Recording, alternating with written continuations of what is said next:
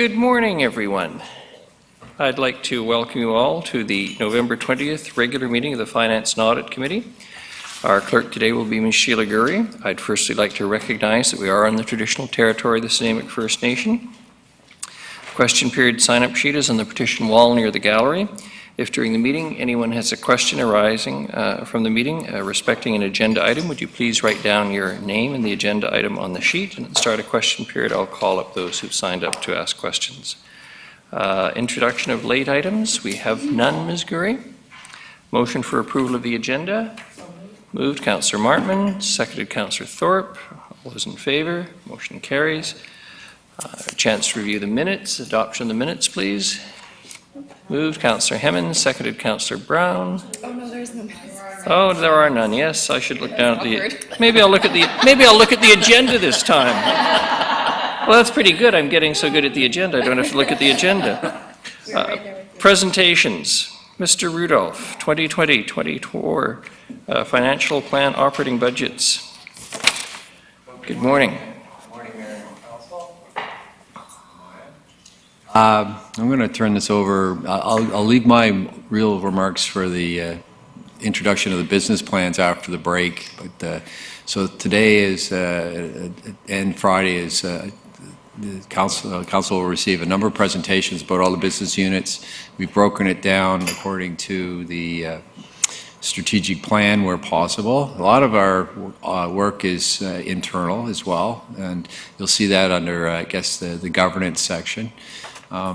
So it's as much about the services that we provide as it is the costs that it takes to deliver the services. So the real theory behind business planning is that it articulates what we do, why we do it, and what are the issues, challenges, and how do we move forward. The budget process is really about how much does it cost, and are we working effectively and efficiently in the service delivery. And unfortunately, we often get caught up in the percentage cost increase of the taxation rate and that type of thing.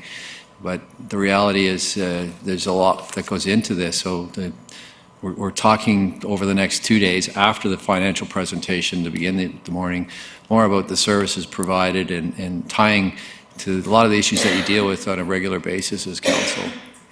And of course we have to put that into context of an appropriate budget.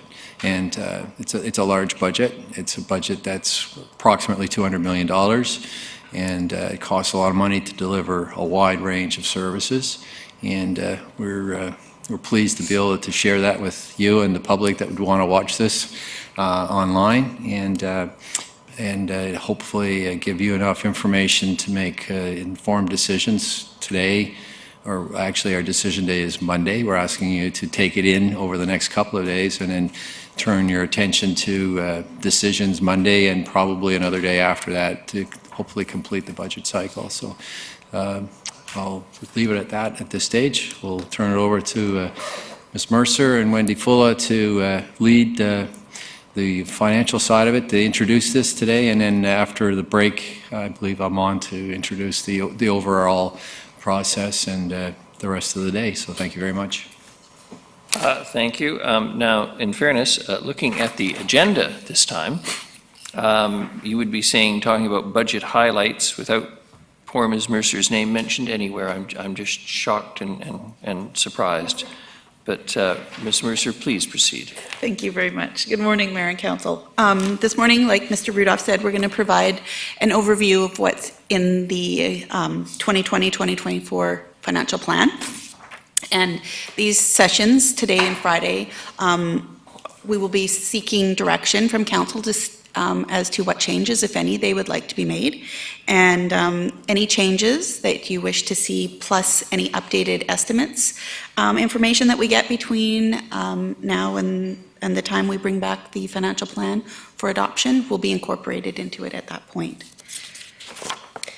So, thanks.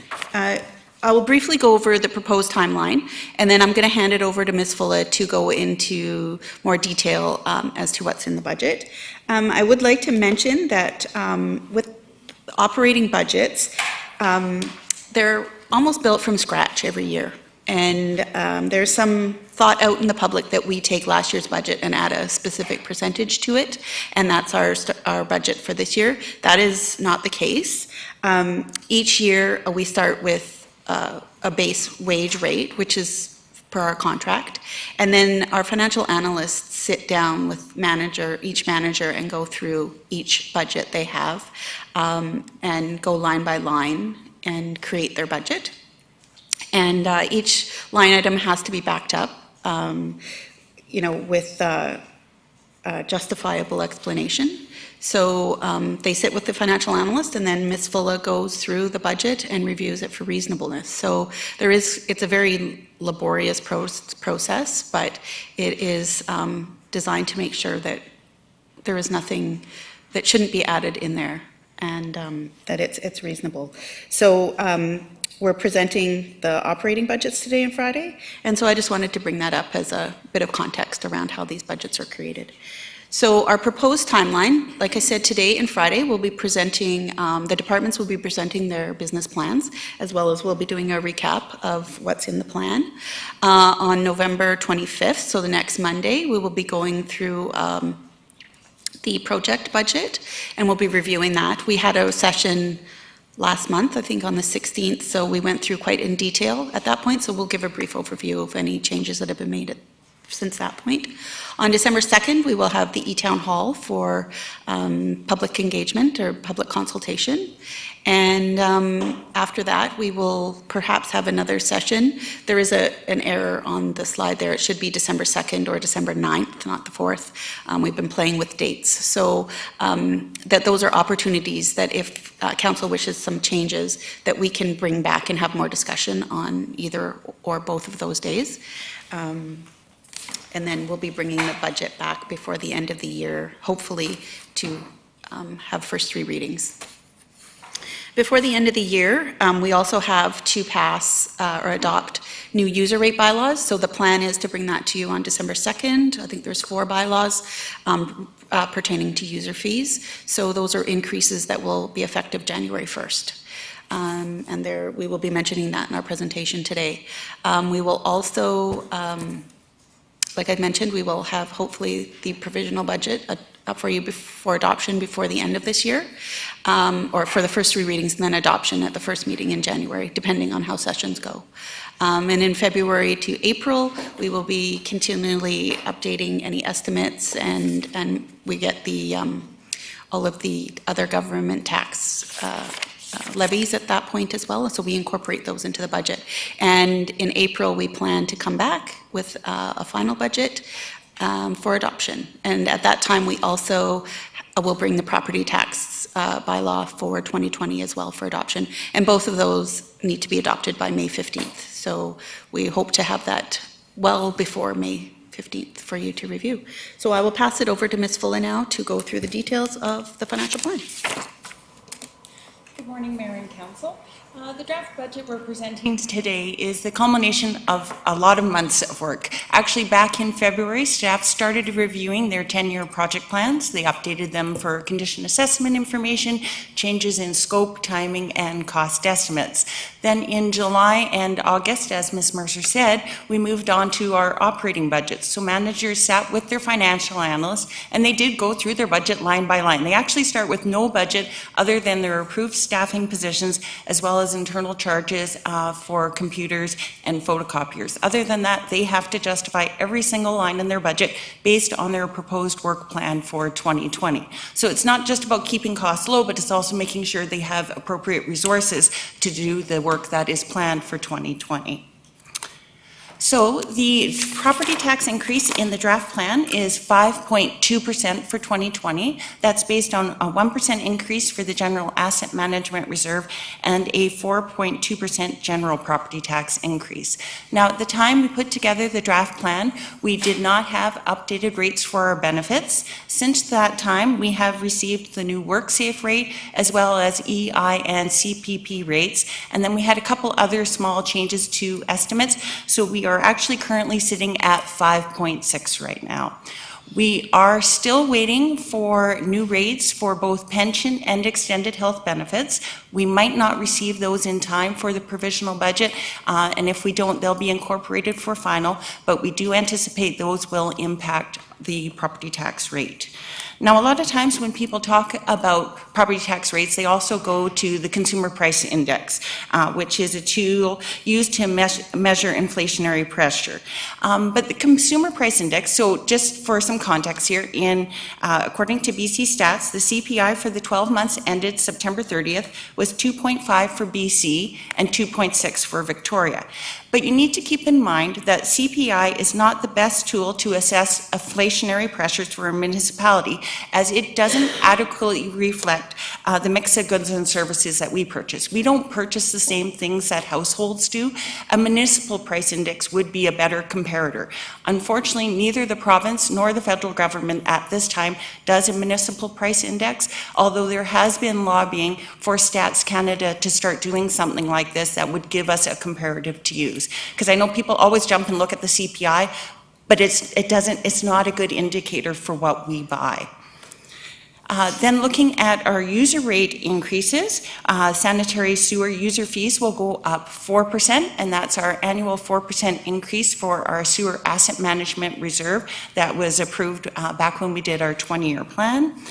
We have a 7.5% increase for water user fees. 2.5% of that is for the water asset management reserve, and 5% is a general increase. Now, of course, we do have our sewer and water user rate review underway. We anticipate bringing a draft document to council in the next few months. After that, we would have public consultation, and we're hoping to implement those recommendations, assuming they're approved, for January 1st, 2021. And then we have sanitation user fees.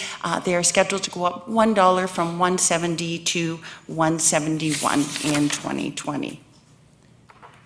So when we look back at our property tax history, when we look at our 10-year average between 2010 and 2019, we averaged an increase of 2.1%. A few things to keep in mind as we look at this graph is in 2009, Council had a policy to reduce industrial tax rates to the same level as commercial, and that was completed in 2014. In 2013, as you can see, we implemented the 1% annual increase for our general asset management reserve. That's currently scheduled to continue to 2022, and we will need to look at revisiting if we need to extend that further or adjust that increase. And then one other thing I'd like to point out for you is in 2016, we did change how we account for the Vancouver Island Regional Library requisition. Prior to 2016, that was included in our property tax calculation. Since 2016, we consider a collection for other governments. And for 2020, we're looking at about a 2.2% increase for our requisition for the library. So when we want to look at how we do compared to our neighbors, as well as some comparable size municipalities, you can see that we're right in the middle there. But there is a few things that we need to keep in mind when we look at comparative municipalities. We don't all provide the same basket of services, we don't provide them in the same way, and we may not charge for them in the same way. For example, in Nanaimo, we have a sewer and water utility, and we fund those services through user fees. Other municipalities may charge for those services as part of their property taxes. Some municipalities have a drainage utility. We currently do not, and we fund those services through our property taxation. You also have to look how we provide services. We contract with the RCMP. Other municipalities may have their own municipal police force. Another thing to consider is the ratio between the different property classes, and as well the price of a typical home. In this list here, we're going from a low Prince George, a typical home is just over $300,000, to the high on the list is Saanich at over $920,000 for the value of a typical home. Now, for those that are not as big on numbers and prefer a graph to kind of make it all make sense, the black line there is the city of Nanaimo. You can see that we're pretty comparable to Kamloops, Kelowna, and Prince George, with Ladysmith and Parksville falling below us, and Saanich and Victoria falling or being above us. So what does 5.2% mean for the typical house in Nanaimo? It means their property taxes are going to go up approximately $109. Now, as I mentioned, we are currently sitting at 5.6. So at 5.6, you're looking at an impact of about $117. Then we have also our increases for water, sewer, and sanitation fees. And the water fees is based on an average of 220 gallons a day. So that brings the total impact to a home at $158, or at our current property tax increase, $166. So the $2,211 in municipal taxes that we collect, well, how do we spend it? $1,815 goes to city services. So this is when you phone 911, someone actually answers the phone. If you need fire or police, they show up at your door. If your streets are plowed, your catch basins are cleaned, it's the parks that your children go into play. It is having the ability to go skating and swimming. It's all those services that we provide that makes Nanaimo a desirable place to live. $202 goes Ms. to Fuller, reserve. Councillor Bonner. Sorry, Question. so, it was just a quick question on the last slide. You're using the 5.2% change, but you're telling me this morning that it's 5.6.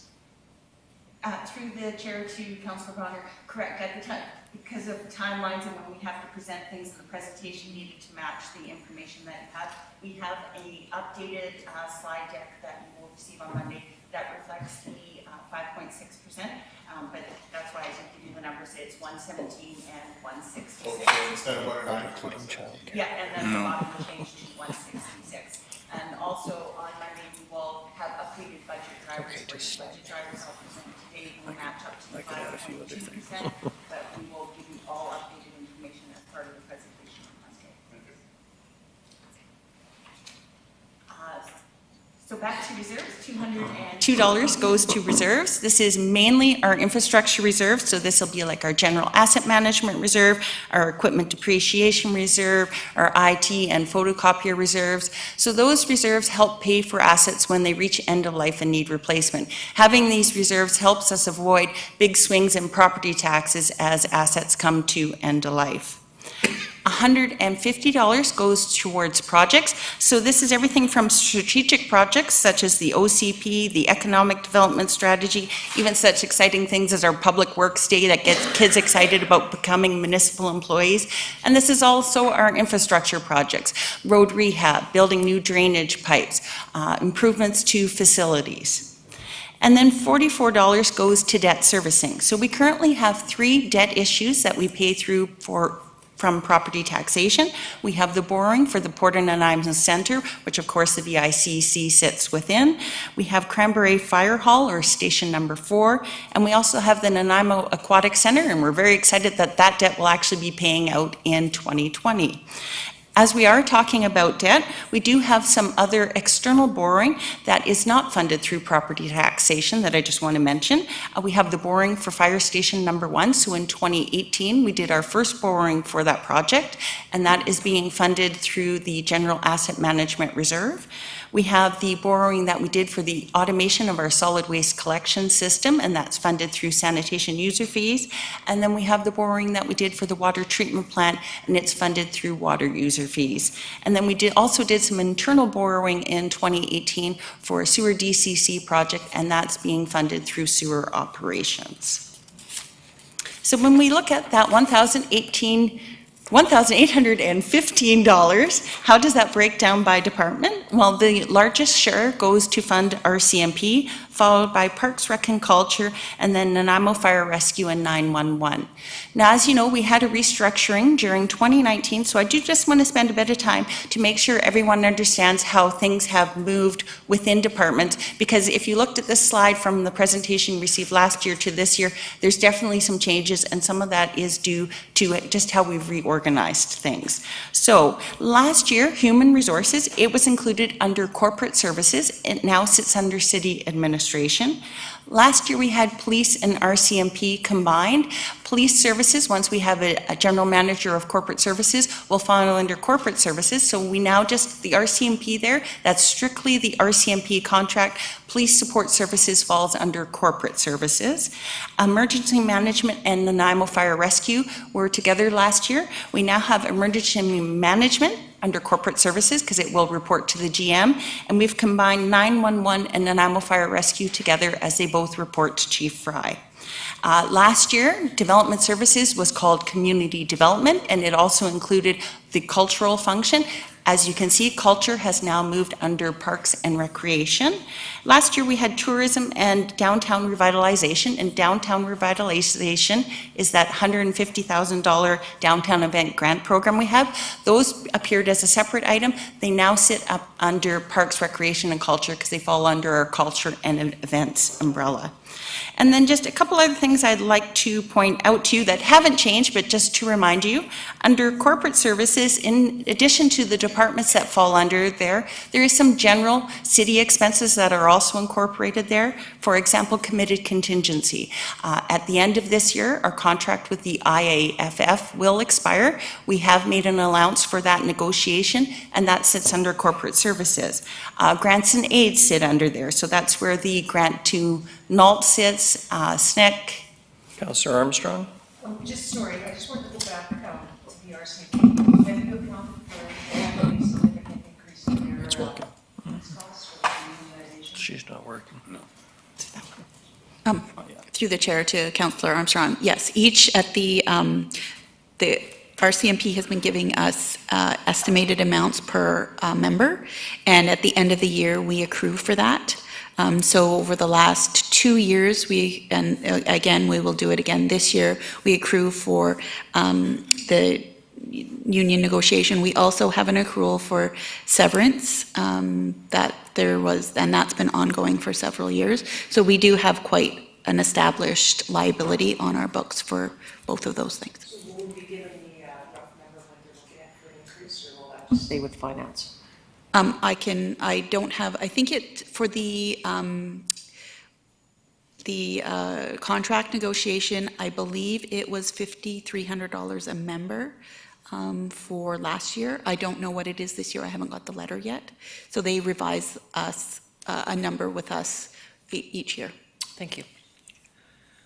I heard 20% increase. And just a couple other things that fall under corporate services, that's also the maintenance of the Sarkin City Hall building, as well as things like corporate insurance.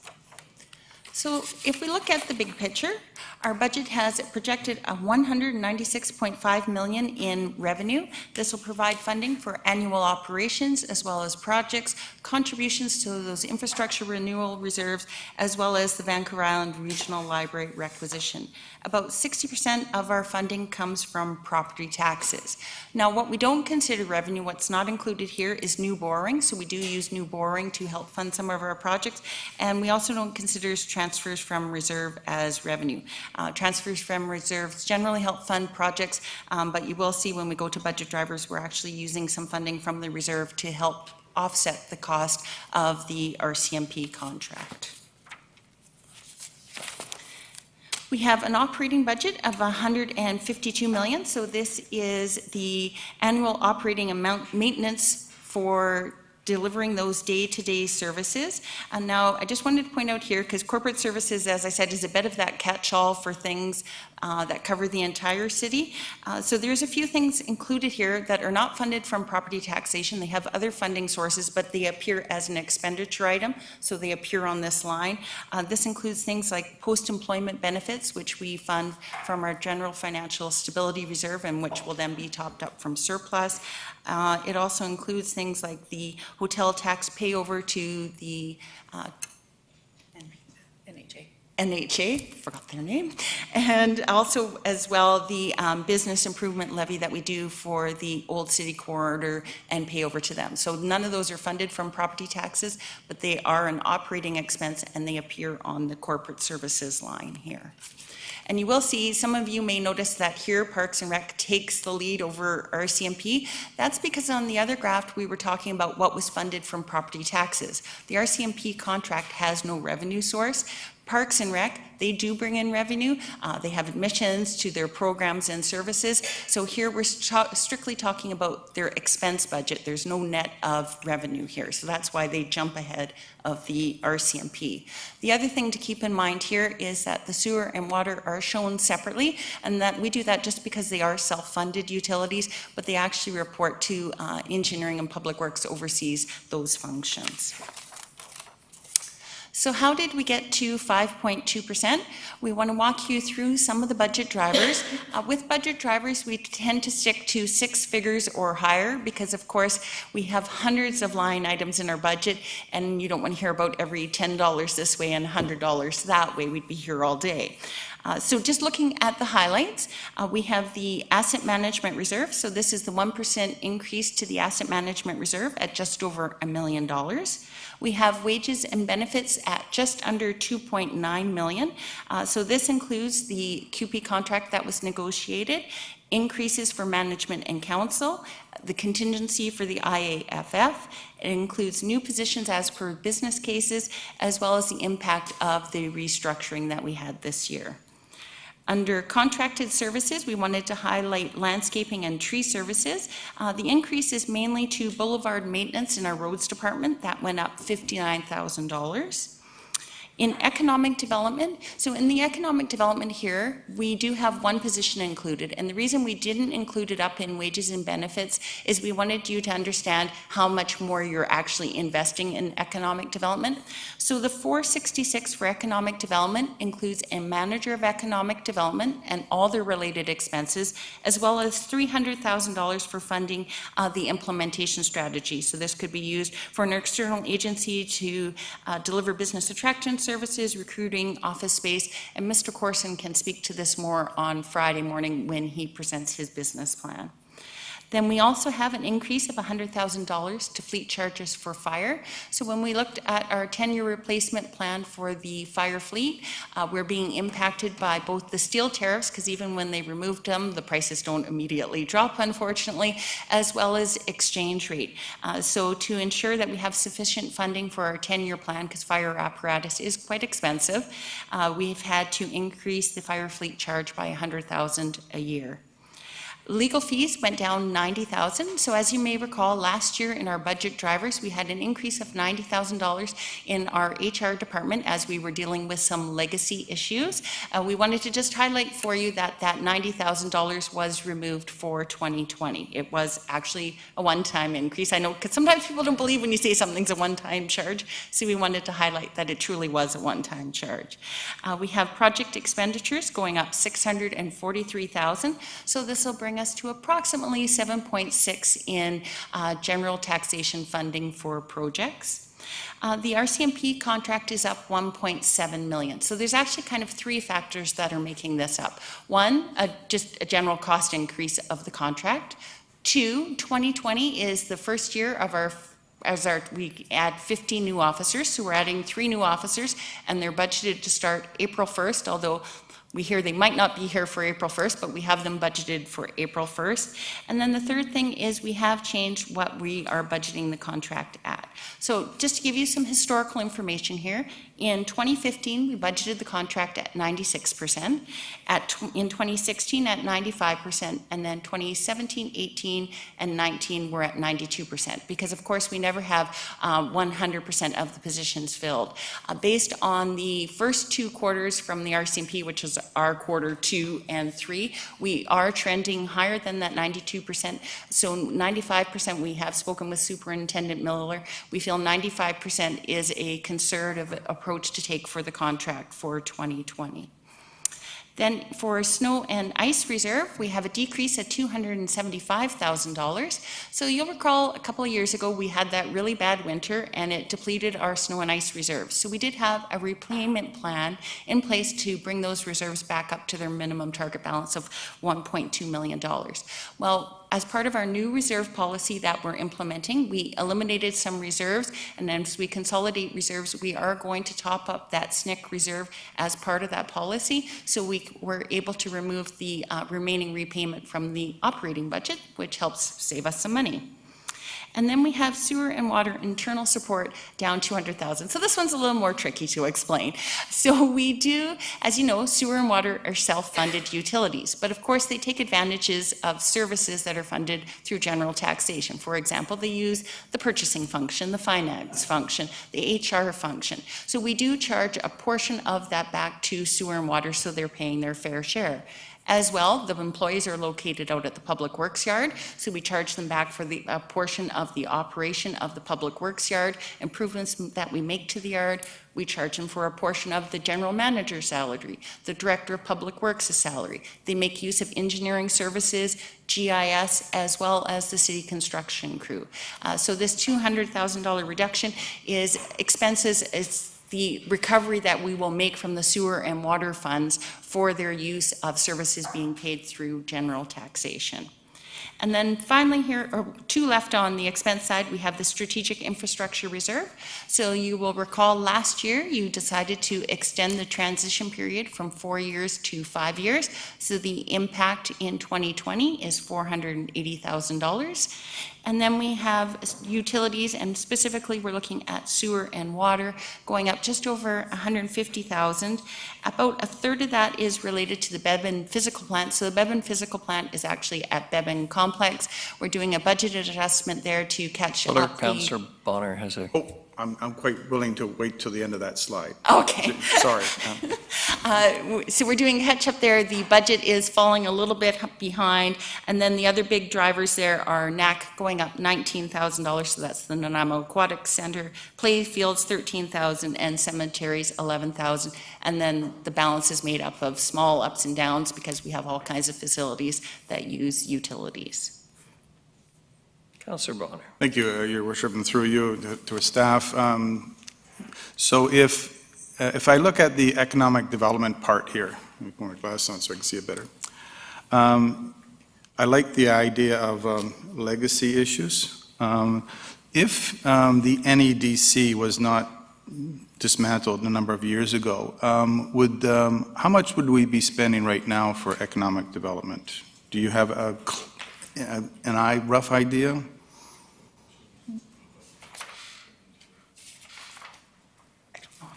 In the business case. No, I'd be in the business case. Trip through to Councillor Bonner. That information can be retrieved, but that budget envelope included tourism, so if you split out the tourism piece, I think we're starting to approach what we were spending, getting it back to a funding level close to that with this budget proposal. So this is a conversation piece not only for the presentation on Friday, but also Monday. I think when you start to look at the details of your options in terms of funding. So this is anticipating putting some seed funding into your budget to implement whatever recommendations come out of that task force next year. So there may be room for conversation around this in terms of how much money, or any money for that matter, that you wish to put into that account until you hear the final results of that. But it's anticipating something and putting money in place to allow for that. So it's we can go back to 2 or 3 years ago. I think the all-in money was 1.2 or 1.3 million. 1.3 excluding the tourism, which was, so we're not there yet, but we're getting back to where we were. So this is an example of monies that were in budget before, and we're trying to recalibrate ourselves to get back to a level of funding, sustainable funding that would deliver the service area there. And that was where I was sort of coming from in terms of had we not dismantle the NEDC, we would already have this and more money. That's correct. Already in our budget without any increase. In all likelihood, yes. Yeah. Another legacy issue is the Strategic Infrastructure Reserve of $480,000. My understanding that was changed and that money was put into Strategic Reserve a few years ago to augment paying for the event center if it ever showed up. So my question is, do we need to keep putting this into the Strategic Infrastructure Reserve, or could we just put it back to where it was in general revenue? Through the chair to Councillor Bonner, that's actually one of our discussion points for you in our presentation on Monday, is that council consider capping how much you put to the Strategic Infrastructure Reserve and continue to use some of the casino revenue to help fund general operations. I think I should just wait till these come up then, eh? Okay. Sorry. Ms. Fuller. On the revenue side, of course, we do take a conservative approach to revenue because once we set property tax rates, if we don't meet revenue targets, you can't go back and ask taxpayers for more money. So we are always conservative when we look at our revenue. We have increased the budget for building permit revenue $200,000. Casino revenue up $100,000, but of course you have to consider a good portion of that is actually going to your strategic infrastructure reserve because you're currently in you will be in year 4 of the 5-year transition in 2020. Grants in lieu is up $146,000, and this has to do with some assessment changes to BC Hydro properties in 2017, which has increased the amount that we're receiving.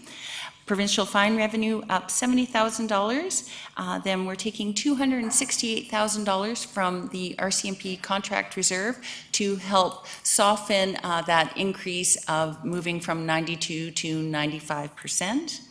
And then we have a $500,000 decrease in revenue. So just to refresh everyone's memory, back in 2017, we put $500,000 from surplus away to help this year because we had to pay EHT as well as 50% of the MSP premiums. That was one-time funding, but of course in 2020 we will no longer be paying any MSP premiums, we'll only be paying EHT. And then we have $64,000 in all those other little changes that were less than 6 figures, which brings us to an increase of $6.75 million. From there, we have deducted our estimate for growth. We actually don't have even a preliminary number right now. We generally use 1.2 as a conservative estimate until we get better information.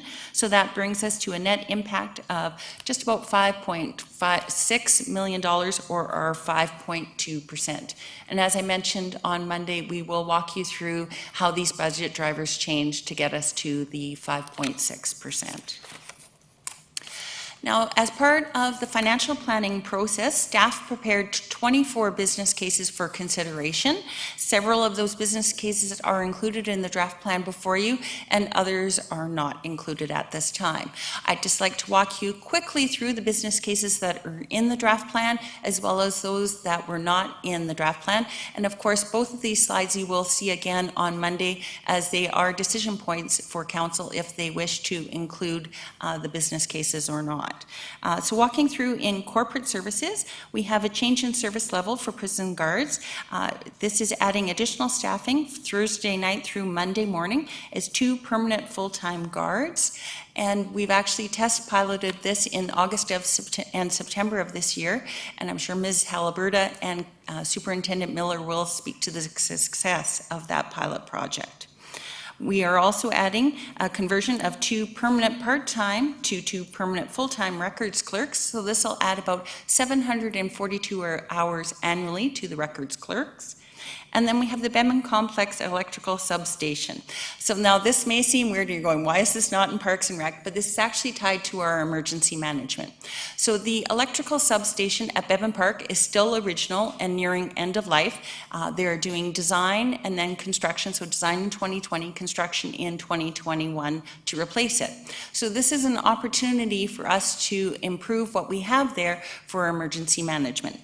So the business case that was entered into the budget will allow that in the future it will wire and design the station so that in the future we could either rent generators in the event of a power fail or eventually purchase our own generators. Because currently right now when we have a power fail at Bemin Park we can only run the lights. With these generators we'd be able to run our mechanical systems, which will allow for cooling, ventilation and heating. And as you know, Bemin is centrally located and it is also one of our reception centers in the event of an emergency. Under development services, we have a number of business cases included. They include the purchase of 4 electric vehicles for our building inspectors. So currently, building inspectors drive their own personal vehicle on the job and they receive a transportation allowance. By moving to city-owned vehicles, one, we're going to reduce GHGs because we're going electric. It also provides a better presence. When they show up at a job site, they're easily identified as city employees because they're in a city vehicle. It allows the vehicle to have lights, which add safety, a radio, those sorts of additions. And I'm sure Mr. Holmes will speak to that further when he presents on Friday. Then we have the Manager of Economic Development, as well as that funding for the Economic Development function, which we talked about in the budget driver section. We have a QP position, an urban forestry technician. So this is under our environment section, working with urban forestry. And then we have a watercourse restoration and enhancement program. So this is a 3-year program that will start in 2020. Under engineering and public works, we've added 1 QP position, a traffic signal technician. This would be budgeted to start in July. Now you will notice the percentage tax increase seems a little higher, and that's because in year 1 we would need to purchase a city vehicle for this position. As well, they need some equipment. They need like a conflict tester and some other things to get them started in the position. In Nanaimo Fire Rescue in 2021, we've added the full replacement of our SCBA equipment, and this includes the Cascade filling stations. This is about a $750,000 project. The plan is to fund it from general capital as well as our asset management reserve. And then finally, we added 3 business cases under Parks, Recreation, and Culture. We added a full-time QP allocations clerk. Now you'll see the cost of this seems really small, and this is because previously we would budget for backfill. So when an allocation clerk was off on sick or vacation or training, we budgeted backfill to replace them. This position will cover off that backfill, so we were able to eliminate that budget. So that's why the cost of adding this position is less than some of the other positions. We also added a 4-month co-op student. So last year, as you recall, we added a co-op student in development services, and previously we had in the budget and still have in the budget 2 co-op students in engineering and public works. And of course, co-op programs are great for both the city and for the students. They learn about the city and they also bring new ideas to the city, and it gives us to kind of test run employees before they might be future city employees. And then, of course, we have the Loudon Boathouse, and this is the design-only component of the boathouse. Business cases that were prepared but that are not currently included in the draft plan include a corporate asset management system. So this is about a $2.8 million project that would occur over 4 years, and it would have ongoing operating costs. It is definitely the next step in our asset management journey, but it does have a big investment of both time and money to get it going. Then we had service enhancements to dog licensing. So this was to allow some more online functionality of our dog licensing. And then we had an emergency program coordinator for emergency management. Under development services, we had the animal shelter. So our animal shelter is nearing the end of life. It is going to need either replacement or some renovations. At this time, we've actually put the business case on hold because we are doing a service review so that we can come back with the best recommendation for council on how we should proceed. Ms. Fulla, just a question on the corporate asset management system. Are there any security implications of us not proceeding? Not proceeding just means we're still very paper-based and Excel spreadsheet-based. And of course, we have our GIS system, but it's the next step to taking us to the next level.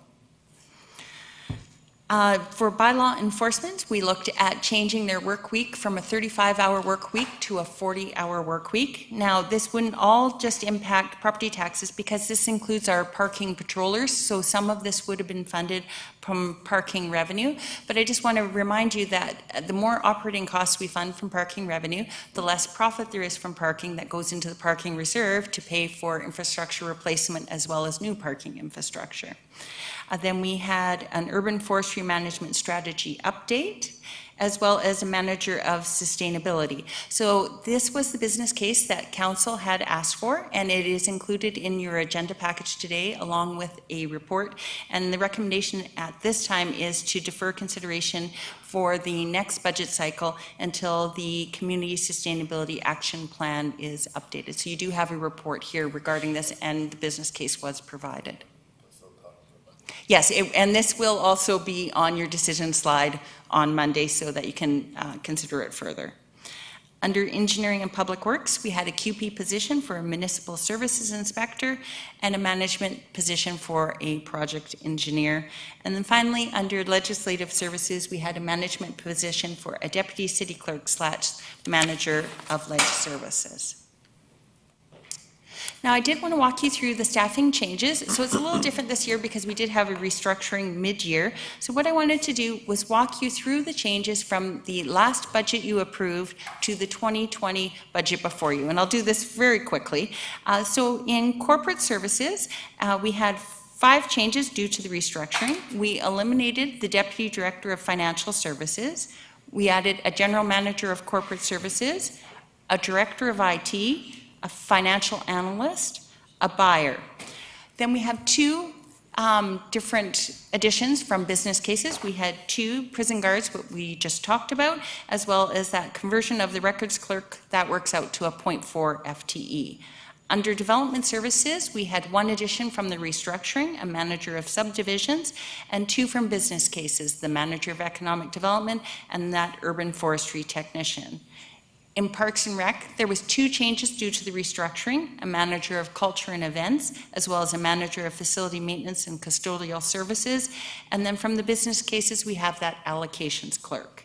And then in engineering and public works, from restructuring, we have a manager of utilities, and through business cases, we have the traffic signal technician. And then last year, you will recall, you approved a business case for 2 refuse collectors, one in 2020 and one in 2022. And actually, that refuse collector in 2020, earlier this fall, Ms. Davis brought the report to you asking to start that position in December using savings from the vacancy of the zero waste coordinator. So that position will actually be starting next month. And then, of course, in last year's budget cycle, you did approve 15 new RCMP officers, and 2020 is the first 3 of those 15 officers. What's not reflected here is there was a number of position conversions as part of the restructuring, directors converted to general managers. Here we have just focused on the net change in FTEs, full-time equivalents. Moving on to debt. Councillor Thorpe has a question. Thank you, Your Worship. Through you, sorry to interrupt you, Ms. Fulla. That's okay. I just wanted to go back to the second from last slide, business cases not included in the draft plan. And I'm wondering if, just to satisfy my curiosity, you could do the math for me and tell me that if we did include all of those business cases in our upcoming budget, what would the effect be? And I'm not for 1 minute suggesting that we will be entertaining to do that, but I'm curious about the numbers. I have a calculator with me. Good, because I don't have one. Let's just have a look. And I'm hearing Councillor Bonner tell me the answer, but I'll wait till I hear it from you. I didn't want to say that. This is a public meeting, you know. Let me just get another decimal place here. I'm writing down 1.6.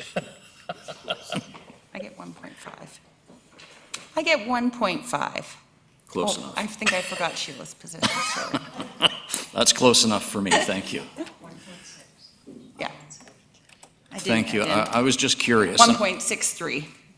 I think, there's a tendency to want to fix everything all at once and do everything all at once, and I'm just curious what the cost of doing that would be. And I recognize that we won't be able to, but I'd like to use that as a starting point. Thank you. That would be a 7.2 tax. So looking at our debt, at the end of 2018, we had external debt of about 46.1 million. As I mentioned earlier, the Nanaimo Aquatic Center debt will be paying out in 2020. And then we also had internal borrowing last year for a sewer DCC project. In 2019, we were scheduled to do some additional borrowing. We had the waterfront walkway, but of course, the sections that we were going to be borrowing for are currently on hold as we do our feasibility study. And in fact, the waterfront walkway has been rebudgeted in the 2020-2024 plan with the timing updated. In 2019, we So just to be clear, when I looked at this and was reading through my material, I thought, well, we haven't done anything. So that is literally, as somebody once said, a figure in a book.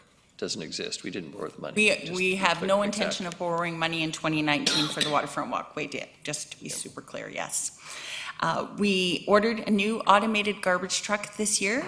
The truck won't actually be here till the spring, so we will be carrying forward this project. So we won't, of course, do the borrowing until the truck is actually here. So this borrowing for the truck will not occur in 2019. It will actually occur in the spring of 2020, because of course we don't want to borrow money before we need it.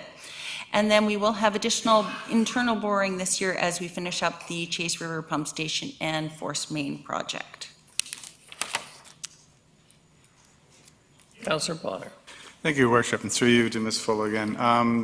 Back to the old debt. If you say that we're retiring the debt for the Nanaimo Aquatic Center in 2020, does that mean we have $1.2 million to put to something else because it's already into the budget?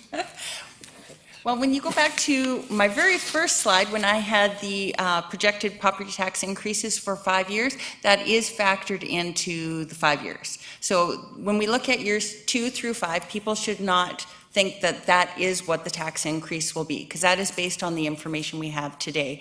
And of course, as we said, each year staff sit down and update their budgets based on their business plans for the next year. But that property tax increase in future years for 2021 does reflect the fact that we no longer are paying the Nanaimo Aquatic Center debt. Okay, thank But you. really, people need to keep in mind 2021 to 2024 are just a guideline. We get new information. As we said, look, just having the new benefit rates, how that changed the tax rate from draft to where we sit today.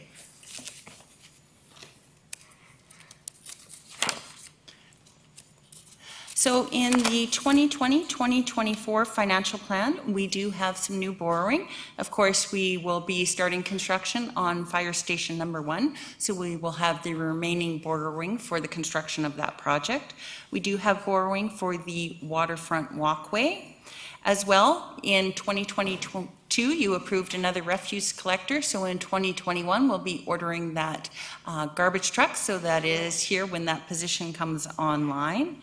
As well, we will be doing external borrowing for one sewer DCC project, the Millstone Trunk North. So at this point, we don't have enough money in our sewer DCC reserves to fund all the projects that we need to undertake, but we will keep an eye on this, and hopefully by the time this project comes to the design phase, we will have collected sufficient revenues that we won't have to do external borrowing for this project. And then next year, we will be doing internal borrowing for the Millstone Trunk South. So we'll be borrowing from our drainage DCC reserve and repaying it over 20 years. And we'll actually be bringing to you an internal borrowing resolution. So we actually don't need an internal borrowing resolution, but it is considered a best practice. We will be bringing that to council as part of the budget process. The next chart here just shows over the 5-year term of the financial plan what our projected outstanding debt is. But probably more interesting to you is this is our projected outstanding external debt long-term. So what this reflects is our current borrowing as well as the new borrowing in the 5-year plan. It also shows the borrowing we anticipate in years 6 through 10 based on our project plans. So that's another $8.85 million for the waterfront walkway, which would take us to a total of just under $37 million for the waterfront walkway. And it also includes $35 million for the water supply dam. We've also added to this chart, we know that $35 million is not going to pay for the water supply dam. We know we'll have to do additional borrowing in 2030 and 2031. So there's another $25 million in both 2030 and 2031 related to that dam. So as you can see, based on what we are aware of, we'll be debt-free in 2051. Oh, no. Little humor there for you.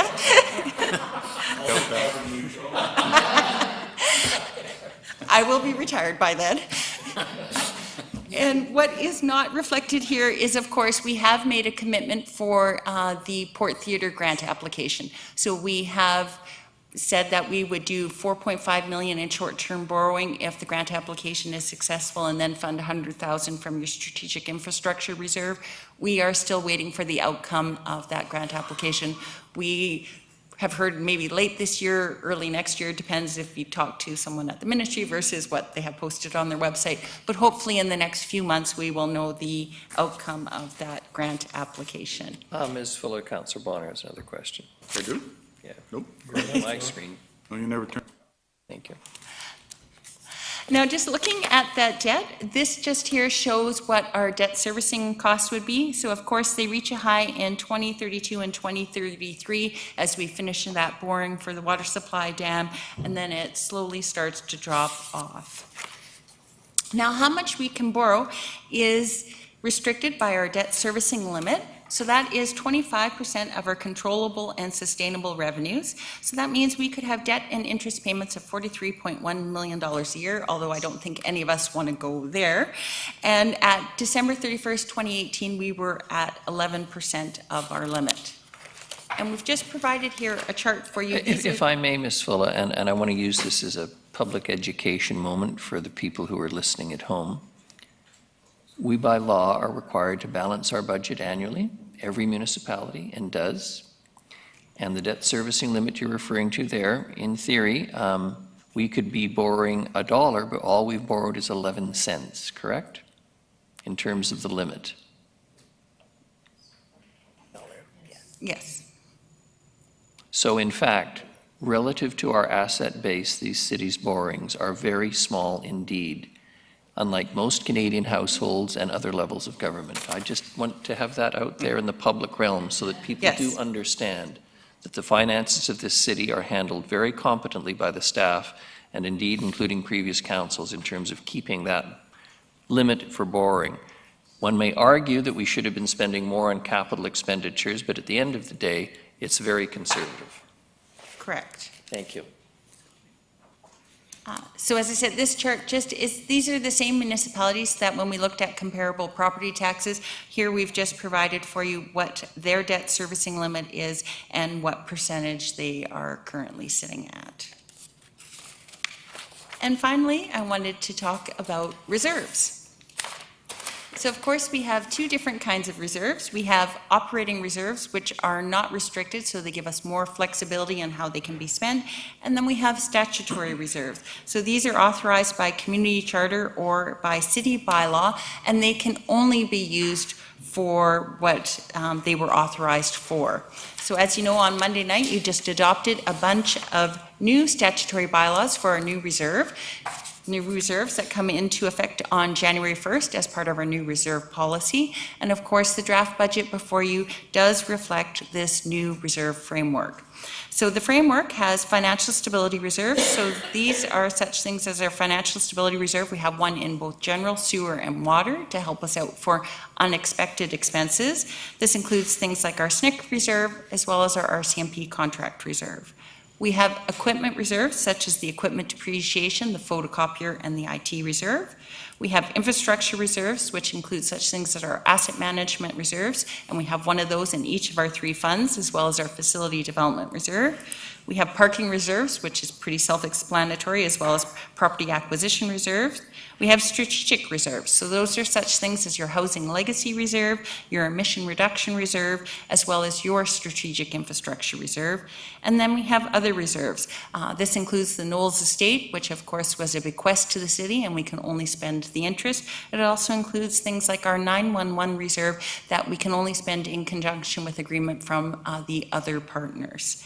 And then we have our DCC reserves. So finally, we just wanted to look at our closing balances for our reserves and just want to give you a few things to think about here. When we look at our 2020 closing balances, 12% is sewer reserves, 30% is water reserves, and 58% is general reserves. You need to keep in mind that we now have minimum targets for a number of reserves, that if we go below those minimum targets, we need to have a repayment plan in place. As well, DCC reserves across all three funds make up about 33% of our closing balance. And of course, DCC reserves can only be used for the projects that were part of the DCC bylaw. We do know that we have some funding challenges going forward. When we look at years 6 through 10 of our project plan, there's definitely some challenges there. The current gas tax agreement ends on March 31st, 2024. At this point, we don't know if that will continue, and if it continues, what our payments would be or how we would be able to use those funds. So if that continues, that would help with some of our funding constraints when it comes to projects. but there's no guarantees there, and when we do the budget, we base it on what we know, not the unknowns or what we hope might happen. And again, forgive me for interrupting, but for the benefit of the public. So to put it in household terms, if somebody's hot water tank goes, generally speaking, they're going to have to pay for it out of their income that month. In our case, if our hot water tank goes, we've essentially set aside monies in a reserve in a separate account that enables us to pay for that hot water tank so that we don't have to stop eating groceries for the last 3 or 4 days of the month or can't make our rent payment. And again, very conservatively handled. Yes, correct, Your Worship. We want to make sure that if the chiller goes at the ice rink, that we have funds to pay for that without having to cancel other projects to do that. Because you can't, we do condition assessment programs, but you can't plan for everything. We had a utilities project a few years ago where we had a hole open up in the road when we went to dig. So you just never know what might come up, and those reserves help cover us off for those unexpected expenses. And that was the end of my presentation, unless there was any questions. Councillor Turley. Thank you, Your Worship. Through you to Ms. Fulla, or whoever wants to answer it. I have a couple of questions. Number one, it's a small question, but the Loudon Boathouse, the 0.1% increase, that is net of the community contributions, correct? Through the chair to Councillor Turley, correct, that is Okay. net of the community contribution of 15,000. And the second question is regarding the operating budget for the Port of Nanaimo Centre, the 5.4 million. Does that include a portion of the financing costs in that as well, or is it? Through the chair to Councillor Turley, when we look at the Port of Nanaimo Centre, it's made up of 3 components. It is the actual operation of the VICC, it is the debt for the Port of Nanaimo Centre, as well we have a small budget because we have to maintain certain common portions of the Port of Nanaimo Centre. That's why we call it the Port of Nanaimo Centre versus the VICC, because we actually built the entire building. But everybody associates it, of course, with the conference center. Okay. And the last question, if I may, under revenues, the 1% for the Port of Nanaimo Centre, is that things like, is there any income from the museum or rental of profit from the provider of services for the facility of the VICC, or just where does that come from? That will be the anticipated, through the chair to Councillor Turley, that'll be the anticipated revenue for the conference center operations. Okay, So thank they you. provide us with their operating budget and we incorporate it into our budget. Thank you. Anyone else? Thank you very much. Mr. Lindsay, I think you're next on the list. Ms. Mercer, you're going to... Yes, Mr. Lindsay provided the report in preparation of our deliberations on Monday, so there really isn't, unless council wanted more information on that at this point, we were going to leave that till Monday. It was for your information. Then, shall we take the break early? Mr. Rudolph? Your Worship, I was wondering, I seek advice from our Legislative Services Director, whether we could plow through my piece first, or do we have to adhere to the schedule which was advertised? What would be the best advice? It would be completely council's pleasure. So if council would like to hear Mr. Rudolph and then take a break, we could do it that way. It may enable you to finish earlier today. No pressure. Get thee behind me, Satan, the temptation. All right, perhaps we'll carry on. Thank you. Mr. Rudolph, Chief Administrator's Office. Le plus grand fromage. Thank you, Your Worship. I don't see the clicker here. Must be one somewhere.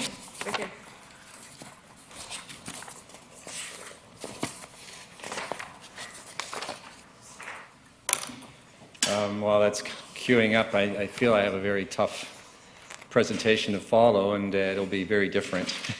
So I just want to thank Council for the opportunity to begin our we're going to pivot here a little bit and change the tone and direction of the presentations to really go over things. My job really this morning is to set a bit of a broad context. Each of the departments will speak individually about many of the things I'll mention. I want to thank Victoria Bowering, who did the PowerPoint presentation for me. I want to thank the senior management team for putting this entire piece together from what you'll see forward in all these business plans. Also, the finance department for a huge pile of work that's gone into building the budget, basically, as Ms. Fuller said, since February. So there's been a lot of meetings, and we're attempting to deliver as best we can in a very fast pace of a lot of meetings and activities going on. So I'm going to also give you a bit of a heads up that there's a few bells and whistles in my presentation. So it's just it's a long day for you, and I thought at least it would give you something else to look at in addition to the information in the slides. But clearly, the information in the slides is the most important thing. So I will be able to go through this fairly quickly. Just again, a reminder, I think this was in the PowerPoint presentation last year, the role of the city administrative officer, and it's really your sole employee. And so it is the position and the office that has responsibility for the administration of the organization, but also the accountability directly to council. And there is a model that I think George Cuff and others use that illustrate that, which is this through the pivot point is how the organization operates, and we try not to interrelate activities beyond that too far, because it starts to mess up the governance structure. So it's just a reminder on that piece. The organizational structure at the very top, these are all the direct reports. So this is your senior leadership team that meet every week, and I meet also individually with most of these people every week, and we go over their respective departmental issues, work plans, and discuss a variety of corporate matters. The business plans that you will receive and have received and will be receiving presentations on over the next 2 days are listed. And I would like to also note that on the human resources side, we will have Mary Winchell giving the presentation later this morning on behalf of John, and you'll also see the directors participating, and this is intentional, so it's not just your general managers, it's the directors participating in the presentations of most of these business plans. The content of the business plans is mostly similar. There's been some tolerance for individuality and some conversation around that, but generally speaking, it's an overview of the functional service areas, the services that are provided, a summary of this year activities for those departments, some of the challenges. We've struggled with that word because many of us see the opportunities as opposed to the challenges, so please accept that as that is the template, but it's really our challenges and opportunities, and we see it that way. And each budget presentation will include a summary slide of the budget at the end. I just thought I'd start with a couple of broad slides. One is, this is just a slide that illustrates there's a lot of things going on at the city, and we often are very focused with council in particular, with certain things, the council business, which are a lot of the items that come through your agenda items and inputs through email and meetings and so forth. But really, there's a lot of things to remind ourselves of. As for example, 98,000 population, the vast majority of which we never hear from directly, as you know, but the vast majority of which enjoy and benefit from the services that we deliver or have the protection from those protective services every day. So we have to remind ourselves that there is a silent majority out there, but they all experience the city services that we deliver very constantly. We've heard often about if you added up the value of our assets, what they are, somewhere in proximity of $3 billion worth of assets. Folios is a finance term. This is literally taxation folios for all the condos and housing units in the city. So 38,000 of those are managed, 28,000 customers for garbage, recreation registrations this year, 44,000 people registered for programs, large big year, as you know, for building permits, a lot of activity there. So much we could talk about. The police services, fire calls, large amount of activity. We're currently sitting at full-time staff at 780-ish. With the T4s issued on part-timers and so forth, it's closer to 1,100. So it takes that many people to deliver the services, and we have contractors on top of that. So it is a major and diversified portfolio of services that you do oversee as a council. And again, you saw this slide just a moment ago, but we often will hear, and you know the talk will be about the percent tax increase, but just as Ms. Fuller indicated, we are positioned and this is an apples to oranges comparison, so as she indicated, this is where we sit relative to some of the other municipalities in British Columbia in terms of our taxation levels. So we're probably in a place that you would feel generally comfortable relative to some of the comparable municipalities. It's interesting to see the difference between some of the municipalities to the south and of course the smaller municipalities in our neighborhood. But I mean, some places have pools, some places don't, there's a whole range of things, so this is just a general barometer. Drive their cars to anonymous win. This is an interesting slide. I asked that we consider, we all receive bills on a monthly basis. And if we were to add up the sum cost of the total taxation and put it in a monthly bill as opposed to a yearly bill, it would be approximately $151. And if you think of what you pay for your phones and your internet connections and all those types of things, it gives a bit of a comparative for that. So that's the suite of all the services that we provide. If you break that down on a day-to-day basis, it would work out to a little over $5 a day. So another way to talk about the $2,100 plus on an annual basis. So going into the summary of the year, and Council's had a very busy year. Of course, the administration and the organization has as well. One of the things that you did early on was to establish a new strategic plan for theme areas or pillars. I'm going to go through each of those briefly in terms of some highlights, and each of the business plans will speak to those as well. On the governance side, I would say, the last slide will illustrate this. This has been really a year where and many of us have focused on reestablishing good governance in this organization. And Council started out right at the very beginning of that with signing a code of conduct. I'll start at the top and go clockwise on this slide. He developed a strategic plan, worked through a number of meetings to complete that, and established a governance and priorities committee, which is a bold and different step for all of us to go through that process. And really, as you know, it's been a lot of meetings, getting briefings and having the opportunity to understand, I guess, what we have in terms of what we do and a wide variety of topics. There's a lot of work that went into that process. One could argue it's part of the orientation. Another, it's just that's the format and that's the opportunity to deal with those types of things. Some task forces have been established, and I'll highlight those again heading into next year. The whole committee conversation and some committees are now being established more recently.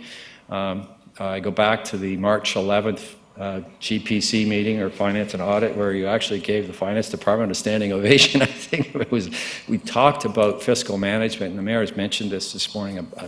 It is a fundamental part of the economic health and part of your strategic plan, and it is an underlying important piece that I know Council and certainly the citizenry are mindful of in terms of being seen to be and being actually doing good fiscal management. There was a reorganization that was enabled. Thank you for Council for allowing us to do that earlier this year. That made Ms. Fuller's job very complicated to try to reassort the line items and so forth. But that actually put us back in a place where I think we are in a position to be better and more effective, and instead of, as some of our staff say, just concentrate on keeping the lights on, to actually deal with that effectively and then move things forward in a better way. So that was, we're well down the path to implementing that process. I mentioned the procedure bylaw as an example of good governance and the governance piece, but there were other bylaws, and a lot of them, as some of the councillors have been reading recently, a lot of work has actually gone out on, and I think maybe we could talk a little bit more about more work that needs to be done, and that was tied to the business case for the deputy clerk, but we still plan on doing more work, but maybe we have to pace ourselves through that a bit, but a fair amount of updates are required to our bylaws, and I think you've heard about some of those in our bylaw enforcement area and so forth, and maybe you can explore that a little bit with each of the presentations. I mentioned growth management, record year. We're somewhere in the $400 million range for building permits, way over our capacity to deal with it fast. We don't budget for, nor do we staff up to $400 million for the building permit activity. We staff at what would be an average year, and we try to do the best we can. And to complicate things, it's a very challenging market, and you cannot find people that are qualified to do this work. So it's a perfect storm, and there are frustrations that we hear about fairly regularly from people. So it's in a sort of crazy way, it's a good problem to have, but it's also we're aware of that. And of course, council has dealt with so many development applications this year. It's particularly on the housing side. It's been quite a busy year. I mentioned service delivery because back to the previous slide, in addition to all the conversation that we have here and dealing with the issues, the ongoing service delivery takes place, the garbage collection, the people going through the various recreation centers, the use of our parks, and all the things that go on still goes on. I mentioned reconciliation because that was an important motion and decision, and we're on a path now to work our relationship with the First Nations and Indigenous communities into the fabric of what we do. And there's been a very deliberate intention from council on that file, so I've mentioned that. I think it's worthy of mention, and we're really just starting to chart the course on that relationship there. Engagement, so I have one other slide on this, but it's been a conversation piece, and we're still working through that, but there's been a lot of engagement, and we need to talk more about that. This is part of the bling I was talking about, so some of these slide transitions.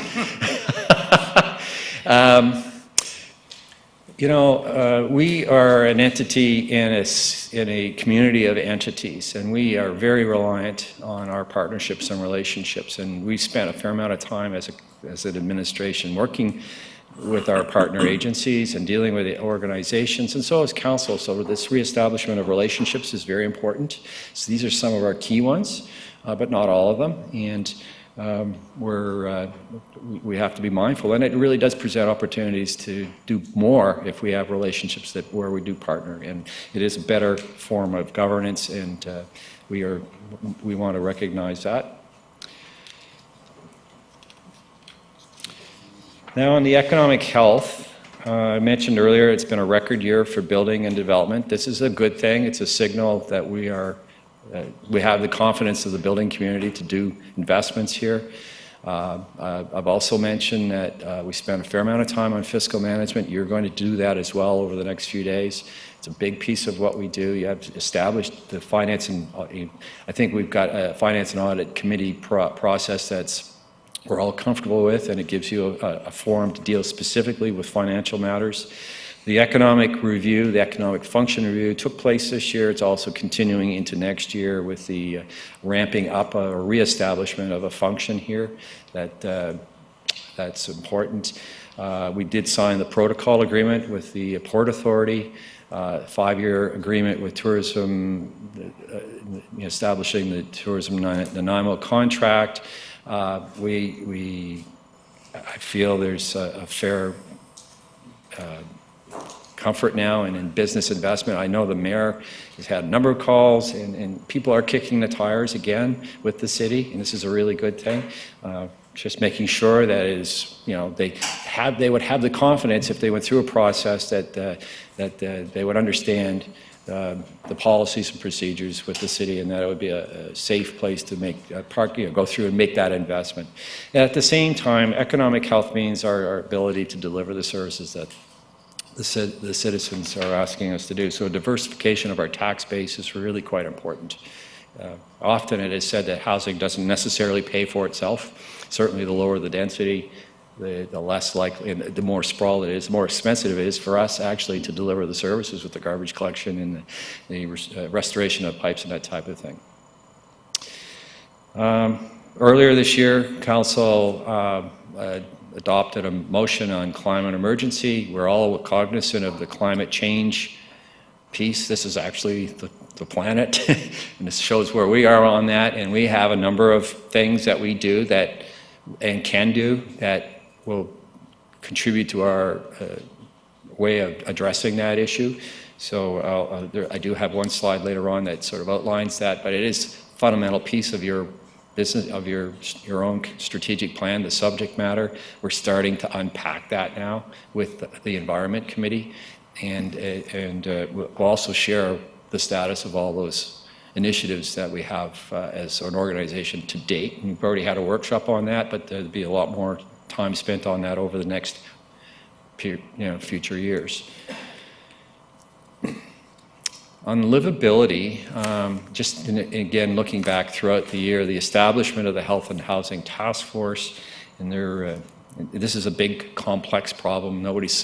If there is an example of partnerships, this is a subject matter that illustrates that, in addition to the economic development one.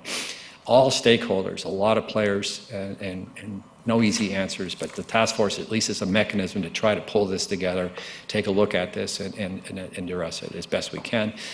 The new initiative on the Advisory Committee on Accessibility and Inclusiveness, which is getting going, and then I'm mentioning the Official Community Plan, the Parks, Rec, and Culture Master Plan, the Active Transportation Plan, and some of the other plans that you hear about, all dealing under the umbrella. These are major initiatives that are being launched. Front Street Extension, this is really just an illustration of an opening up of land, and not only that particular street, but the bicycle track and a lot of things that the council's already approved that will be taking place, but it was part of your conversation this year. The MOU with School District 68 and BC Housing on the properties up and around Harewood and 5th Street for a mixed-use, multi-purpose development site, and a lot of opportunities to do something with the First Nation. Now joining that conversation, major initiative. The downtown mobility study, the quick wins that we went over with council on, Fire Hall number 1, the walkway review that's underway, and we will be getting a report on that in the near future, but also have an opportunity to discuss that with Mr. Corson on Friday in terms of the status of that. So on the livability front, it's a very broad subject, and just a sample of some of the things that are going on in that area. Now moving into this year, coming up, back to the engagement piece.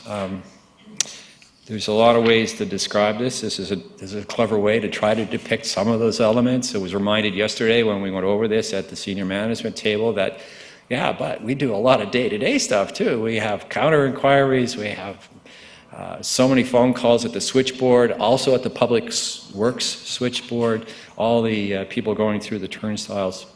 There's a lot of day-to-day engagement taking place, as well as council with all their, you probably can't go anywhere without a conversation about the work you're doing, and it's your job is full-time. Even though it's not sitting at meetings, you're on all the time, and people I'm sure are talking to you. So just an interesting way to try to depict that there's more than one way to have engagement, and you did receive the report from the task force on engagement earlier this year. I think we're going to be talking more about this, and we continue to talk about this as we work our way through the Governance and Priorities Committee and that type of thing. I just wanted to mention again the staff, and in my little narrative in the business plan, I did speak about the need to address and be mindful of the health of the organization. That's one piece. The second is to guide the change that we need to make to be effective, and all the things that take place in society and the inputs that we get. We have to be deal with change, and we have to be good at dealing with change. So change management is a function of us. So we've spent a lot of time at the staff level, at the management level, talking about rebuilding and establishing that good culture in the organization. It takes time with that many people, there's a lot of people involved and doing a lot of different things. So it's funny, the culture of the finance department, I jokingly will say, is quite different than the recreation department. Very different people, and it's a different, so you can't say it's one organization, Public Works and so on. And we actually are dispersed all over the place with fire halls and recreation centers and city hall, and so it's culture is a different thing for different areas. So it is sometimes said in local government that local governments are a mile wide, but in some places only an inch deep, because we cover a lot of bases, but we're not necessarily resourced hugely in those areas, though we do have a large number of staff when you start to deploy all the services that we do. So I just wanted to mention, what was written in the report for your consideration. Capital projects, this is something that the citizens do see, and these are illustrations. I guess my point here is it's not just about pipes and it's not just about bike lanes. There's a whole bunch of stuff that we do, and parks and trails, and a lot of our buildings, drainage, which some of them are not that sexy, but drainage pipes, open, we have a whole lot of capital projects, and the point is that it's very diversified, and these are illustrations of those types of things. Moving forward, we know the capital, we're waiting for an announcement, hopefully, on the Port Theatre, which would be a major capital project for the city. The waterfront, again, anticipating decisions around what, if anything, we will be able to want to do with the waterfront walkway system. We have some elephants in the room, I'll be honest, in terms of some of our aging facilities. Two of the larger ones is our Public Works compound, which is a collection of portable trailers assembled, and a very aging garage, which I think if we had to pick something on that site that needs to be addressed, even from a seismic point of view, it's that. So we have to work our way through that. I think Council's aware that the RCMP are very space challenged, and this goes back to studies dating back to 2008 and 9 that I'm aware of now, that where this issue came up. So I think we need to find a way to start to unpack and deal with some of these larger issues, as well as and numerous recreational related facilities that are aging, as you know, the curling rink, various community centers, various buildings and that type of thing. Even our larger centers like Bevan, with the roof that the company that did the installation uses it as an example of the longest serving roof in their network across the country, which is good and bad for us, but it tells us we need to replace our roof at some point in time. So our facilities are there, and I think a conversation around One Port Drive is going to happen with council, and decisions will ensue out of that as to what to do, how to do it, when to do it. So that will be a major development site for the future, for sure, as you know. On the economic health side for this year, I listed the official community plan. Having a new, modern official community plan gives everybody the clarity of what is our plan for the future, and it lets those people with confidence invest. In particular, though, on this one, I wanted to mention that we are cognizant of the need for industrial and business parkland. And that is one of those things, to have that balanced, diversified economic tax base that we need, and the jobs that go in the community to support the people, this will be one of the issues that you're dealing with. So it's part of, the official community plan is definitely part of economic health. Asset management, only in the fact that we need to be fiscally prudent in terms of how we're managing our assets and the reserves and all that type of thing that you spend many meetings talking about. It's a part of it. The economic function will be resolved. There's a strategic plan that will be, council will be appointing people to the task force, and that strategy will be established over the course of next year, and the function itself will be starting to be reborn out of the past. I mentioned the partnerships and the fact that we can leverage progress much better with joint partnerships, and working with the school district is an example where we could use fields for playing, city investing and so forth on lands that exist and underutilized facilities. And there's just so many tremendous opportunities. The First Nations is the illustration here of the partnership that we have there and the opportunity to work with the SFN on a variety of things. Fiscal management, again, on economic health, I can't say that enough. It's really a fundamental piece of local government, and we have to be dealing with that in a way that you're comfortable with, and certainly the citizens are, and we're aware of that. The environment responsibility, I mentioned this earlier. These are some of the topics that in strategies, and plans, and issues that we are already involved in. And each of these need to be systematically reviewed by the Environment Committee and Council.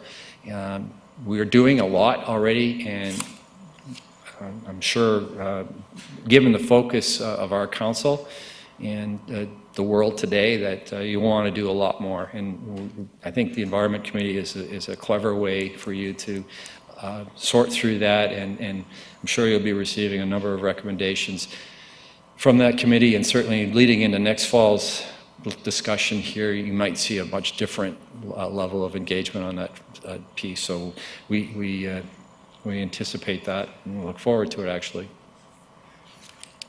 On the livability piece, there's a lot of things that we could talk about here. We have an events planner person now employed. We have the culture manager position, which will be announced within a week.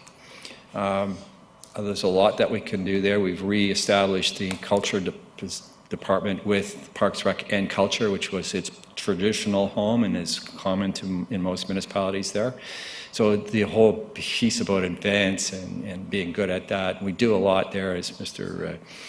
Harding says, there's several hundred events at Maffeo Sutton a year already. So we talk a lot about redesigning our streets. The engineering department will be coming forward with the new design concept, the bylaw, I believe early in January, in the new year, shortly, on the complete streets standards. Public safety, council's actually having a workshop on this next week. This is part of that livability piece, and where you're thinking we're at on that. I see yesterday, Maclean's magazine has us listed as in the top 200 of municipalities where this is an issue. They did a survey. We are number 69 on the list of their survey in terms of safety and crime statistics. So out of a survey of 200 and some municipalities. There are other municipalities on the island that are certainly higher up on that list. It's not a list you want to be on, but it is a list. And so that tells us something about that. I don't think it would be possible to not mention the social issues that the city is aware of and have been dealing with through the task force and through a variety of things, starting with dealing with the housing projects this year and that type of thing. You're very aware of that. Council's very aware of that. There's a lot of work going on that, as you know, through the task force, and perhaps through conversations that you'll have with public safety if there's additional work that we need to be doing. So you'll get a full disclosure police presentation on Monday as well on social issues. So obviously livability is this has to be mentioned under this portfolio, and you're certainly very aware of that. Parks and Recreation, again, all the parks, recreation services, and amenities that we enjoy here. It's part of that livability piece. The last slide. I hope you get this, but I was trying to illustrate, and that really this year was reestablishing ourselves and setting the foundation. And the mayor used this term right off the beginning in my initial meetings with him about seeing, actually, in some ways, the whole term of your council as a foundation term. and things don't change overnight. But so many of the things you have done this year are establishing a foundation for the implementation of your strategic plan over the 4 years.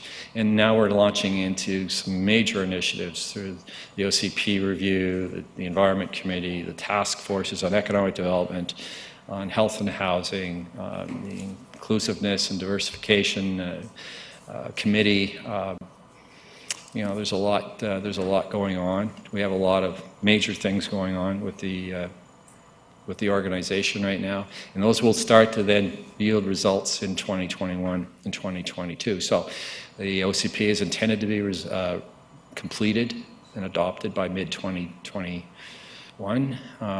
Environment initiatives, the economic function should be fully flourishing by that time. So Metro Drive, which is one of the most significant capital projects currently on the books to be implemented over the next couple of years, that will be completed at that time. And then, of course, moving into 2022, the fire hall is scheduled to be completed around, I think, September of 2022. The Port Theatre, if we're lucky with the grant, this project will be hopefully well under construction. BC Ferries, I mentioned this only in terms of the waterfront site, is of course the Gabriola Ferry site is to be redeveloped with new electric ferries, and it'd be a signature piece of our waterfront. So how are we dealing with our piece of it next door will be an issue that you have to deal with, but that will be completed in 2022. So not all of these are council necessarily driven, but they are a collection of pieces that put together a very positive picture for you. So I know we have sometimes we get impatient with our progress, and there's a lot of bigger things that take time. I'm only mentioning some of the bigger things, but there's a lot of things, and the track record of the quality of your decision making will be. And there's a lot of decisions that you have to make every week will be an ongoing thing. And in the inputs and our ability to respond and be nimble to deal with things on an ongoing basis. So I've gone a little over time, but that's in a very different presentation that you just heard on finance, but it kind of sets it up for your presentations that you'll receive from everybody. I'll also be pleased to answer any questions, or I'm the only thing between us and having that coffee break or bathroom break. Thank you very much, Mr. Rudolph. Councillor Thorpe. Thank you, Your Worship. Through you, very briefly, because we're all ready for a coffee break or a break of some type, but I just have to comment that both presentations this morning, in my opinion, have been just excellent, and I've really appreciated the information from our finance department on the overview, and many wise words, I think, from you, Mr. Rudolph, in terms of the larger picture and where we've been during the past year and the foundation that we have established, I think in terms of council work and also staff work, and I'm very appreciative of that, and I'm very enthused so far today hearing what I've heard, and I certainly anticipate being educated and entertained for the rest of the day as we discuss these budget issues. And I'm not always that enthused about budget matters, but we're trying our best. No, a lot of great information, and as I say, I think some very cogent comments. So thank you. I'm not even going to attempt to gild that wonderful lily. Thank you, Councillor Thorpe. I think you speak very eloquently for all of us. Councillor Bonner. Thank you, Your Worship. These are less questions than more asks in terms of, I was wondering if it's possible, and you mentioned folios, could I, or the rest of council, of course, get a copy of how those folios break down in terms of residential, commercial, industrial, and the amount of taxes that is being paid for each of those folios? I'm going back to the request from the Chamber of Commerce years and years and years ago regarding the differences between residential and commercial rates and the variance between it. And the other thing is, in the new developments that we're seeing and all the new buildings that are being built, the vast majority of them seem to be commercial and or large residential, like multifamily residential. How has these will be coming online soon, and then I'm assuming they'll start paying taxes at that time. How is that looking over in the next, probably the better part of another year and a half? in terms of new additional revenue that would be coming in. If I may, I'd like to defer to Sure. Ms. Mercer or Ms. Fulla. I think part of her answer was the anticipated additional revenue that's been built into the 1.2 million, but I'll let you speak to that. And perhaps clarification on the folios as well. Through your worship to Councillor Bonner, we can get that breakdown for you for the folios and the dollars, the tax dollars attached to each class of property. So we can totally do that for you. I'm sorry, I missed the last part of that question about growth. Through the chair to Councillor Bronner. We use a 1.2 estimate for growth. When we look at the last 3 years, we've averaged new property taxes of about $1.5 million. That's our 3-year average for growth. We have not received our preliminary numbers yet of what anticipated growth will be for 2020. So that's why we're using 1.2 at this time. And if I may, just to clarify what I'm thinking, we're already over 50% more builds this year than we were last year, and I'm close to double by the time this year is done. So does that mean we could anticipate 2.4 million in taxes when those come online, or is that the 1.2 the average we're going? Because we're not really averaging anymore. We're way above our average. In fairness, those are building permits that have been issued. It doesn't necessarily mean we're going to get the buildings, but I'll hear from staff. Yes, that is correct. If there is a building permit, it could take a number of years for that to actually get started, and that's when BC Assessment would go in and start looking at the potential assessed value of that property. So there likely is a lag on that, but we will know a preliminary number in a week or two, so we would be able to give an indication of where we're going to sit at that point. So by the time we bring back the bylaw for first 3 readings, we will have a preliminary number for that. Yes, Your Worship, so the Finance Department and the Development Services Group have sat down to figure out what's likely to be completed. And so, the assessment that takes place by BC Assessment is based on the improvements that have taken place on those properties. So this is a guesstimate, probably a bit on the conservative side, just to be safe, of what the enhanced level of assessed taxation is going to be for next year. The other point I think is worthy of mention, and I think you've alluded to this, is the fact that, notwithstanding the fact that we are getting a large amount of investment, it's almost entirely housing. And to have a balanced tax base, we really need to find a way to, what I would suggest, it's a policy decision of council, is to, what would be aspirationally our percentage of taxation revenue coming from the commercial versus the residential side. And then the mill rate, there's a whole other conversation, which I think is what you're talking about, is the relative, for the same $100,000 worth of assessor, what is a business pay versus a residential property, and that's always up for debate, but it's very favorable here for businesses compared to other cities.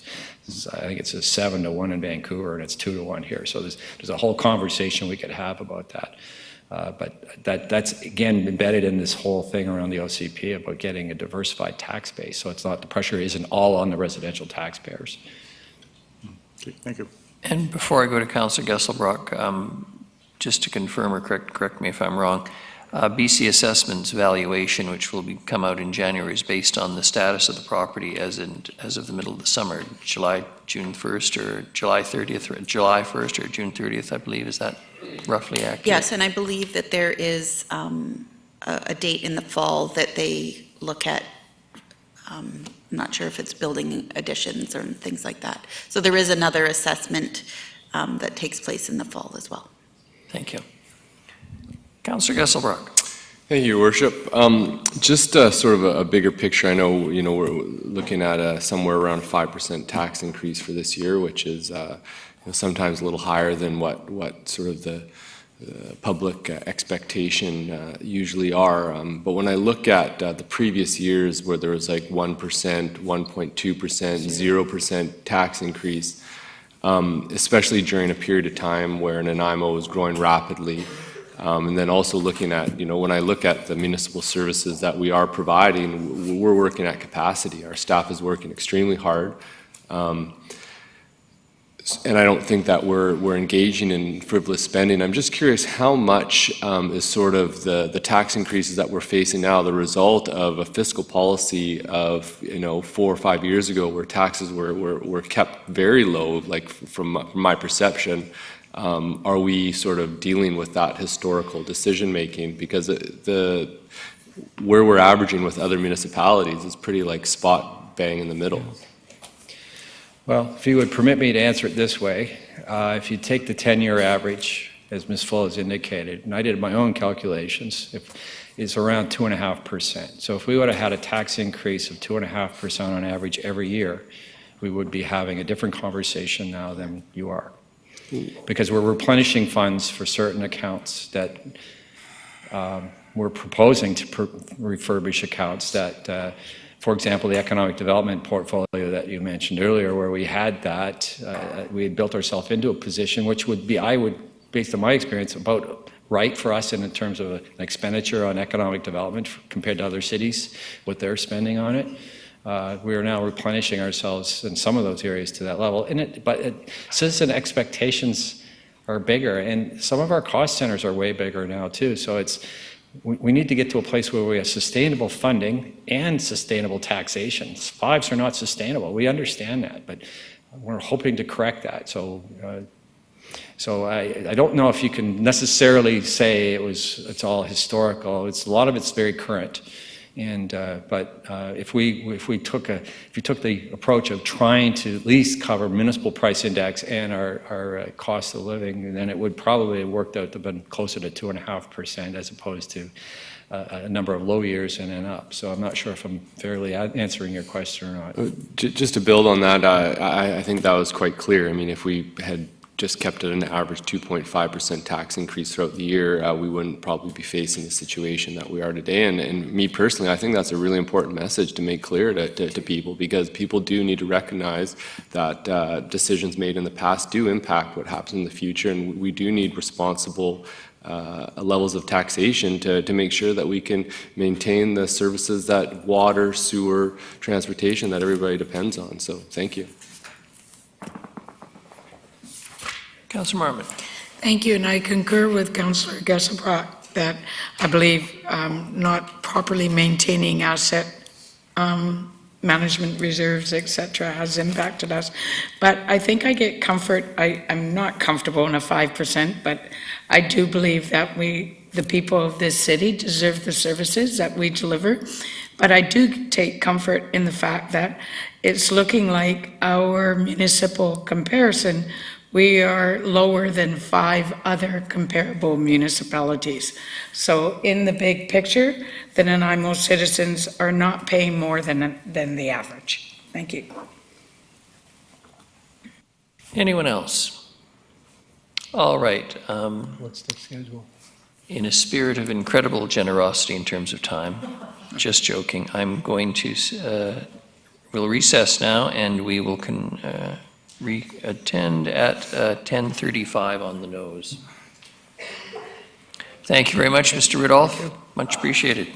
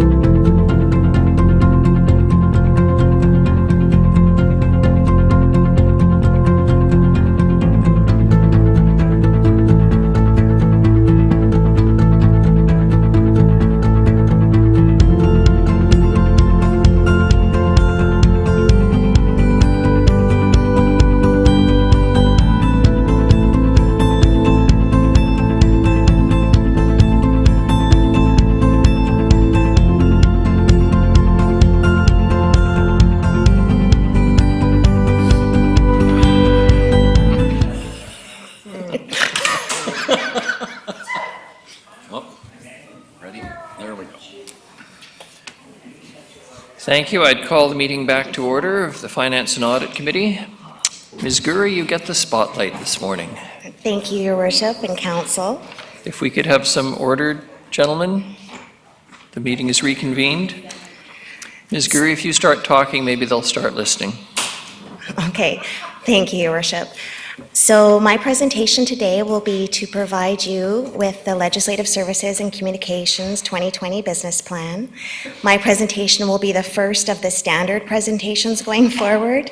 I just have to say Mr. Rudolph's was exceptional, and he had Victoria Bowering helping him with that. The rest are the standard we were told we had to use, and so everybody else's will look like mine. So I'm here today, as I said, to present the business plan for Legislative Services and Communications. And I'm going to read a little bit more than I normally do, just because I don't want to miss anything that I want to cover. So our business plan is centralized around the good governance theme of your strategic plan, where everything we do, good governance is our focus. However, projects we assist with or are a part of do touch on the other parts of other themes contained in your strategic plan. So an overview of our department: we are 2 unique business units in one, and we provide services internally to all departments and externally to the public. We provide legislative, policy, and administrative expertise to City Council and all city departments with respect to council and committee meeting procedures, bylaws, liability claims, freedom of information requests, privacy management, records management, municipal elections, referendums, electoral approval processes, and we ensure compliance with all of the relevant legislation and statutory requirements that applies to local government. There are 4 staff, Legislative Services Steno Coordinator, Ms. Snellgrove, she's in the audience, and 3 stenos that look after meeting coordination, agendas, minutes, action items, alternative approval processes, bylaw management, just to name a few of their duties. There are 3 staff, our Records, Information, and Privacy Coordinator, Ms. Megan Wagoner, she's sitting there beside Sky, and 2 Records, FOI, and Claims Clerk that look after all requests made under FOI, the Liability Claims Management Coordination, Privacy Management, training for FOI and privacy, and records management. And then just for the record, those FOI requests are time-intensive and expensive for the city. Exactly. We have legislative requirements to respond to any request received within 30 days. Thank you. We have 1 staff, Natalie Sponigal, who is a legislative communications clerk that looks after the communications for all of the above. Meeting summaries, our internal corporate comms newsletter and electronic record management communications, our change management initiatives, and also provides support to special projects like the Advisory Committee on Inclusiveness and Accessibility and Inclusiveness.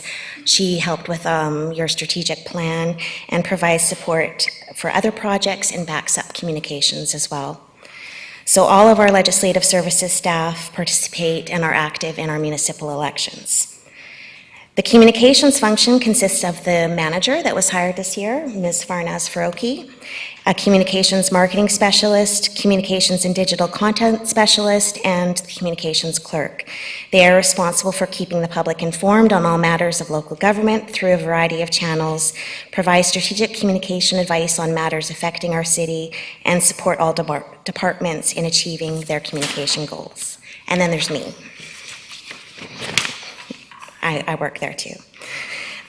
So going forward, the department share of the city budget, we account for 1.7% of the overall budget, and that budget is mostly made up of wages and benefits. I think I made some cheeky comment last year about what you get for the amount we cost, and I'm sure you'll hear more of that coming forward in the other presentations. But I find this exercise of actually trying to share with you what we do quite difficult, because it's really hard for me to articulate all that we do and all that the staff do, and I want to ensure I do a good job trying to justify and account for my staff's accomplishments, because they are really a hardworking and dedicated staff, and I'm lucky to have them in my department, and I think you're all lucky to have them as staff at the city as well. So the other portions apply mostly for service and supply contracts, which would be our Nanaimo Archives contract and eScribe and our online engagement software. So moving forward to our achievements for 2019, a list of some of our achievements are noted on the slide. There was the new council orientation that we were a part of. I believe it was intense, but I think it was very successful, and I hope you all enjoyed it. We did support for and during the strategic planning process, and we will continue to support council in their strategic plan throughout their term. We had a successful completion, yet forever ongoing, of our privacy management program. The OIPC, the Office of the Information and Privacy Commissioner, gave us a mention in their annual report that came out in October. They noted that we had complied with their recommendations that they had set out in 2018 with the creation of and ongoing support of our privacy management program, which included our new City of Nanaimo privacy policy that you adopted in September of this year. And Ms. Wagner was a huge workforce behind that whole project and still is. We have made significant progress on our electronic document and records management systems, EDRMS, and you also might hear it referred to as content management. IT will bring it up in their presentation, I think. The ultimate goal of this project is to have documents and records within the city managed and stored in a manner that will meet records management best practices and industry standards, satisfy all governmental regulations and legislation, and provide streamlined and secure way for employees to search and access records. Achievements to date that we have done in 2019 include completion of a new records classification and retention schedule, as well as the accompanying policy suite, which are the building blocks of the entire program. Implementation of the pilot project is about to begin, and the RFP for an EDRMS is complete. The pilot project will commence very shortly as soon as we have the selection of our software program. Part of the privacy management program and Commissioner's recommendations was that in addition to our annual training that we have done for a number of years, that this training had to become mandatory.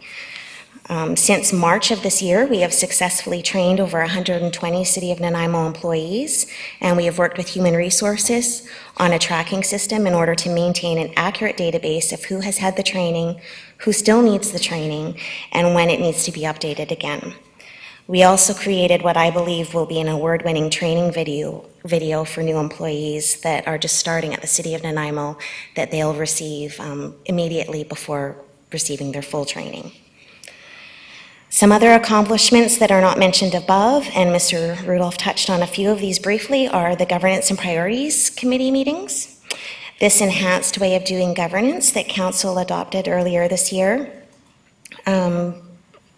started a different way of doing governance here at the City of Nanaimo. So a lot of work goes into each of these meetings, and I just wanted to point out it's been a very interesting and dynamic group effort with each one of these new Governance and Priorities Committee meetings that we bring forward to you. The senior management team gets together and works on the organization and planning and produces what I think they've done, produced some amazing products to bring forward to you to have an in-depth discussion on certain topics and really give you that enhanced look at what we do here at the City of Nanaimo. Some of the highlights of the meetings that we have done, just to remind you, emergency management, we did Planning 101, Committees and Public Engagement, Transportation, Environment, Downtown Economic Health, another Economic Development session, OCP Parks, Master Plan, Active Transportation Plan Update, Council Procedure Bylaw, the Downtown Mobility Hub, Bylaw Enforcement Function. There was others as well, because before you actually commenced the actual Governance and Priorities Committee meetings, we were having special Committee of the Whole meetings to go through some of these things. So you've done a lot and you've seen a lot, and staff has worked really hard. A lot of hours go into planning those sessions for you. And the procedure bylaw changes. So the big procedure bylaw change happened in late 2018, and it was refreshed again just recently. Additions that originally happened in late 2018 included conduct and decorum built into the bylaw, and it just so happens that the province is currently developing a procedure bylaw guide, and they have a draft that they've asked corporate officers for feedback on that is actually suggesting just that. So once ahead, again, Nanaimo was ahead of the curve when it comes to our legislative services processes, and we had already taken that step and built conduct and decorum into our procedure bylaw, and now the province is actually developing this guideline that is suggesting all municipalities do just that. And when I was at the Corporate Officers Forum in October in Prince George, it was really nice to see that of all the municipalities represented there, I think there was over 70. Nanaimo is, in what we do in legislative services, either ahead of the game or just about to be ahead of the game. And so a lot of the other corporate officers were seeking advice and support on initiatives that they want to undertake and haven't yet, and or we are right along there with like the City of Vancouver and Burnaby in what we're doing. So it made me proud. We have also done a lot of work on the Advisory Committee on Accessibility and Inclusiveness that you will be hearing about on December 9th. Natalie Sponigal, she did an excellent job creating a survey going out to the public to get their input on the terms of reference, and I believe we have received about 135 results, so you'll have a summary of that. And so there was a lot of work done with that committee. Youth engagement going forward, we'll be working on finding out how youth would like to be engaged and reporting back to council early in the new year. With communications, there's been an increased responsiveness to issues management. As issues arise, we are working with the relevant stakeholders immediately or proactively before an issue arises in order to keep the public informed as best we can on arising issues and crises as they emerge. We have increased our social media presence by adding an Instagram account. This is an attempt to further engage youth, as Instagram is the preferred platform for those under the age of 25. We have purchased, after going through an RFP process, Bang the Table, and it is an online engagement software tool that will be launched soon and will be another way to engage the community in the ever-increasing preferred method of digital communication. Another very popular and new communication piece that the team achieved this year was our weekly e-newsletter. So this has been very successful, and it was a way to aggregate all of a week's worth of news into an online newsletter, so those that aren't on social media can access it. And we've received positive feedback, which is very encouraging, as we're always looking at new, enhanced, or better ways to engage with all walks of life in Nanaimo. Some other communications achievements for 2019, from news releases to creating content, graphics, video for traditional and digital marketing and public engagement communication campaigns. We reviewed, refined, advised on communication material for the city's communications sections. We provide strategic communication advice that helps city departments with their communication goals, and some projects that communications were involved in were the council strategic plan, creation of the city's social issues and community safety webpage, Voyant Alert, which is our emergency management notification software, Bike to Work Week, Downtown Mobility Hub project, and the current budget consultation material that you're looking at right now. Tracy Lowen helped design and format all of the look and feel of all of the business plans that are in your binders. So some stats for you here. The 2019 total for agendas and meetings that we have prepared that does not include the Board of Variance or Design Advisory Panel is 134. For comparison, there were 107 agendas prepared in 2018. This is an overall 20% increase. But for Monday meetings alone, which include those Governance and Priorities Committee meetings, they have gone from 65 in 2018 to 107 in 2019, which is a 40% increase in meetings that are held on Mondays. So It's an average of about 3 agendas, 3 sets of minutes, 3 sets of action items, meeting summaries each week for our department. So, and I've gone through the stats before of what each meeting, what work is involved in preparing those agendas for each hour of a meeting length. So it's quite a lot of hours that goes into our agenda preparation. And as of Friday, November 15th, we had received 276 requests under Freedom of Information. And this is down from last year, though last year I believe was an anomaly. But it is still a very high number, and it is still trending up if you took 2018, which we had 420 in 2018. If you take that year out of it, it's still trending upwards.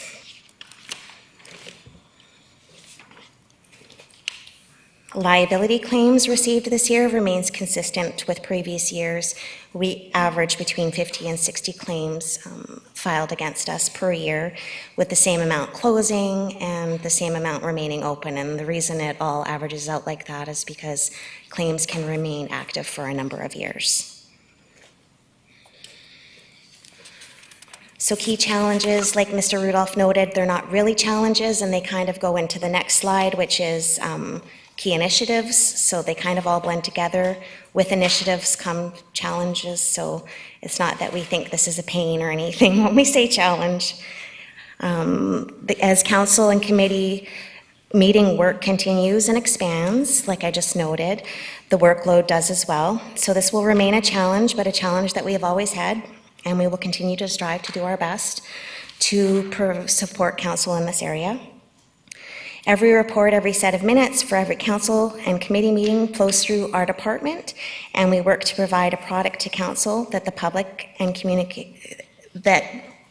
the public that communicates staff expertise to council, so council can make informed decisions with the best information and background possible. So challenges will be to ensure that with the increased meetings and enhanced presentations and reports, the workload balance is achieved and staff resiliency and well-being is looked after with the increase in work.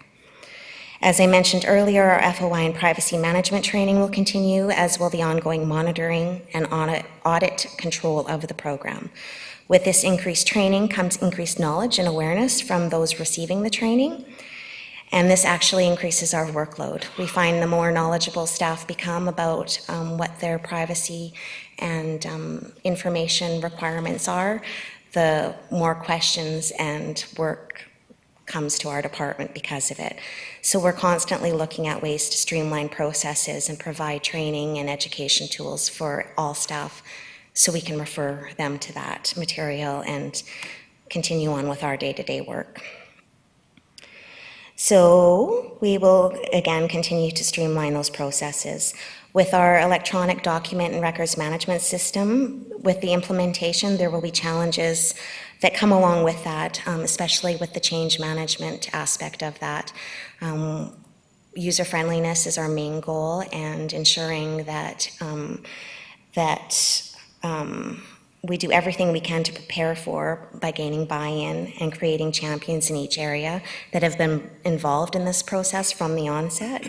That will help eliminate the challenges with the change management, as well as our internal communications that we've already started, will continue to do, and that should help with that challenge as well. And we'll just carry on with the public engagement software training and implementation, which will be a challenge, yet it's an initiative going forward as well. So as you can see here, so we will continue to support council at its meetings and committee meetings with our support, and going forward with any new committees or initiatives that council takes on. The training of staff and staff necessary for our privacy management program will continue. And like I said, we'll continue to provide tools and resources. Records management will continue with the complete rollout of our program upon choosing a software program, and then the change management that goes along with it.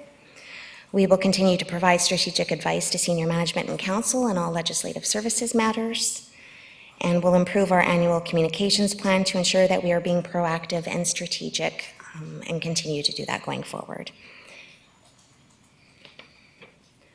So the draft operating budget, just numbers. If you have questions, I'm sure Ms. Mercer or Ms. Fulla can help you with it.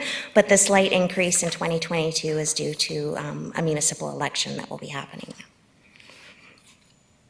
So changes not included in the draft budget. This is the last slide. So legislative services, unlike some of our other departments at the city, we've been lucky in the past few years that we have had the staff and capacity to remain innovative and progressive, rolling out new projects and programs. We have streamlined many of these processes as well. I don't think I can honestly say anybody that worked in the department 3 years ago, if they were to come back today, they wouldn't know how to do anything anymore, because that's how much it has changed in legislative services. We have taken on paperless agendas, e-scribe, created a new procedure bylaw, centralized all of the city's committees so that they all run through legislative services. We've done a referendum, by-election, general election, our privacy management program and training. We've undertaken the electronic document records management system project and the new governance model that we have supported with you with the Governance and Priorities Committee, et cetera. That's just to name a few. And some of these items we have planned to undertake, and because we wanted to, and some, like the privacy management program, referendum, and by-election, they just come to us and we have no choice but to undertake them because we're legislated to do so.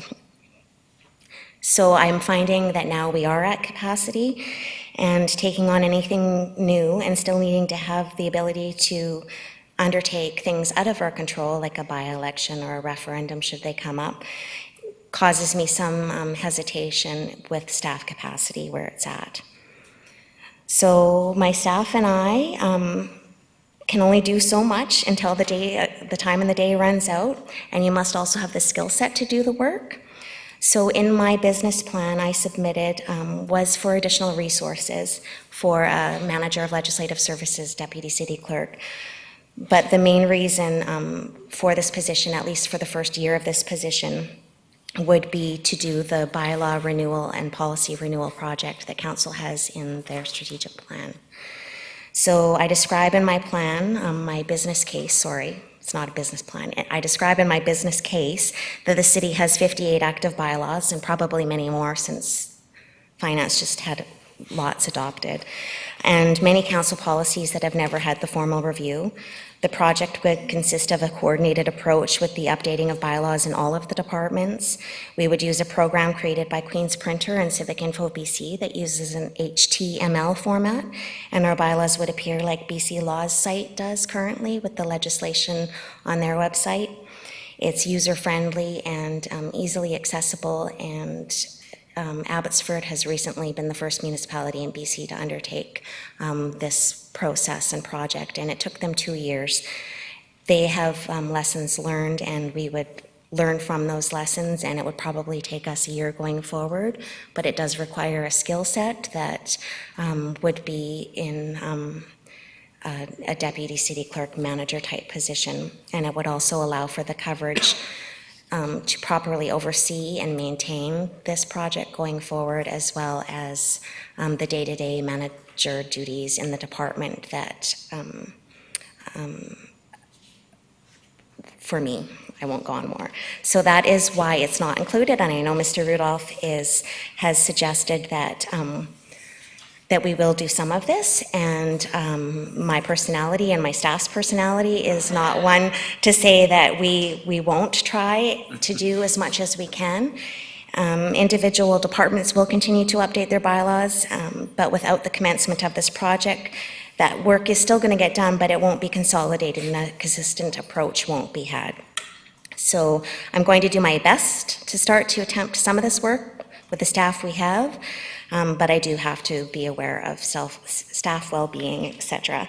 And one of the other points about this program, should we go forward even in 2021, it would just, besides allowing for the coordinated and consistent approach of managing our bylaws, we would also use the rollout to consolidate our fees and charges bylaws into one and streamline and update the other bylaws throughout the process. So that was one of the lessons learned by Abbotsford that I wanted to point out, that they they put all of their bylaws into this new program first, and then they went back and did the renewal of the bylaws.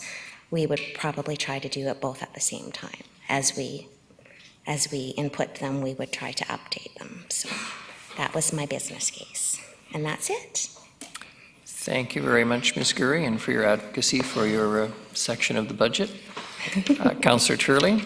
Thank you, Your Worship. This is probably better addressed to finance. The proposed operating budget, difference between 2019 to 2020 on internal charges and other, not quite doubling, but getting close to it. Is that to do with a reorganization, or is it to do with a computer upgrade like Bang the Table, or just what's involved? Please. I could say that it might have to do with the communications position that came from Parks and Rec, possibly, Ms. Fulla, as well as the reorganization. Okay.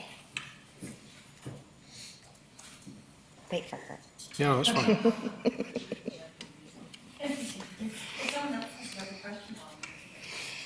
Sure. Do you have another question, Councillor Turley? Go ahead with another councillor. We'll go to Councillor Thorpe then. Thank you, Your Worship. Through you, first of all, to Ms. Gurry, I feel compelled to assure her that her presentation fully matched the high standard that was set by the earlier ones today. And I'm not going to say that to every presentation. It become redundant, but thank you very much. I do have a question, and you touched on it a couple of times in your slides, and that is staff capacity in your department.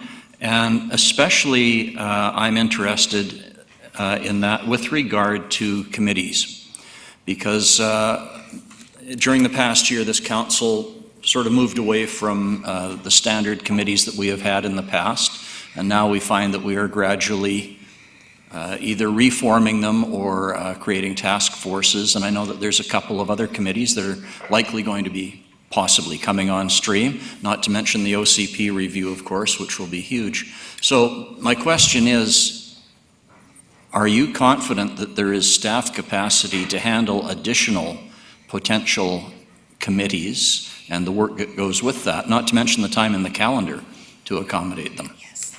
Would you mind commenting on that? Yes, thank you, Councillor Thorpe. So yes, it is a challenge. Committees are centralized all through legislative services. However, sometimes for some committees, the support will come from other areas. I know in Mr. Lindsay's section, there is going to be the recording secretary that looks after the economic development task force. So that won't be my staff doing the agendas and minutes and preparation for that meeting. However, we still review and review the agendas and keep the minutes, and we will have to provide training in order for her to be able to do that work. So not all of the work would be done by my staff, and am I confident that we could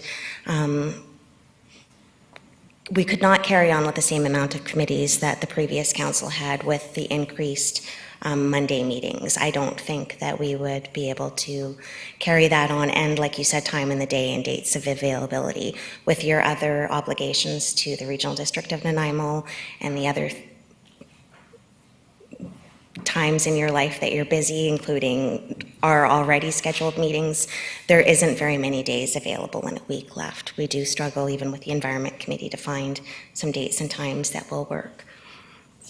All right, So thank you. it's a balance, and I would let you know. So I would let council know and Mr. Rudolph would let you know, because I'd let him know. Thank you, and that was sort of the assurance that I wanted. We need to be reminded to be strategic sometimes in our asks. Thank you. Thank you, Councillor. Councillor Armstrong.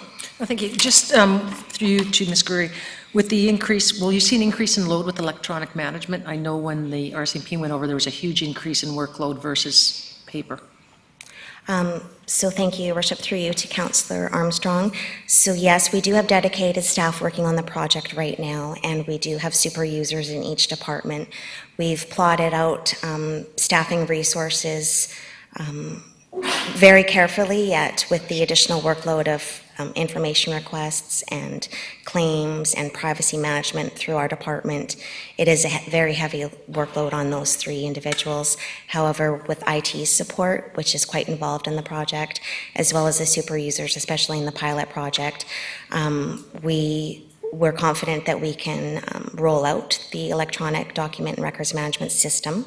So we're confident in that, and then going forward, each department will have that super user and that person that will have to, we will work with them, especially initially, but they will have to overtake and look after the records in those departments.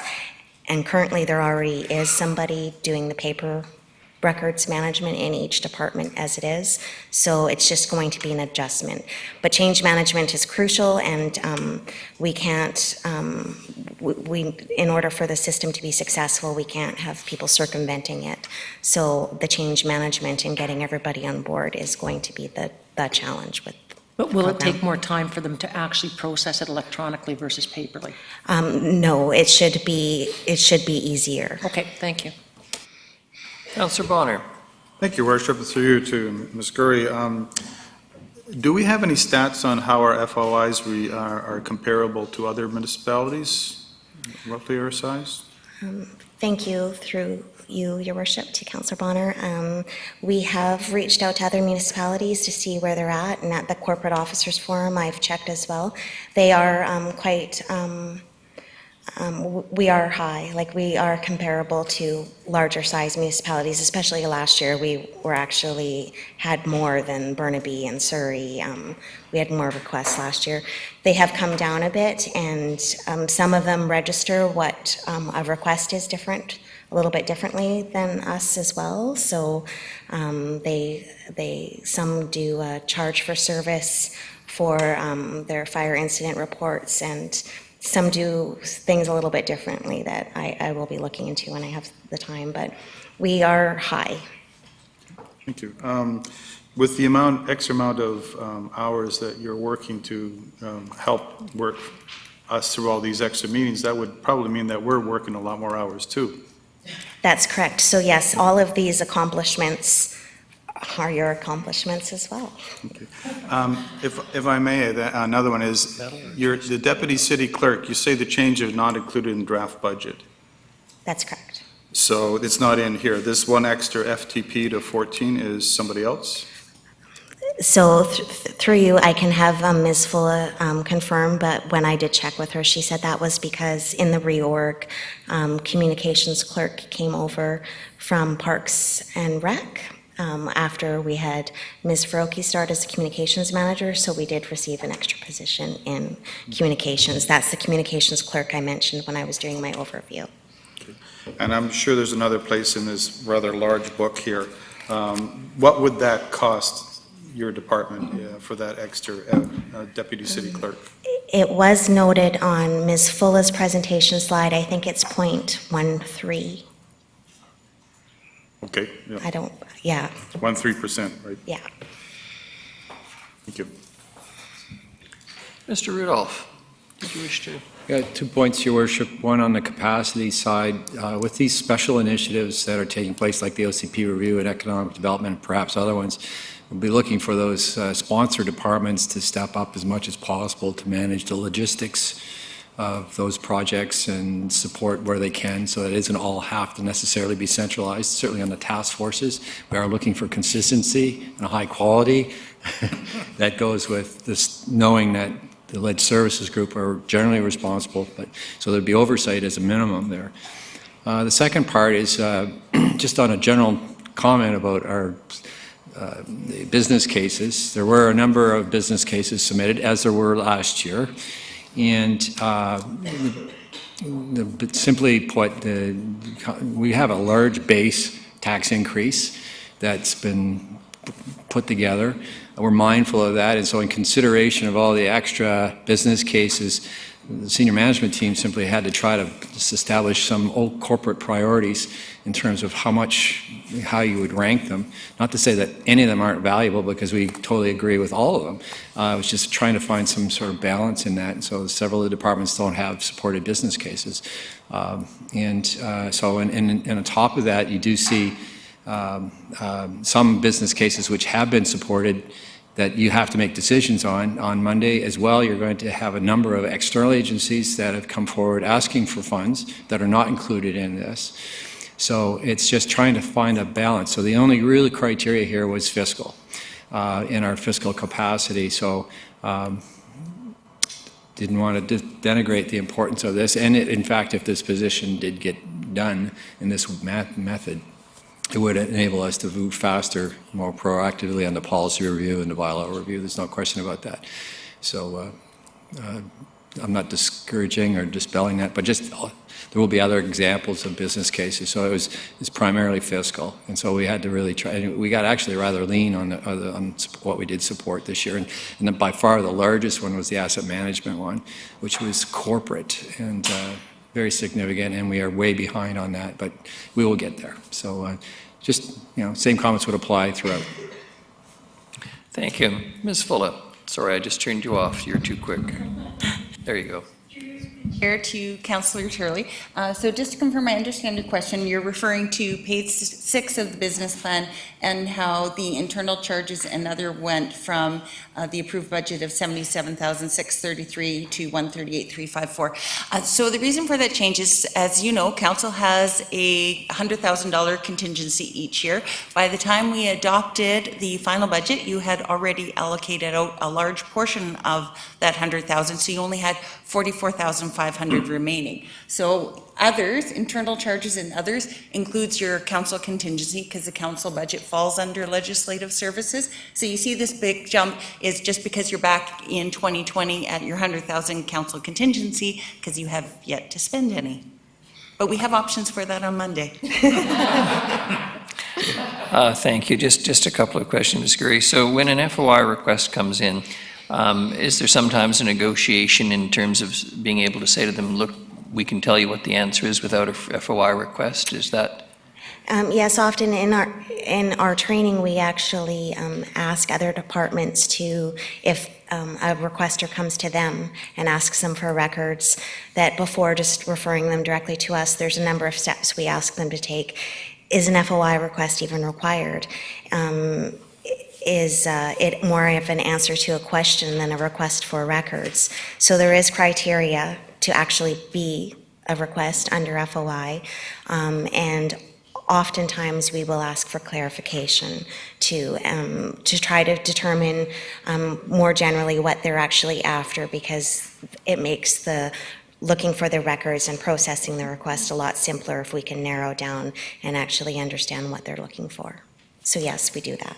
Well, I remain ever optimistic that as perhaps the community's comfort with this council increases and enhances over time, that they won't believe it's necessary to make so many FOI requests and thus enable your staff to be freed up for tasks that might provide more value for the dollar to the public who pay their taxes. Thank you very much this morning. Do much appreciate it.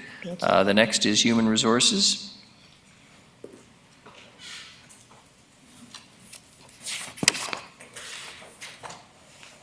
I wonder if anybody was listening. Good morning, Your Worship and Council. My name is Mary Winchell, and I'm an HR manager here at the city. And I'm pleased to present our HR business plan for you today. I am stepping in for John Van Horn, our director, who unfortunately cannot be here today. As you know, John, he is about 7 feet tall and he has a radio quality voice and probably size 14 shoes, so I'm going to do my best to fill those today. Before I get into our presentation, I want to introduce you to some of my HR colleagues who are also here today that are sitting back here. Kara Williamson and Matthew Bluen, our other 2 HR managers, and Sheldon Weatherby, our OH&S manager. So I will walk you through the presentation, and if you have any questions, we will do our best to field those in John's absence. And I will also be doing a bit of reading to make sure I get all my points across. So first, I will provide a brief overview of our department and the work we do. We have 12 staff, and our work revolves around achieving these main objectives. So we provide specialized and confidential advice to leadership and employees throughout the organization. We support the operating departments with their HR-related needs by providing centralized services. And the better support we're able to provide those departments, the more they can focus on their operational goals and to deliver on council's priorities. This support that we provide includes things like attracting and retaining great people with the right skills and qualities to deliver a high standard of service to the community. And that starts with us having efficient and cost-effective recruitment processes in place and finding ways to stay competitive. So as you likely know, the current labor market for recruiting can be challenging. Unfortunately for us, Nanaimo is a desirable location which helps us attract candidates. However, we do need to find ways to compete with other organizations to attract the best talent. So to be competitive and keep our people, it is important for us to find ways to provide a great place to work that is supportive of a healthy work-life balance for our staff. So in HR, through our policies and programs and initiatives, we strive to help provide an environment where people feel safe and supported and can grow and learn, and a place where employees are engaged in their work and committed to the city.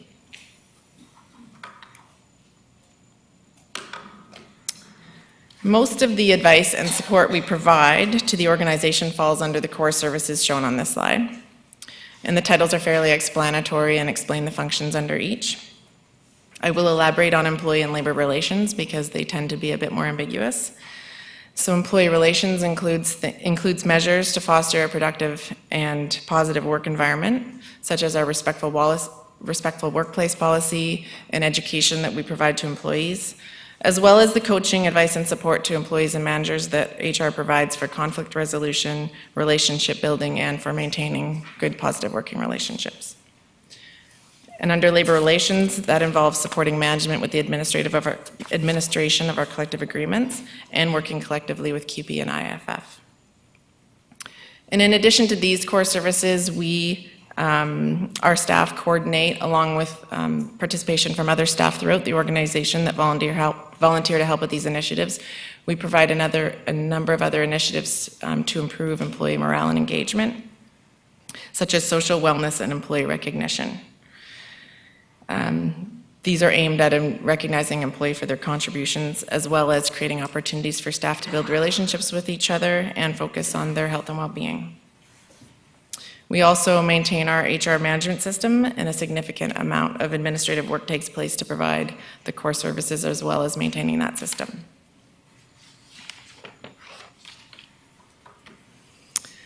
Similar to legislative services, and because we are a support department, you can see that our department represents a small portion of the overall city budget. I called it the Weight Watchers piece of the pie yesterday. Over the years, we've endeavored to control and reduce costs wherever possible. And the majority of our budget goes to staff wages and benefits. And in our department, we've deliberately focused our efforts on being responsive to the needs of other departments and providing appropriate support for them to be successful.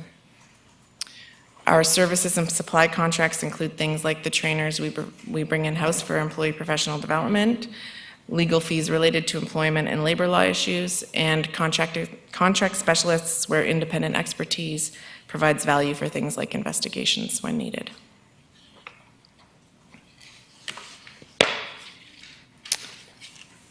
I will now highlight some of the more notable achievements from our department so far in 2019 that we would like to share with you.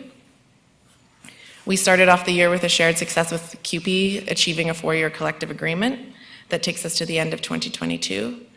And we see great value in that longer-term agreement because it provides stability for our staff and managers, allowing them to focus their energy on delivering services to the community and their work. Our HR director, as you know, worked with council, a compensation consultant, and our employment lawyers to update and replace the management terms and conditions of employment bylaw. And he also supported council and Mr. Rudolph in developing council's code of conduct, the strategic plan, and the whistleblower policy, which are important for good governance.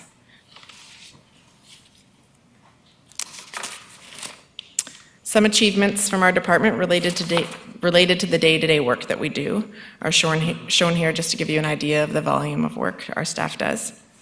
We've reached 122 competitions, employment competitions so far this year, filling 192 positions. That's both internal and external movement within the city. In 2018, we had 130 competitions, so we expect to surpass this in 2019, by the end of 2019. And under training and development, we've offered over 54 courses and workshops to our staff in professional development and skills training. and that results in 690 enrollments. So in other words, it's 690 individual opportunities for staff to receive some sort of training or professional development. And those numbers under training and development do not include the programs that we have in place to support professional development for people outside the organizations in things like leadership and local government training, other than the courses we bring in-house. Yes, Councillor Gesselbrock has a question. Thank you, Worship. Just a question on the number of competitions. So is that like, you said internal, external, is it 192 positions that were filled this year, like of City and Nanaimo employees, or? Thank you, yep, through the chair to Councillor Gesselbrock. That's 122 competitions represents positions we've posted.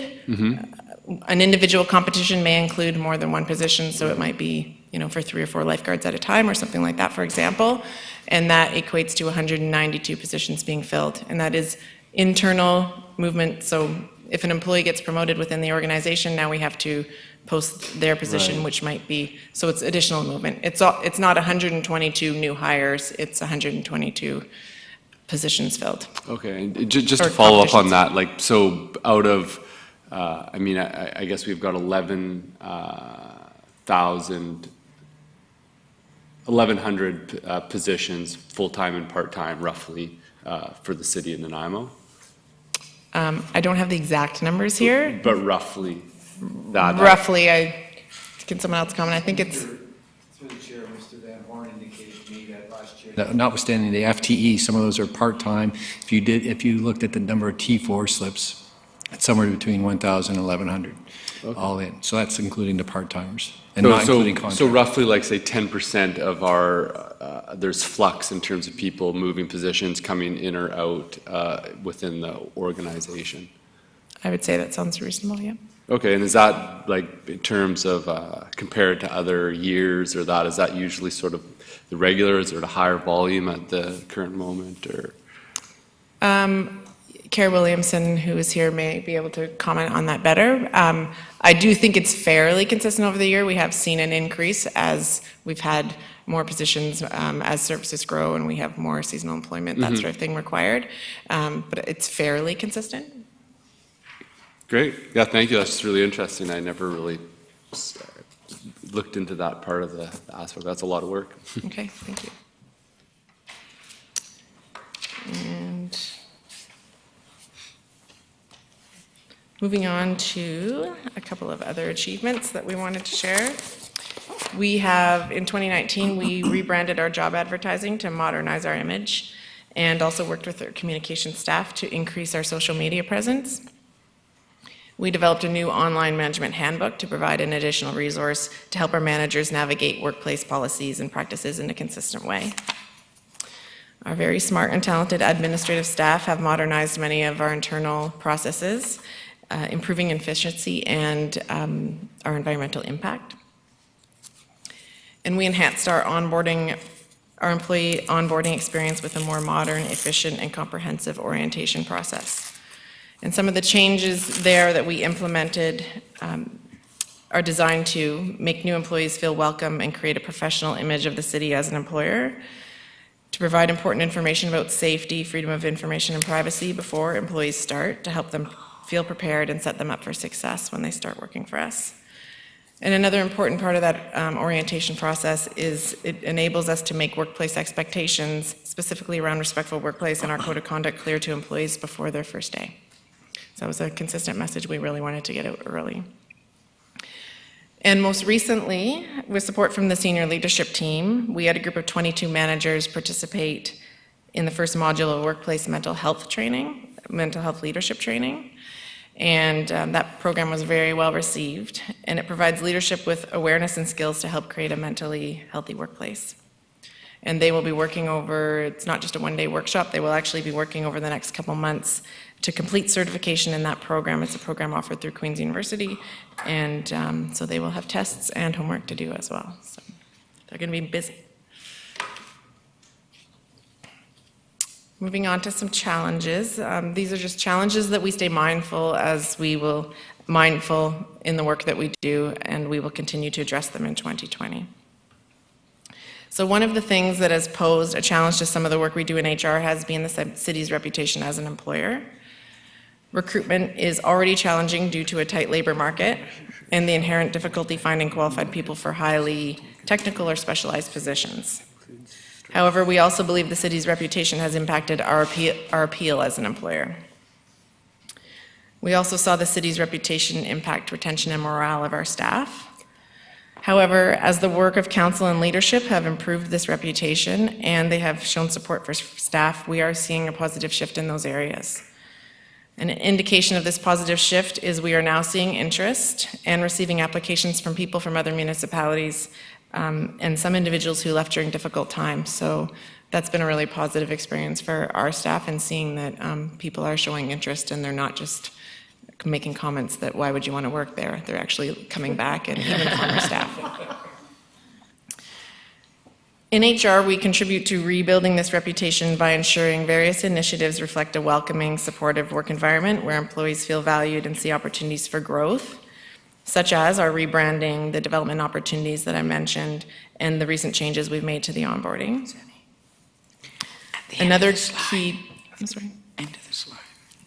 Another key challenge will be continuing to reduce lost time incidents. So our days lost due to injury have been high over the past couple years, as shown in this graph, specifically in 2017 and 2018. And this negatively impacts our employees' health and wellness and results in higher WorkSafe premiums.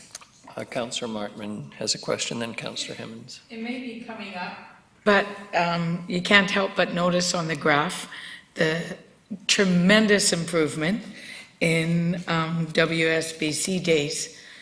Does this, because I know that what we're charged in premiums from WorkSafe, et cetera, does this mean we may pay less this year than we did in the previous year?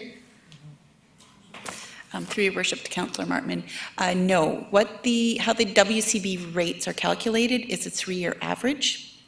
So this year we had a very large increase in our premium because they are looking at the previous 3 years, which include 2 very high years. And also in speaking with other municipalities, our health and safety manager, Sheldon, he spoke to a municipal organization that deals with safety issues, and many municipalities are experiencing large increases in their WCB premiums. So it's a combination of both.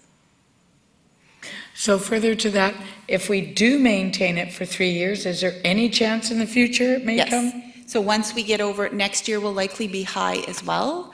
And then in 2021 or 2022, we will likely see a decrease if we maintain a low level of incidences. Yes. Thank you. Councillor Hemmons. Thank you, Your Worship. The definition of lost time to accidents, are those purely physical, or do we also track those off on stress leave or workplace wellness, et cetera? Yes, thank you through the chair to Councillor Hemmons. The lost time incidents reflect physical injuries and also mental health issues. Anything where WorkSafe BC has approved a claim for an absence from work. And a follow-up, if I may, do we have the breakdown of that? Physical versus mental well-being? We can get that information. I don't have it with me, but we can get that for you. Okay, thank you. Councillor Gesselbrock, mindful of the time as we ask questions. Okay. I wasn't that threatening, I thought. No, it's... I'll take the pass. So we will, one of our priorities, which I'll speak to quickly on the next slide, is that we're going to continue to focus to make sure that trend in 2019 continues. And thirdly, as you know, we are also dealing with outstanding litigation from former staff, and this is an important priority that our HR director has been and will continue to work on resolving. So some of our key initiatives this year include working with fire management to negotiate a new collective agreement with the IFF. And on that note, we've worked over the last number of years to develop sound working relationships with both our unions, and we expect that this will enable constructive dialogue during bargaining. As we move forward, we'll be working to achieve a fair and appropriate settlement for the IFF and our organization. I mentioned earlier, another initiative will be to continue to work to resolve the legacy employment issues that are impacting our organization. And thirdly, and importantly, as health and safety is very an important priority for us, there are a number of initiatives to focus on in 2020. Our OH&S manager will continue to work with management staff and employees to identify high-risk areas and reduce claims cost with new ways to address those sources of injuries and illness, and also work on facilitating return to work, continue to work on facilitating return to work programs for employees. We will be expanding on our mental health training initiative with more courses and training for employees across the organization, which we hope will also help with that. And our annual core audit will take place in the fall. In addition to these initiatives, as Ms. Gurry mentioned, the electronics record management, our department will be one of the departments in the pilot project for that program.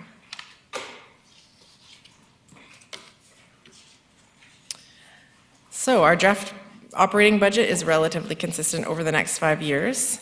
As mentioned, most of our operation budget goes to staff wages. And when it comes to staffing within our department, anytime we have turnover, we examine our needs to ensure resources are effectively allocated. So in addition to help with this, we've invested time into cross-training to enable our staff to provide temporary coverage for each other when practical.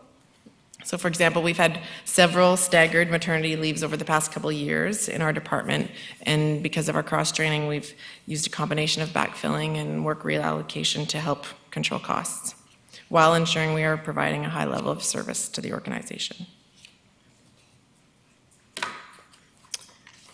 My favorite slide, reflecting the stability in our draft budget. On the previous slide, we're not proposing any changes for 2020.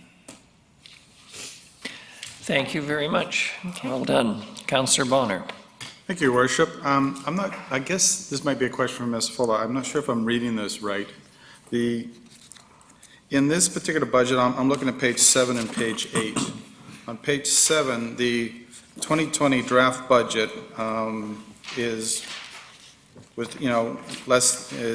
basically $2,118,103, and then that number bumps down to on the next page to the 2019 draft budget, but it doesn't do that on the other business plans. Actually, the years match up.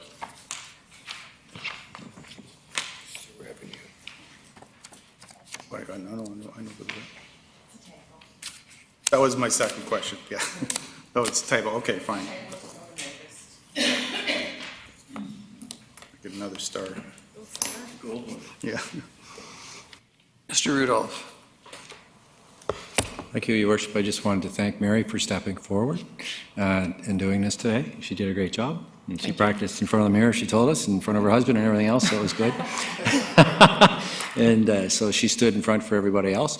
So I just wanted to comment on a couple of things. The health and safety piece is something that we've asked our health and safety officer to report to the senior management team is at minimum quarterly to keep that in front and center. So it's part of our framework that's clearly a priority, and I wanted that to be mentioned. Secondly, I think through our conversations, it's clear, and it's my belief that there's a correlation between morale and missed days and mental illness and sickness and leave. And so, if rebuilding the morale caliber and the fabric in the organization should by itself help to reduce stresses and absenteeism, so I just wanted to mention that. And as far as the mental health initiative that took place a couple weeks ago, in the follow-up, it would be desirable to spread that further throughout the organization and allow others in the organization to participate in that, and that is certainly something that we will pursue. It's not germane just to our organization, it's something that's part of society now, and I think we see a lot of evidence of that with our first responders, but now we're seeing more so with our bylaw officers, and just workplace and life pressures are requiring the employer to provide that opportunity for people to get those educational and opportunities. And so I just wanted to mention that. Okay. You're off the hook. Thank you. Thank you very much. Much appreciated. We are now at lunch. Thank you, everyone. The intention is to reconvene at 1 p.m. I believe many councillors are attending the Salvation Army luncheon kickoff. So the good news is it's just a wander across the hall. Thank you very much.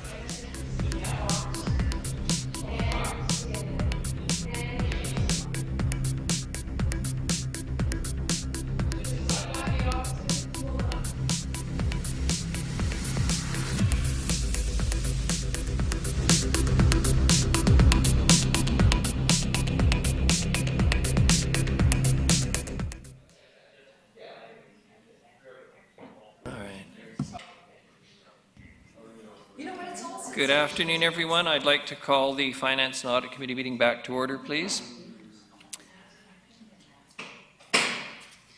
Ms. Mercer. Your Worship, I am here to present the 2020 business plan for the Finance Department. So I'll start with an overview of what the Finance Department does. So the finance function of the city is the responsibility of the financial officer. And the community charter defines clearly the statutory role of the financial officer. And the duties of the financial officer are distributed amongst the various departments, the sub-departments within the finance. So the Finance Department is made up of 39 staff and 5 subsections, all of which safeguard the city's assets and provide support to all the city departments. So the sections are, and these are in no particular order except alphabetical, accounting services, and there are 8 staff, and they are managed by Mr. Dan Bailey, and there is finance staff in the audience tonight, or today. And they're responsible for all of the annual reporting and quarterly reporting. So financial statement, statement of financial information, annual report, all of those kind of surveys and that thing. They're also responsible for accounts payable. So all the payments going out of the city come from the Accounting Services Department. They also look after the city's investments. So we have anywhere from $100 million to $150 million in investment portfolio that we look after. And they're also responsible for property insurance. Next is the Business Asset and Financial Planning Department. And there are currently 4 staff members managed by Ms. Wendy Fulla. And I assume you can all guess what her department does. 5-year financial plan is a big one, as well as long-term planning and asset management models, as well as they look after grants that the city applies for. Our next department is payroll, and they have 2 staff and are managed by Mr. Jeremy Orton, who's in the audience tonight, or today. I don't know, I'm thinking it's tonight.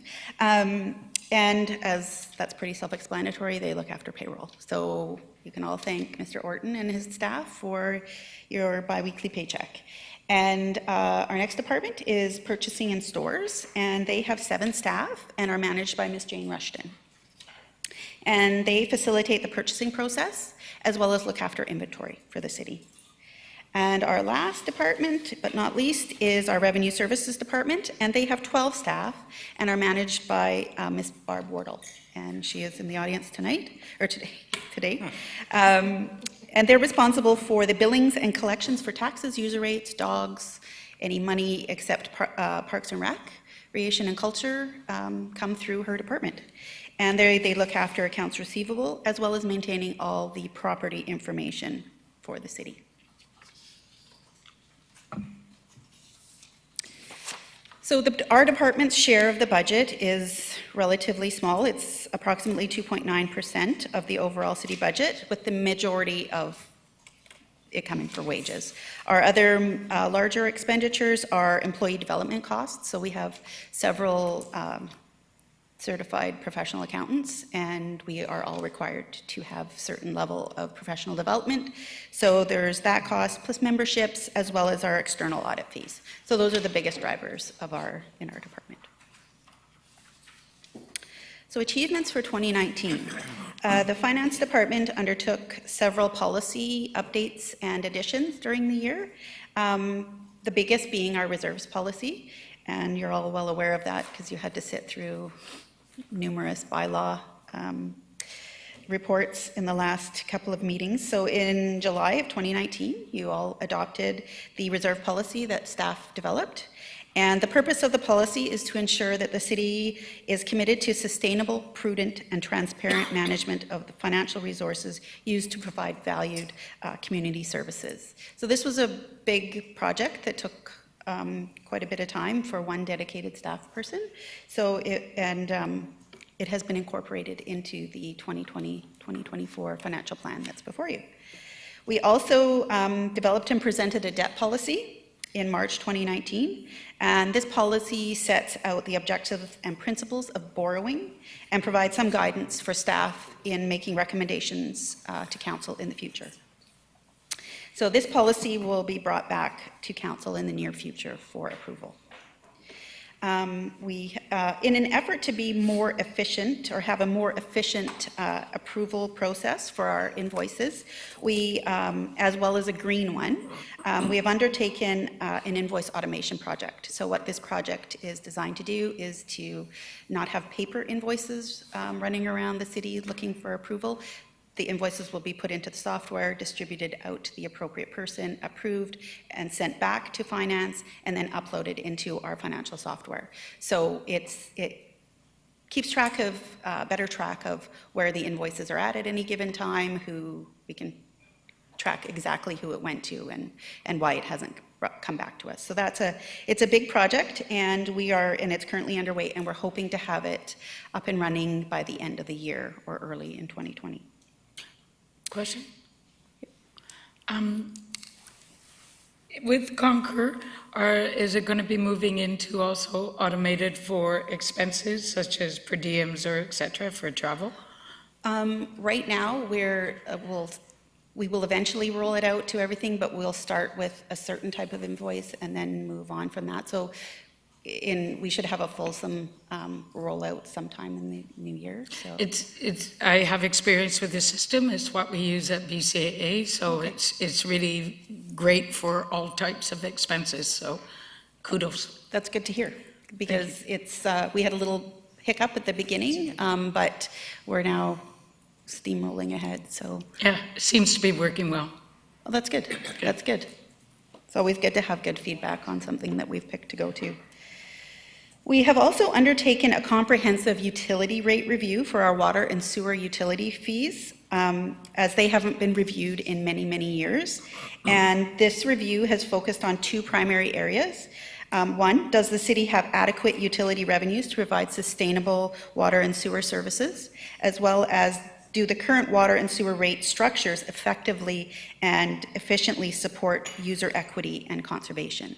So this is, again, another big project that is, we're getting close to finishing, so hopefully in the new year, earlier in the new year, we'll have that back before you. And there'll be a lot of public consultation on this as well, component to that, but we will be bringing that forward in the new year.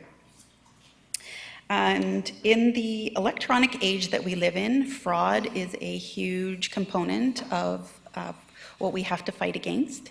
And we are barraged on a monthly basis by all kinds of fraud schemes, and they are getting more and more sophisticated, so we have to be diligent about watching out for them. So we've made some changes to how we deal with some of our processes in finance, one of which we have implemented a double check on any time we get a vendor address or bank change. And what we've done is we've started calling the vendor after we receive this notice to make sure it's valid. And while that might seem like overkill, we have stopped two significant attempts that would have had a significant loss if we hadn't instituted this policy. So we're constantly trying to make sure that we are on top of all of our processes. We also get updates from our bank, our accounting association, as well as the government associations we belong to. So they send us updates on, hey, look for this type of, their members have been receiving these types of fraud attempts. So we try to communicate with one another and shore up where we need to. So, and that's something that we're constantly fighting against. And on top of that, we managed to complete all of our statutory reporting requirements. So we met all the deadlines for our financial plan bylaw for 2019 to 2023, our 2019 property tax bylaw, and financial statements for 2018 were all passed before the deadline of May 15th. And we also produced the SOFI report for 2018 and the annual report for 2018 as well before their June 30th deadline. So our key challenges for 2020 are the same as last year, but for different reasons. Our staffing challenge is, like most departments, we've struggled a bit to fill some of our positions, but we're starting to now see a bit of a uptake in that. So we have many demands for information and a finite number of staff to deal with it. And so during the 2019 reorganization or restructuring, we made some changes. So we changed the CFO position to a Director of Finance, which I hold, and we eliminated the Deputy Director of Financial Services position and created a new financial analyst for the Financial Planning Department and a new buyer position for the Purchasing Department. Ms. Mercer, if I can just ask a question in terms of the staffing challenges and gross generalizations, is it a challenge getting applicants, period, or is it a challenge getting qualified applicants or something in between? It is a competitive market out there for qualified staff members. I think we've had a bit of a challenge because of our recent history, but We have a past, not a background. yes, and and some of our positions that we were posting were temporary as well, so we don't get the same kind of quality of candidates with a temporary position as we would at full-time. So we struggled with that. It's a bit of both. There is a competitive market out there for sure right now as far as accounting staff goes. So we're working hard. We're starting to see a little bit better applicant out there, so hopefully that trend continues to move up. So we will also add a junior financial analyst and another assistant accountant, and they will be onboarded in 2021. And we've started to fill several key vacancies that we had last year. And we have a new manager of revenue services, as I mentioned, Ms. Barb Wardle has taken on that position, and she took that on in the spring. And our most recent change is Mr. Dan Bailey, and he's filling the manager of accounting services role now. And we're excited to have both of them fill those holes because they're big positions, and we're happy to have their caliber in those positions to assist the other three managers. There's also been much movement in our union positions because of the new postings, as well as we have a maternity leave. And that's caused when we start filling union positions, there's usually a domino effect. And so we're still struggling to get all of those filled. But we're hoping that they will be filled by the beginning of the new year. And our accounting software, our current system, which is SAP, is no longer going to be supported after 2025. So we have to decide whether we're going to upgrade to a newer version of SAP or go with a new product. So when we went out for a product, when we changed in 2002, there was very few ERP systems on the market that would suit the needs of the city. And so at that time, SAP was picked. But the market today, there are many, many different versions of an ERP system out there. So we have many more choices. So we need to decide which way we're going to run with that. We did do an RFI, so a request for information, last year to see what was out there and what would meet our needs. And so there was several. And so now we need to do a bit more analysis and gear up for that. So it is in the budget for 2021, 2022 to start that onboarding process. So we still have quite a bit of work to do on that, but it is a looming challenge out there, and it's not an easy change because that's the change management on that's going to be quite an interesting process. So our 2020 key initiatives. Our purchasing department has several initiatives for 2020, and the first being our procurement policy review, which we brought to you a couple meetings ago, or it might have been last week. It seems it's recently anyway. And so you've all just approved the budget for that. It seems like there's a lot of meetings, so I forget which ones it came to. And this review will look at whether our current policy is meeting our needs and as expected, and if not, making recommended changes to it. We will also be looking at augmenting the policy to address a more robust approach to include social, environmental, and ethical purchases that would specifically align with those components, as well as looking to ensure that the selected components align with those of the city's strategic plan. So this will be, we have a consultant that will come on board and do this work, and all of you will be reviewed, as well as staff and vendors, and so it's quite a large process, but a valued one, and one that's with a requirement in our current policy to do every 3 years. The purchasing department will also be undertaking a legal review of all their templates, just to make sure that we're on side with everything, as well as looking to implement an e-bidding software solution to help streamline their RFP processes, all their RF processes.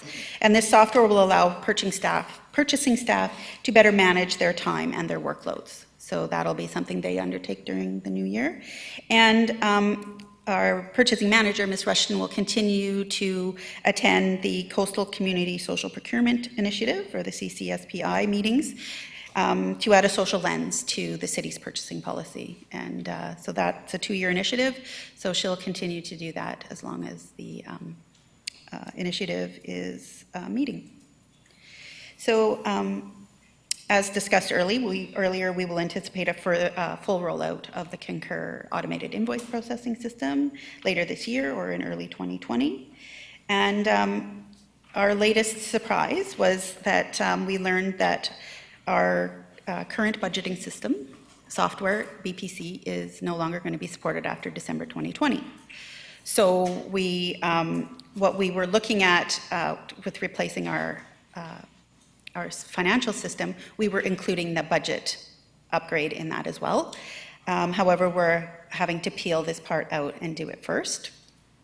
So, like I say, BPC will no longer be supported after December 2020.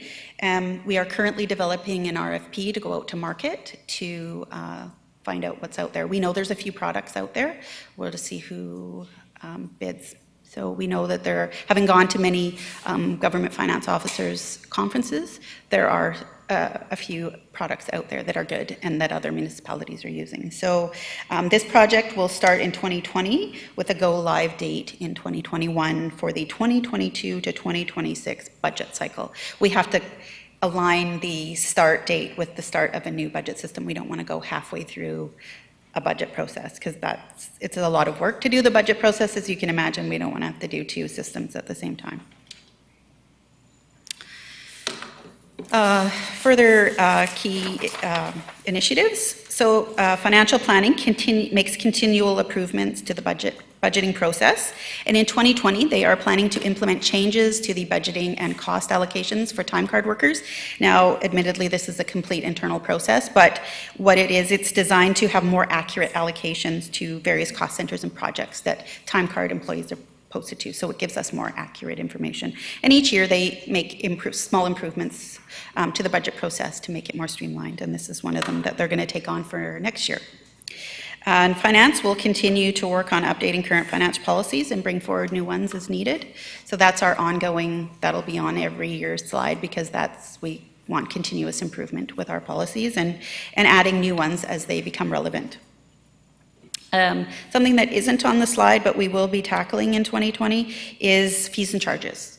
So that's a topic that everyone's interested in, and we are tackling it from a user rate review. So our water sewer fees we'll be reviewing. Mr. Harding will be bringing forward some Parks Rec and Culture rate changes, but we will be looking at the rest of the city, and we're hoping to bring that back sometime in 2020.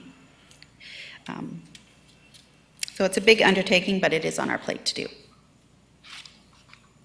So our current draft operating budget, as discussed, I said the bulk of our expenditures are wages. We're a support department, so for the organization and as well as the public.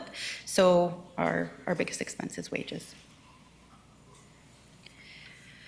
So proposed changes to the budget, as I mentioned, we have added 2 positions for 2021, an assistant accountant and a junior financial analyst, and that analyst is shared between accounting services and financial planning. However, we've made a slight change, and we're going to bring on the junior financial analyst in 2020 and to help with workload.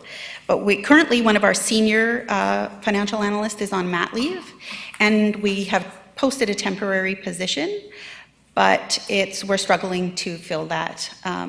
So we thought instead of training a temporary person who might not end up staying after the maternity leave, we would bring the junior financial analyst on, invest training in them because they will stay permanently, and And that was the rationale for bringing that position earlier.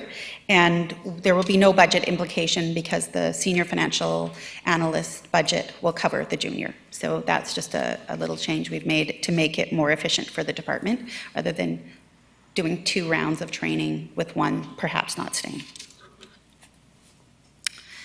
And changes not included in the budget is a business case for service enhancement to dog licensing. So this would be creating an online option for billing, applying for, and updating your dog license information.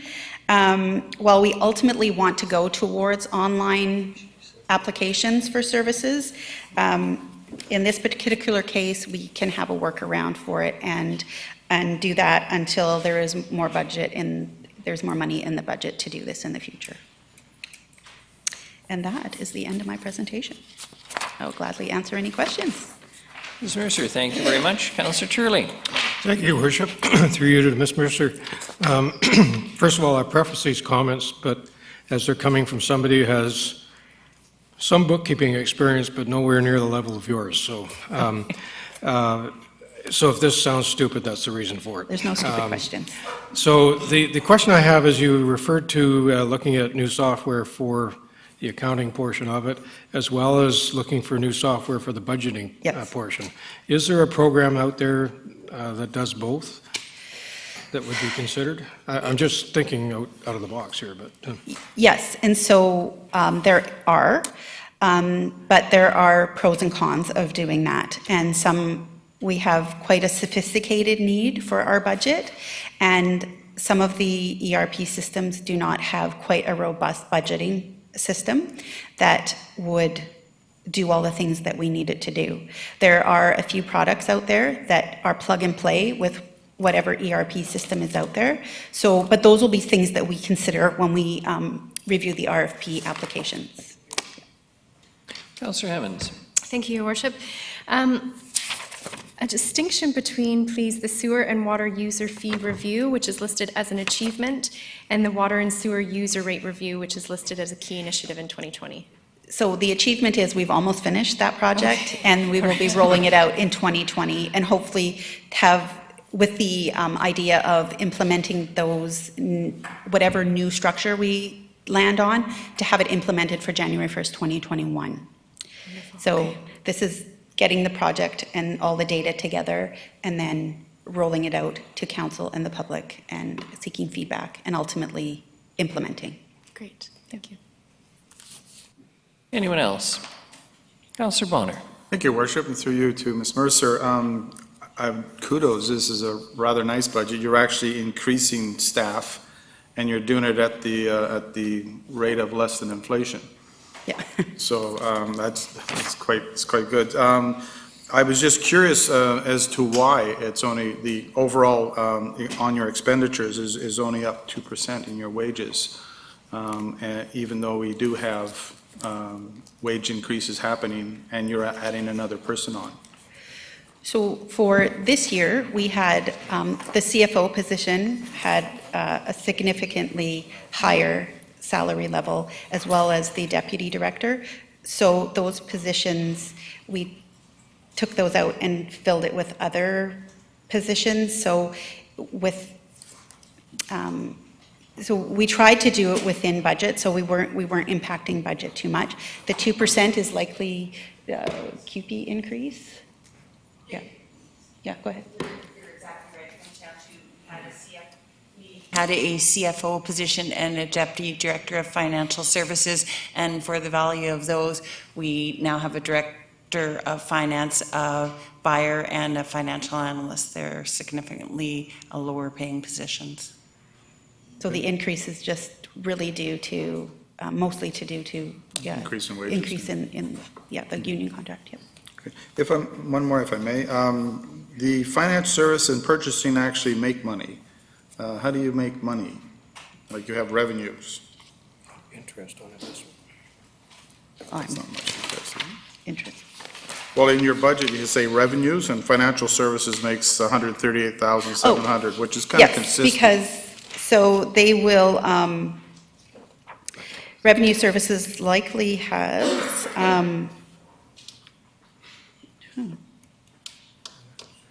There, I'm just trying to think. I was what's in going to there. say, given that I knew Ms. Wordle's late father and his careful way with money, maybe she could explain it to us. Stan could always find a way to make some money. I'm just trying to think, there's, his dog licenses go to by law, and business licenses go to business license. Sorry, that's a good question, and I'm off the top of my head, I'm trying to think. What's that? No, and that doesn't sit in finance. Sorry, like I'm just Well, trying to think of all the things. Taxes go to another place. Or if User you're not fees using it, go I to. could put it somewhere else. Yeah.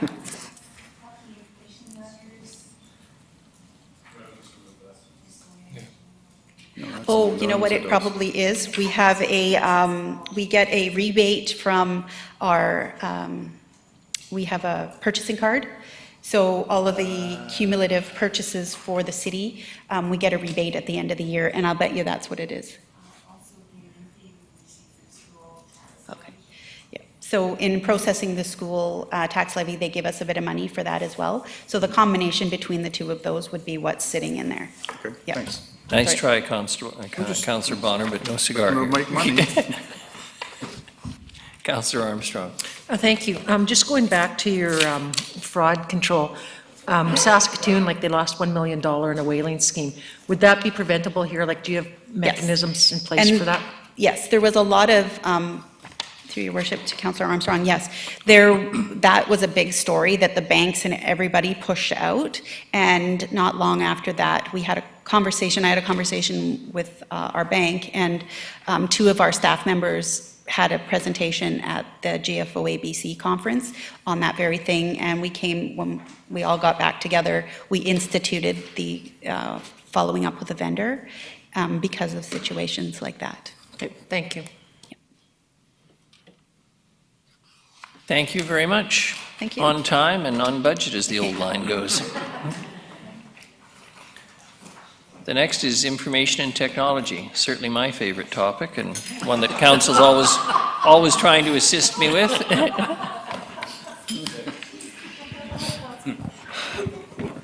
I'm excited to hear that it's your favorite topic. That's great. I'll be your best student. You have the most to teach. Oh, good. So information technology, IT enables the organization and citizens with tools and processes to help the business run efficiently. Here's an overview of our different groups. There's 24 staff total. You might be most familiar with the client support services. That's the group that provided you with your phone and with your tablet. As well, technical services at the bottom, they provide the infrastructure and backbone for our networking and email and servers. But those two groups, client support services and technical support services, are managed by Tom Rothler, who is unfortunately not able to be here today. My three groups are application support, and they support the city's website, 911 fire dispatch, fleet, HubMap, Nanaimo Map, city projects, and all other web applications at the city. Financial systems and reporting support SAP, Tempest, and they do some project management, including for the ECM, which we'll talk about in a further slide. And the GIS information services. GIS manages the geographic data the city uses to track and maintain assets and support business decisions. So the department's share of the budget, strangely enough, we're the same as finance. We're 2.9%. 2019 achievements. Before I go too deep into this slide, I would like to explain that about 70 to 80% of IT's work is operational, supporting existing applications and systems. So this list is a highlight of the things, kind of the newer things that we have been able to accomplish.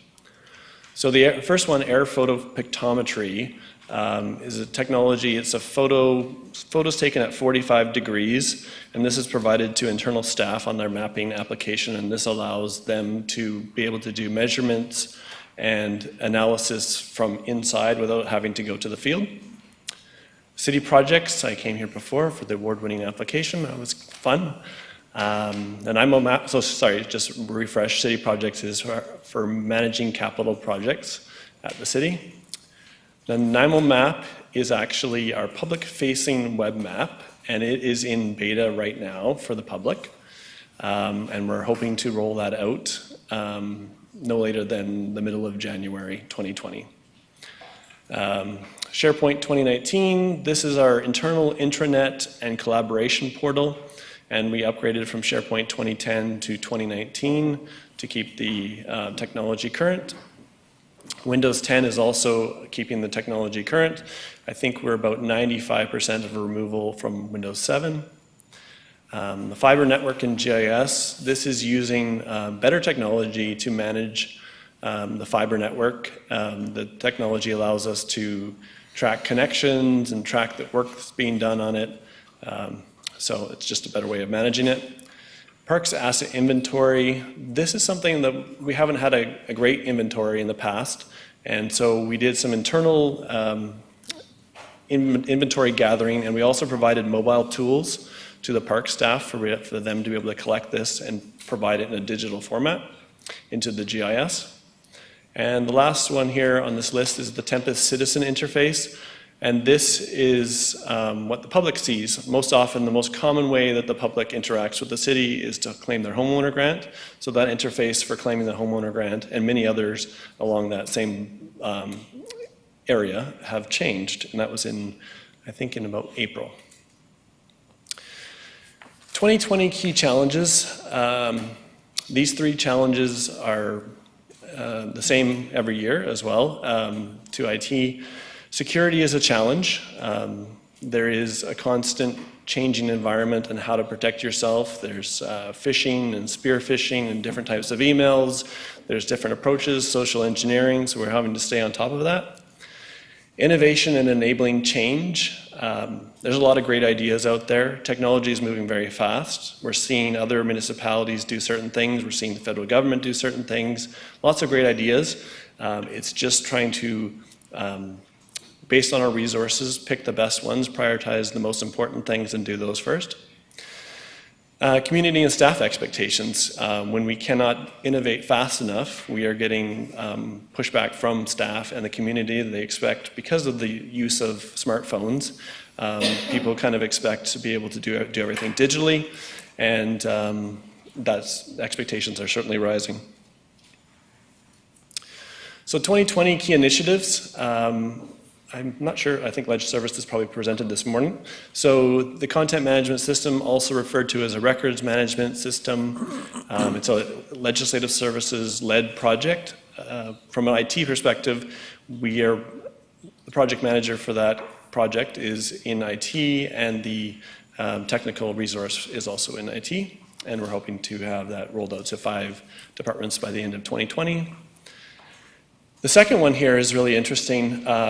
We've kind of identified that there is a big kind of paper process with the public requesting permits and requesting building changes and development processes. So we've identified that there's a lot of ways that perhaps efficiency could help. And so we don't have the tool figured out yet, but before we figure out the tool, we need to map our internal processes and where they connect with the public, and we're doing that mapping process to get a better understanding in a few years to be able to actually get software that can help us with that. So that's pretty exciting. File storage capacity upgrade, that's just to keep up with the ever-growing usage of technology and more video, and so that is required to keep moving. CTV support for pipe inspection software, that's pretty neat. That's also taking a leap forward in terms of doing, these are CTV pipe inspections for sanitary sewer, and we're having better software for managing that. Business continuity implementations and dual ISP, that's basically you get 2 internet feeds to the city, and then you got redundancy, so in case one goes down, just because internet is so important these days in terms of our applications. Enhancing anti-malware software, that ties into the security and the ever vigilant need to stay on top of the bad guys. and the IT network security strategy. So in 2019, the federal government helped us with an evaluation on our security, did a bit of an audit on our water treatment facility plus our IT security, and this IT network strategy, security strategy is to continue that and to continue to identify opportunities to improve. Our draft operating budget, it is slightly rising, and I know that two pieces that are increasing. One is the new position for an IT director, and the second one is the records management or ECM project is also included in that budget. So proposed changes to the budget, new personnel as of July 2019 is to have a director of information technology. Changes not included in the draft budget was a business case for corporate asset management system, an expandable computer system to enhance the city's asset management capabilities. And there was a few questions last time I presented on that, and so I created this diagram to better explain where it all fits together. So the corporate asset management is the light blue box, and it sits on top of the GIS assets, and also the non-spatial assets. So non-spatial assets would be pumps and air conditioners and vehicles that don't necessarily located in space. So it sits on top of those, and then it allows citizens to report data. It puts out service requests, work management, preventive maintenance, condition reporting, and then after, if you've collected enough data in it, then potentially you could use it for AI to mine that data and try to find ways to improve. Councillor Gesselbrock. Thank you, Your Worship. So, like road stuff as well, like that would all be in there? Yes, so that would be part of the GIS assets. Mm-hmm. The corporate asset management system, we have the assets in GIS, so we know where the roads are located. But to be able to say, when was the last time someone did an evaluation of it? What was the condition? When did we send someone out to it? What did they do last time they visited? That kind of stuff is all being tracked paper. Mm-hmm. And just to follow up on that, so I mean, that's sort of like the stuff down the road, but where you have citizen reports, people can be taking data or whatever, and that could be integrated into sort of the... Yes, through the chair to Councillor Gesselbrock. The best municipalities I've heard of basically take all their citizen requests and funnel it through their asset management system so that they have a record of all that, and then those records of citizen requests go out to the service, they complete the service, and then it comes back and goes back to the citizen and says, yes, we fixed that pothole, or what have you. Crazy. Perfect. Yeah. Councillor Bonner. Thank you, Worship.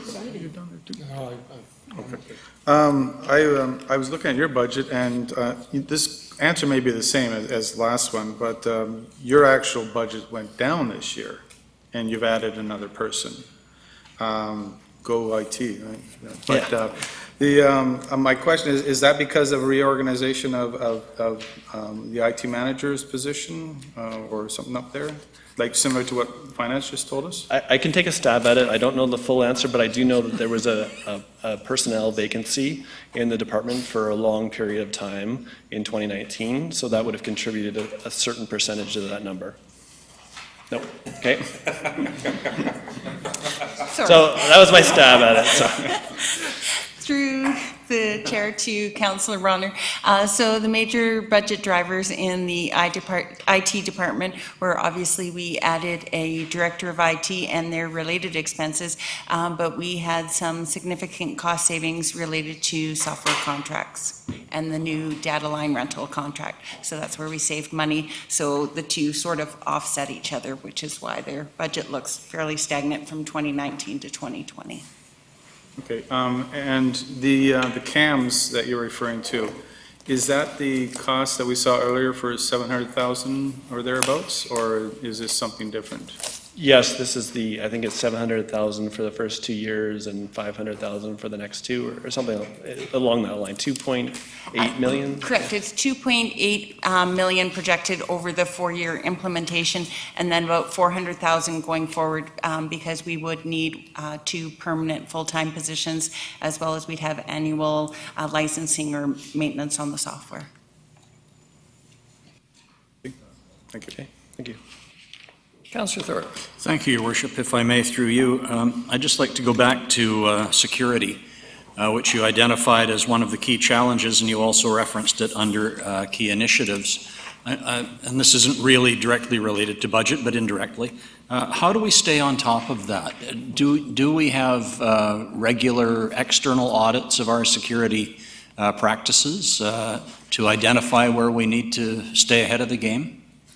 I think there's a number of sources. We get notifications from the federal government on the latest attacks that are out there in the wild. We have security audits on a either 2 or 3 year basis, and we're constantly staying on top of the technology and looking for ways to improve. Okay, thank you. Please. Thank you.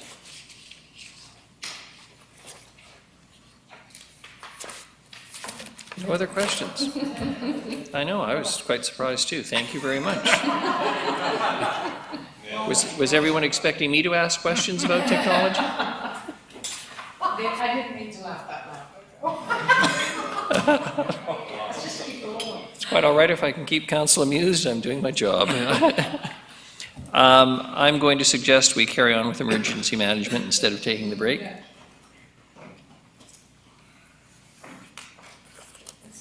Good afternoon. Not quite as tall. All right, hello, Mayor and Council.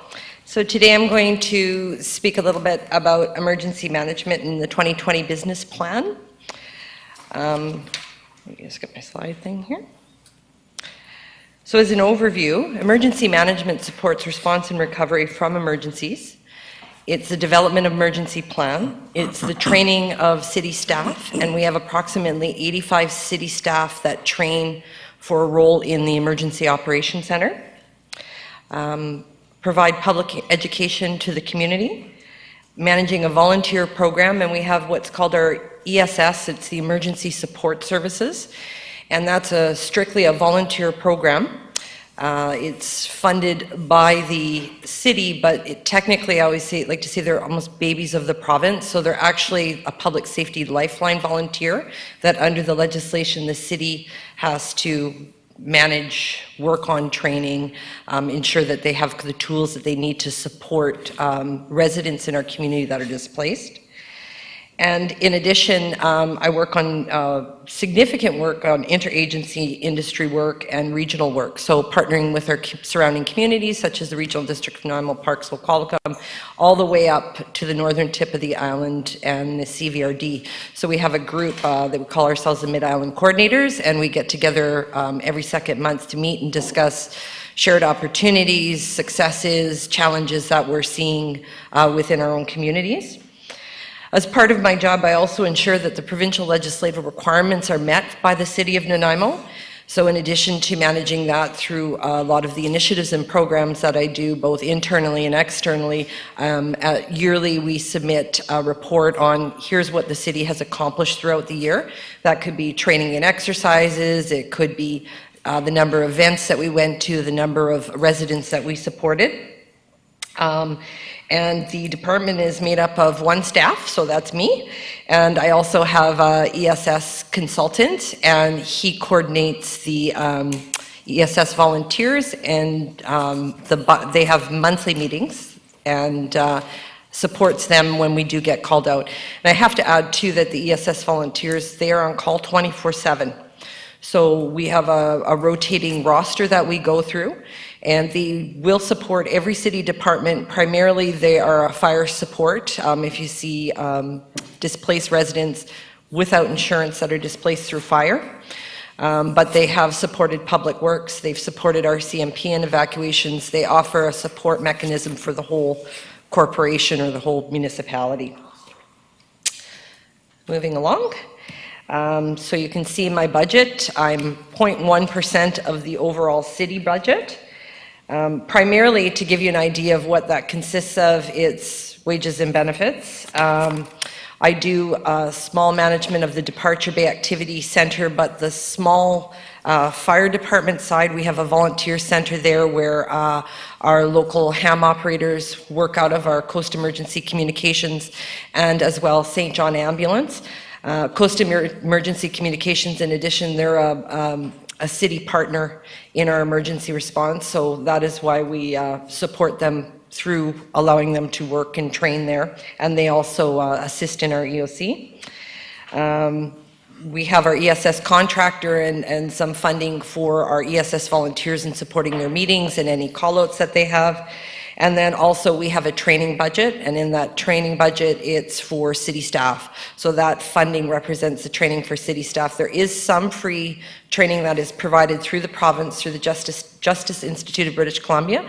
However, I do bring in a consultant to design, write, and facilitate more comprehensive exercises for city staff so that they can practice.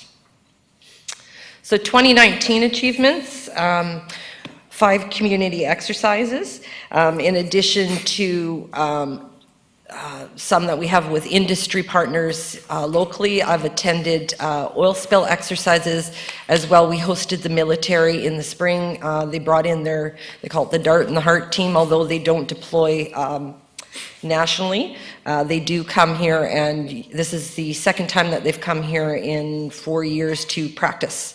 So it's really nice to have them there. We've had 2 what we call virtual ECC exercises, so our Emergency Coordination Center. In preparation for upcoming seasons, we'll call them, so we have meetings with all of the city departments that I host, and we kind of say, okay, what have we done? What do we need to do? And we kind of set up, we call it virtually, in anticipation that there could be an event down the road. These are typically done during the summer wildfire season and then also in severe weather. So we just had our winter storm prep. We did it in October, and we had Public Works, we had Parks, Fire, RCMP. Everybody comes together and we discuss, okay, what do we need to do? Is there, what information do we need to send out? How do we do it? I've written up 2 hazard-specific emergency plans, and I work with Public Works on that, and we continue to work on that. I've been actually on the project team for the Climate Resiliency Study participation. That's been an extremely interesting program as we move forward. We conducted a post-incident analysis from the 2018 windstorm, and I've been working towards implementing some of the recommendations as a result of that report. One that we're seeing most recently in the news, obviously, is the launch of our new emergency notification system, and that was a direct recommendation from that report. In addition, there's been some changes in our ECC, how we're operating, different call-outs to city staff, so there's been some good movement forward on that. For public education, 2 open houses I've attended, 6 public information sessions reaching approximately 2,400 residents, and then there's standard advertising campaigns, Emergency Preparedness Week, and the Great BC Shakeout. We do a lot of informational sessions.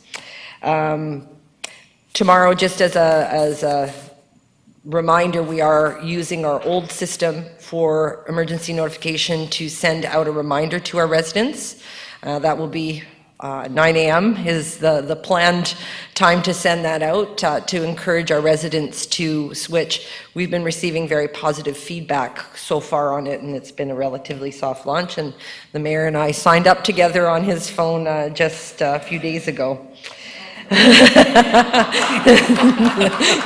Yay. It's called crisis management. And as he said, it was very easy. If he could do it, anyone can. That's what he said. So, You can help me. Also, I might mention just on the interagency and working within different industries, I work with everybody from the port to the Chamber of Commerce to the RCMP, Island Health, First Nations. We have a regional agreement amongst all of our different communities, Parksville, Qualicum Regional District. It includes all the nations in that area, so that if there is an emergency that crosses borders, which, it's not always necessarily limited to the city of Nanaimo, we have the ability to come together and work cooperatively. So that's a nice thing to have, and then also participate in the official community plan. I'm just going to go through here. Here's just a few stats. So This has been an interesting year, or 2018 was an interesting year. We had 5 actual ECC activations. That's the most in the 11 years that I've been doing this job that we've seen. And a lot of them came through the windstorm.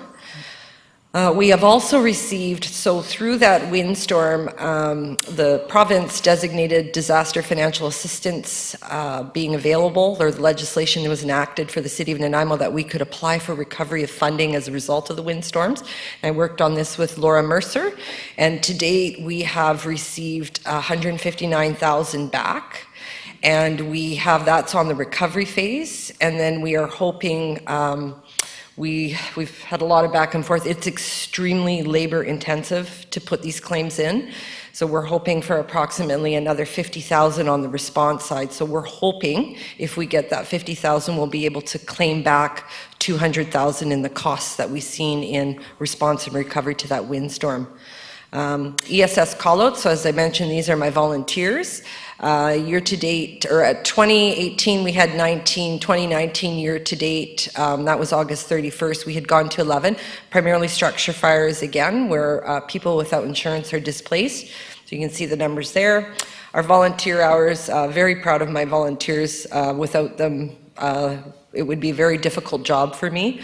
So they, as of August, had conducted 344, and they also attend our open houses.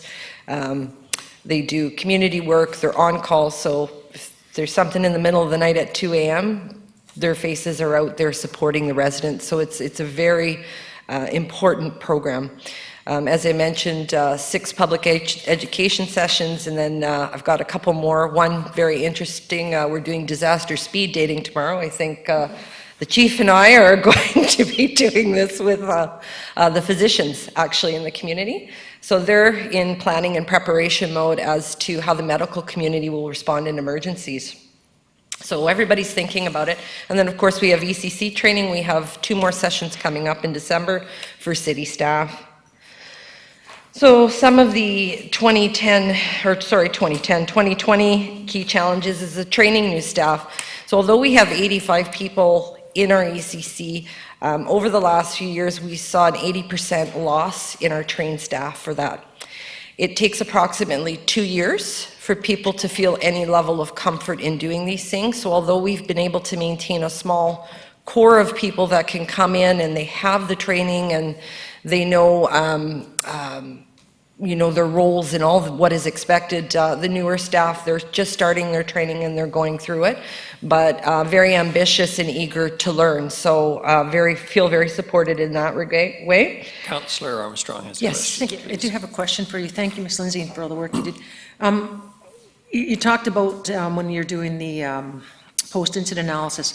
Is there any plans for post-disaster? Like, you know, we're very good for the first week, but if you look at the lessons from Fort McMurray, Slave Lake, you know, is there a plan in place for that? Like, who's going to bring the engineers in to look at the houses? Are they, whatever? Is there a plan in place for that? Does that fall under you? So that's the recovery planning, and so we're beginning the process of recovery planning, and I was actually going to talk about that. In January, we're getting together with the military, Port Authority, BC Hydro, BC Ferries, the province, and we're going to start looking at post-disaster supply chain. So that's going to be one of the first things that's going to launch into it. Rapid damage, the city does have a program. Again, we have to retrain, but rapid damage assessment is mainly for city facilities and how we get them up and running. So we don't, you know, assess or evaluate single-family homes. What we're looking at is we need this facility for mass care, or we need this facility for displaced residents. We have rapid damage to look at it. More people need to be trained in that because we've also seen that turnover. So we're working towards a recovery plan. We have a very basic recovery plan would be my answer to that. Thank you. Okay. So obviously the resource issues. I am a one-person department. Another thing that I wanted to mention also is we're seeing a little more of trending towards provincial download, and probably the biggest or most obvious of this is the ESS in the past, and this happened after the wildfires, and I think because of the challenges with the wildfires, we saw dispersion of residents from the interior BC everywhere. So in processing some of that displacement and the paperwork associated with, there was a bit of I guess a delay in some of the payments that the vendors were receiving, because they submit the paper. So if I was displaced, I go in, say, to a local retailer with this paper, I get some goods and services, whatever the expenses are allotted, and then that retailer submits to the province for reimbursement. So what we're having to do now is we're actually having to fund that up front and bill the province. And again, that's another very labor-intensive thing, because I'm having to buy gift cards, we're having to copy it, we're having to get finance to manage it, we have to fund it, then we got to submit invoicing to the province. Another thing that just as another initiative that's coming up with the province, and I'm not sure, I don't know if it'll necessarily be a provincial download, but there may be a change in the way we have to look at things, is that EMBC is reevaluating the Emergency Program Act that has significant implications on local government. And what they're using is what's called the Sendai framework, and it's the United Nations model. And what the Sendai framework does is there's more emphasis on mitigation at the local government level. So what they're looking at is that the mitigation, what they're trying to do is reduce your risk through mitigation. So now I don't know if that will turn out. There is a link on the provincial website that you can read the paper, read what the proposals are. They're looking for input from throughout BC, not just from myself or the local government. They're even going out to residents, but it will have a significant change. And I think 2020, they're going to release the updated act, and then 2021 is when they anticipate actually putting it into place.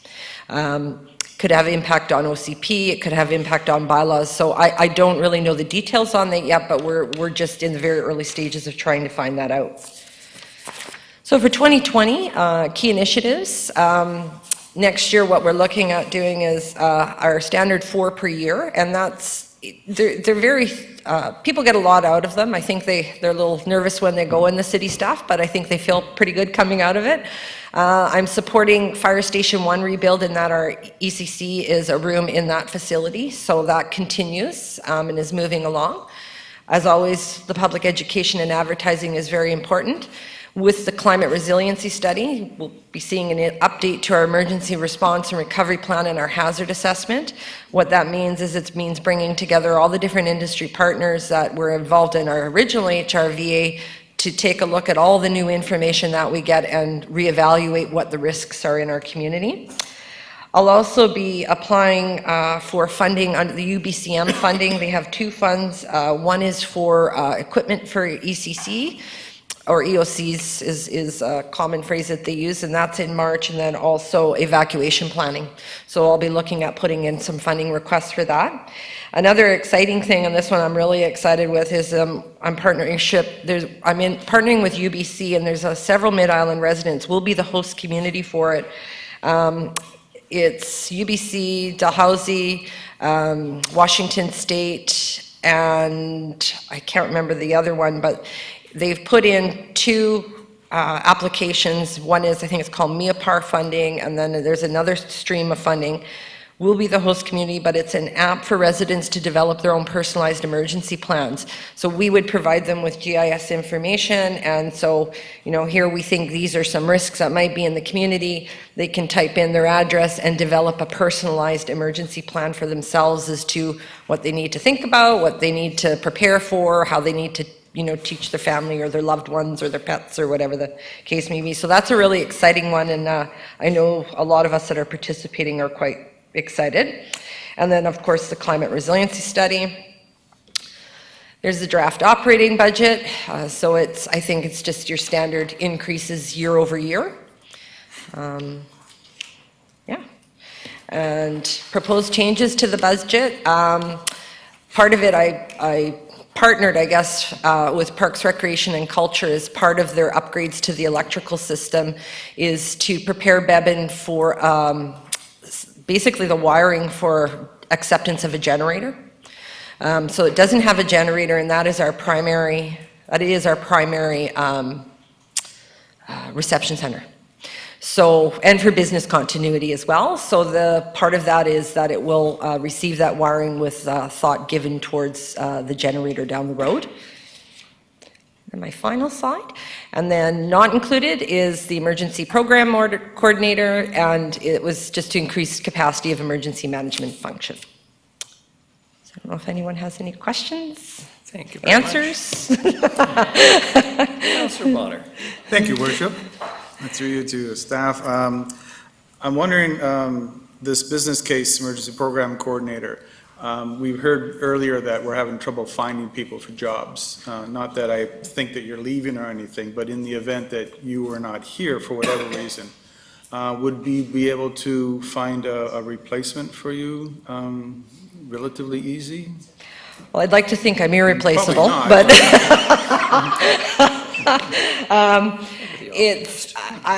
I don't know. I mean, there's a lot of, I think it's like any local government. I think people apply from local government to local government depending on where their area of expertise is. So I don't think I'm irreplaceable. I imagine that they probably could find somebody, but with hopes that there would be a transfer of knowledge.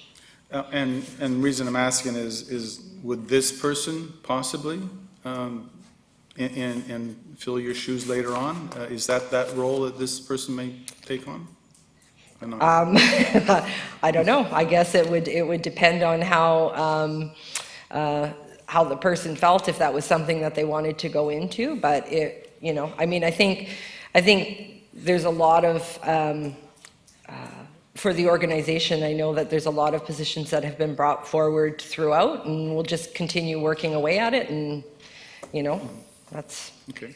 Yeah, I'm just looking at succession planning and that Yeah. sort of thing, and because this is emerging, it's kind of important. Yeah. Thing over there. You also mentioned in your presentation you have expenses for call-outs for volunteers. Could you describe what those are? The expenses aren't for the call-out because it is strictly volunteer. So the expenses for the volunteers are primarily for hosting of meetings, and we do recognition for them.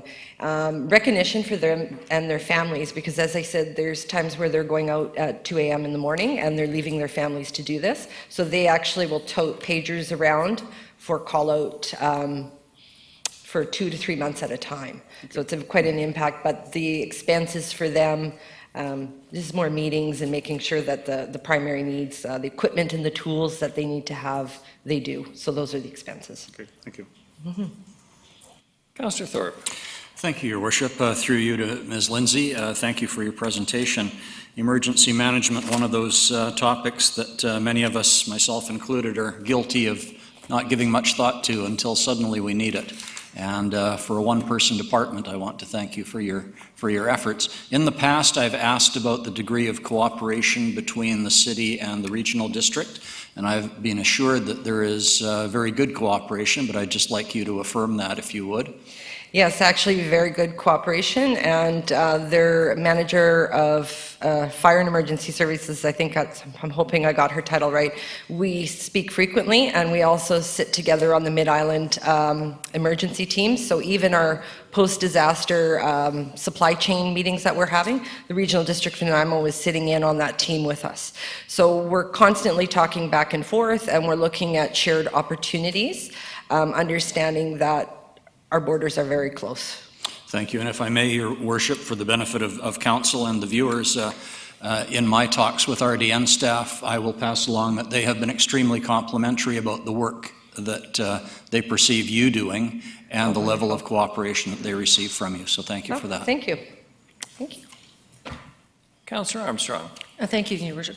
Councillor Bonner raised a really good point about succession planning, but what happens when you're gone? Like if you're gone, happen to be gone, which you're entitled to a holiday 2-3 weeks, and we do have a natural disaster, is there anybody trained to take on your role? So that would be our emergency operations center. So my job is my job. But what we're doing is we're looking at different options right now to support that 24-hour on-call role. And in addition, I know the fire chief's taken the call. I know our public works manager has taken the call. So there are people that have the training, and the EOC, our CAO has the training to operate our EOC, so they would activate it and run it. Yeah, no, I was just thinking long-term, like, if you, we're going to be the last people that they're going to bring somebody into, ferries will be shut, planes, so somebody needs to know what you know. Yeah. Okay, thank you. Thank you very much. I'm going to suggest we take the 15-minute break now. Back at Thank you. 2:25 on the nose, please, everyone. And I see Chief Fry ready to go and her team. I trust they all found a parking spot. That'll be tough. I'll tell you.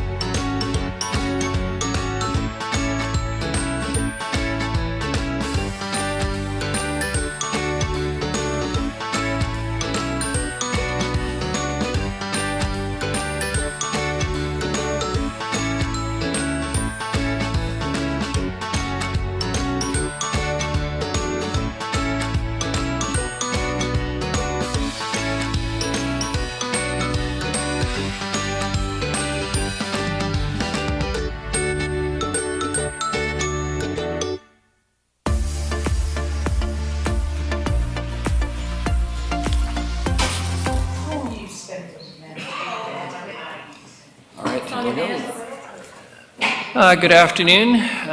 Let's reconvene and welcome Chief Fry, the Nanaimo Fire Rescue 2020 Business Plan.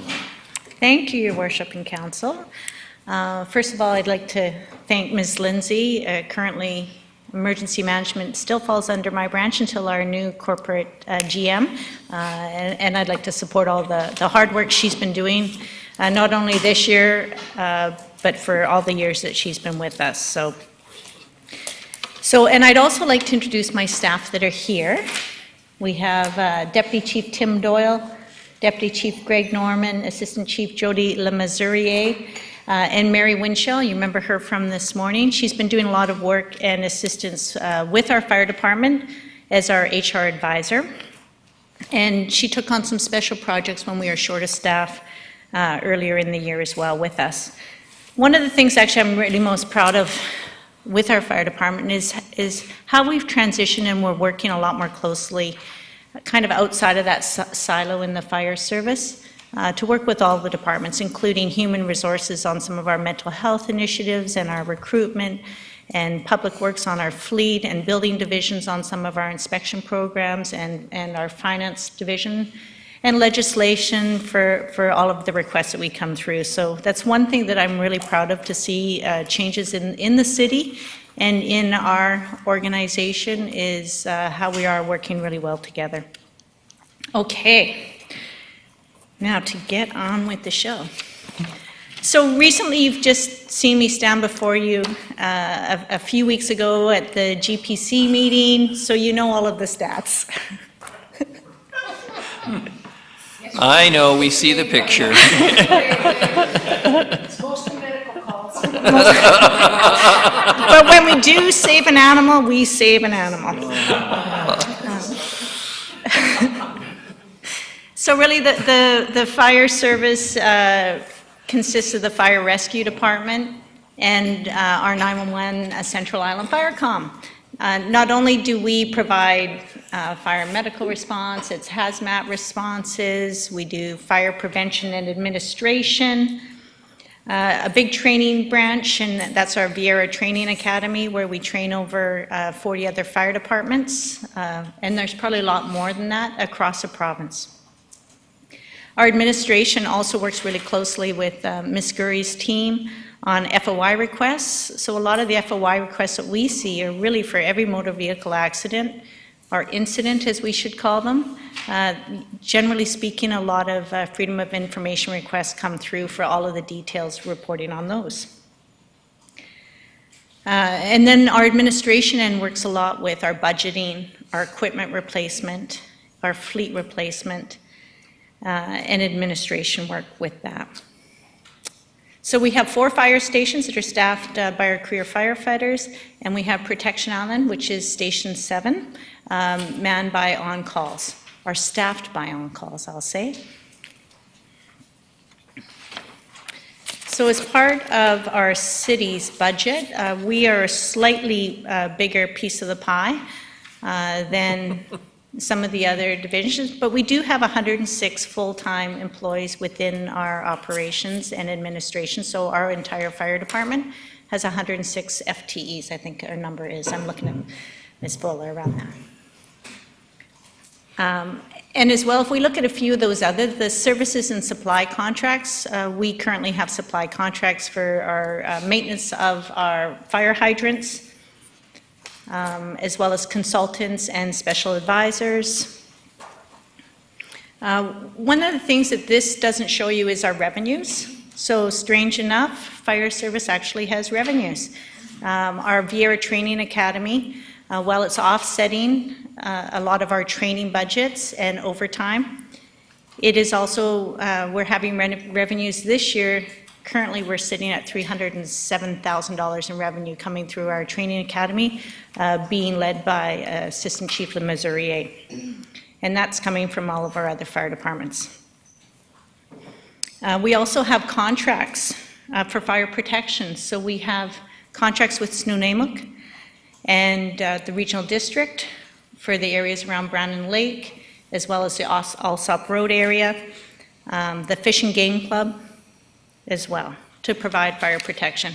And with Snuneymuxw, we actually provide full service to that area. Anything that we do inside our city boundaries, we also provide to that nation. And as you recall, when we heard our finance department's opening, as well as Mr. Rudolph's, the fire department cost to an average taxpayer is $24.85 a month. So in my opinion, that's great value. So some of the achievements that we've been working on, well, we react to calls, and everybody knows about the 8,000 responses that we go to every single day, 365 days a year, even on Christmas. We also do a lot of other achievements, or have accomplished a lot of other achievements this year. We've revamped our internal training. We've started again training for our live fire. We've partnered with the IFF on a lot of initiatives for training for self-rescue. You'll see some of those advertisements or media releases we did on that. We've done a lot of staff development training.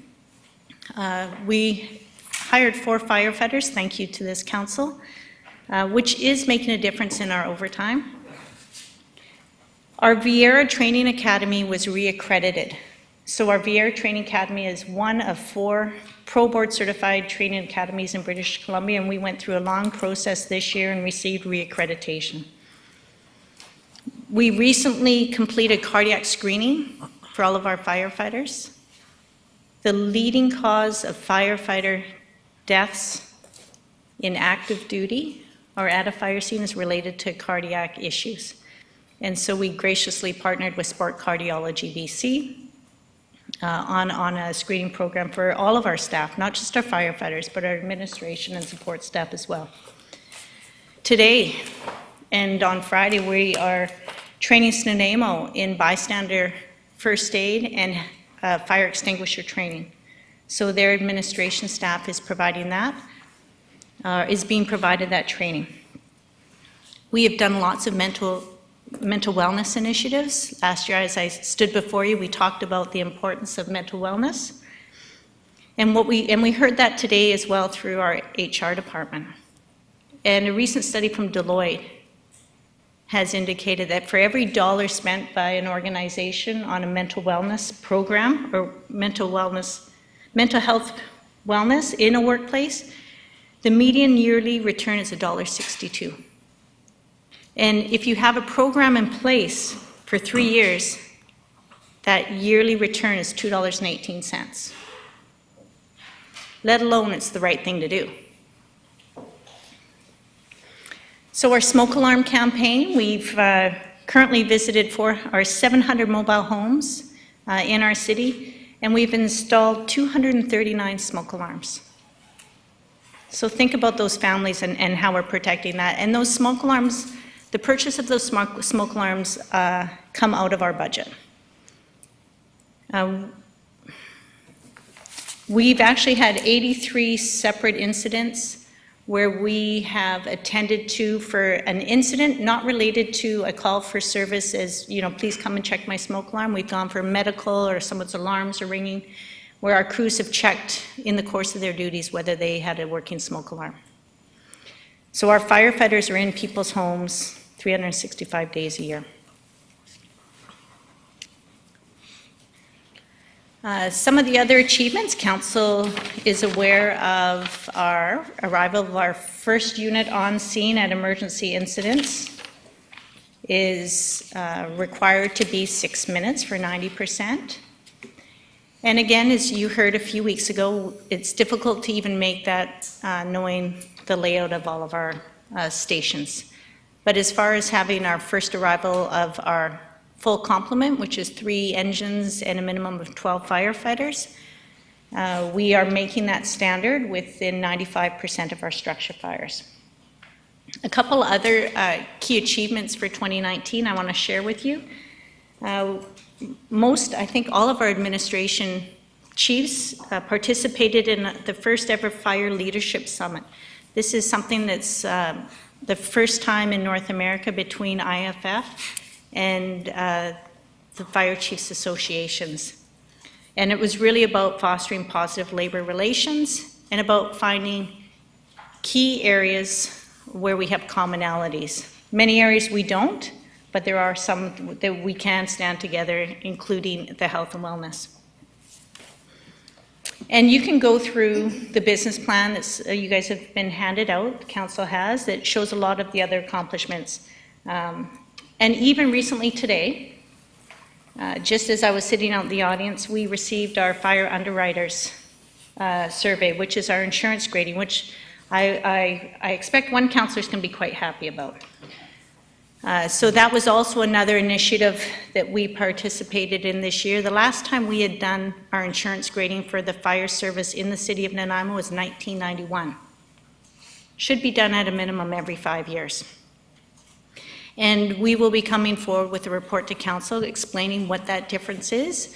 But I will tell you right now that the public fire protection classification in our city, through initiatives, through the water, the hydrants, the staffing levels, the apparatus that we have, has improved by 1 step, which could possibly, from indications, be about a 12% improvement to the insurance for our commercial properties. So that's a good news story. So apart from responding, council's also aware we respond to fires, and we are required to do a fire report for every fire we attend. Generally we're doing about between 300 and 400. This year, I just went back and looked at lunch, and we're sitting at 395 year to date.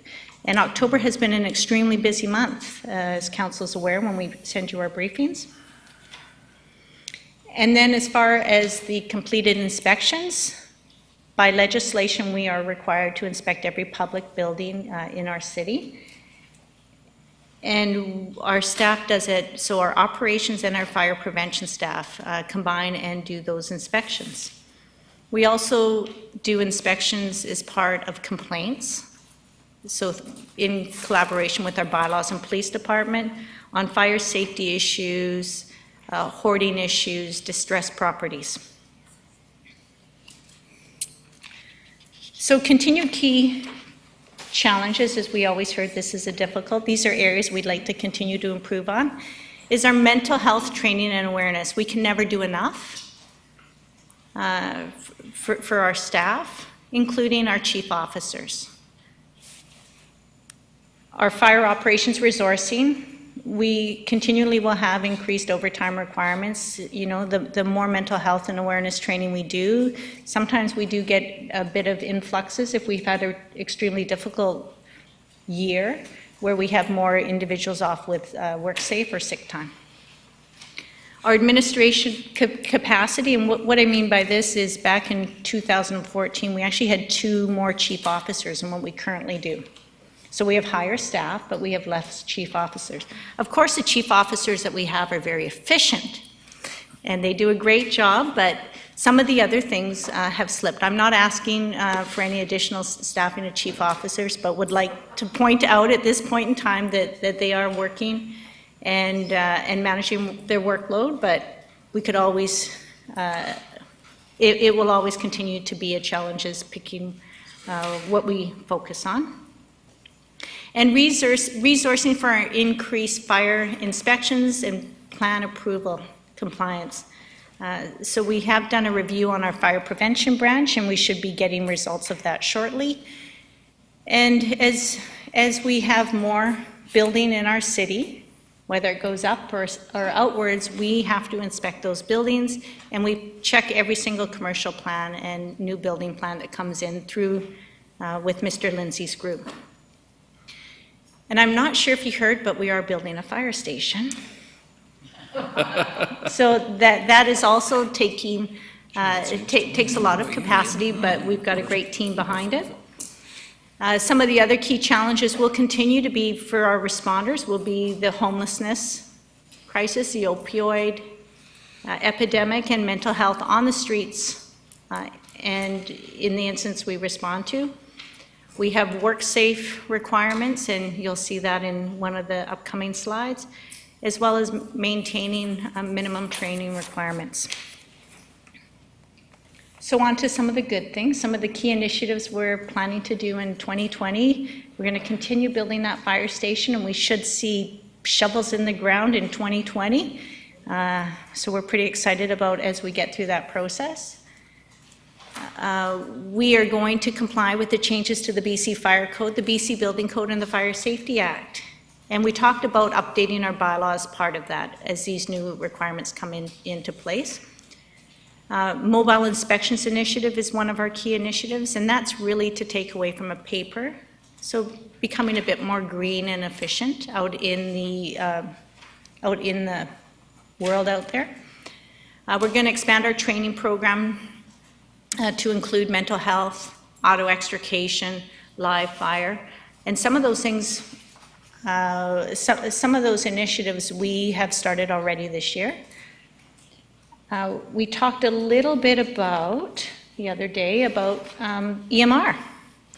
And so on Monday, you will have that opportunity to include it in the budget at that point in time, if that's council's wish. And so we will fit that into our training and make that a priority for 2020, if council wishes to move ahead with that.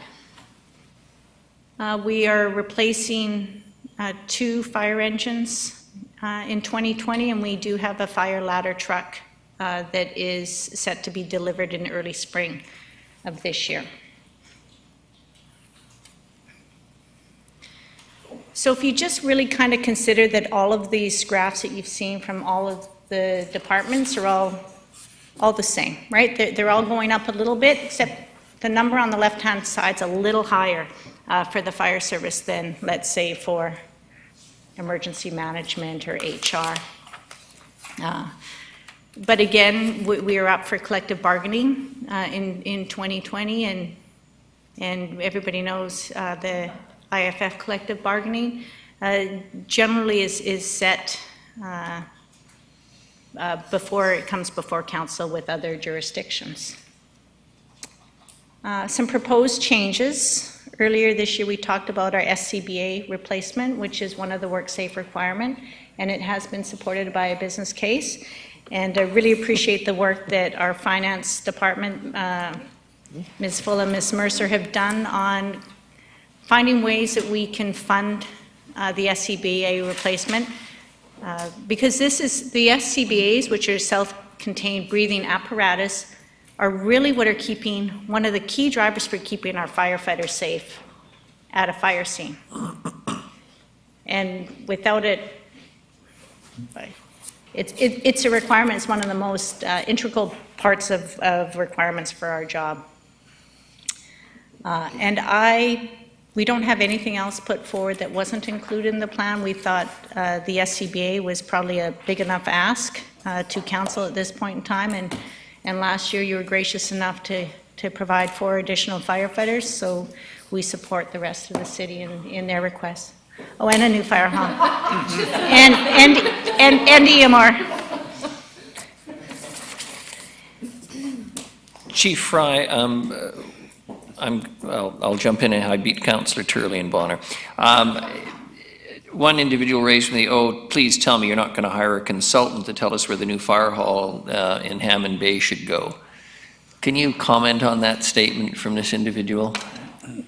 Correct. So while I could pick a spot where I believe a new fire station should go, a lot of times now on the deployment of where a new station should go, it's based on a plethora of information regarding not only the OCP requirements and where the future growth in a city is, engineering standards, standards through National Fire Protection, response times matrices. Unfortunately, I'm not an engineer, and the other word on the other point on that is it is a common standard that it should really be consultants that are doing this. It takes any bias out of any kind of recommendation that the fire chief may make as well. Saanich has recently gone through a master plan, as well as the City of Vancouver, and most other fire departments now are making these recommendations based on experts that are doing this as a full-time, and that's what they do. In the 2004 plan the last time where we built Station 4, that was based on a consultant's report. That helps. And for practical purposes, as I recall one of your previous presentations, at the present time, the response time in the Hammond Bay area is actually pretty good. Yes, Don't agree with me if you correct. don't agree. The response times in the Hammond Bay area, while they are somewhat slower, the distance isn't necessarily there, and there are different requirements. They have improved. But the amount of calls in that area compared to other areas where we are seeing a lot more growth and development is changing. Thank you. Councillor Turley. Thank you, Your Worship. This question again probably is more appropriate for Ms. Mercer or Ms. Fuller. Under the proposed operating budget revenues for 2020, the Nanaimo Fire Rescue, I'm assuming that a portion of that comes from the revenues from the training center, but I'm also wondering if the balance of it is I heard Chief Fry say there's contracts with SFN and RDN and one other group, which escapes me at the moment. Is that included in that? And if that's the reason, which area has experienced the growth in revenue, which is always positive? Growth in revenue, that's a good thing. You can answer it later if unless you. I think Ms. Fuller has it up, through your worship, okay. to Councillor Shirley. Yes, Viera is in there, right? Yes, Viera is in the revenue, and like Ms. Fry, or Chief Fry said, we do get some revenue, say, from SFN for their fire service, so that is likely in there as well. We also this year have had revenue through some of our inspections. So we have been invoicing for inspections at a few more recent housing sites and inspection revenues and fines through our fire and loss prevention branch as well. Thank you. Oh, yeah.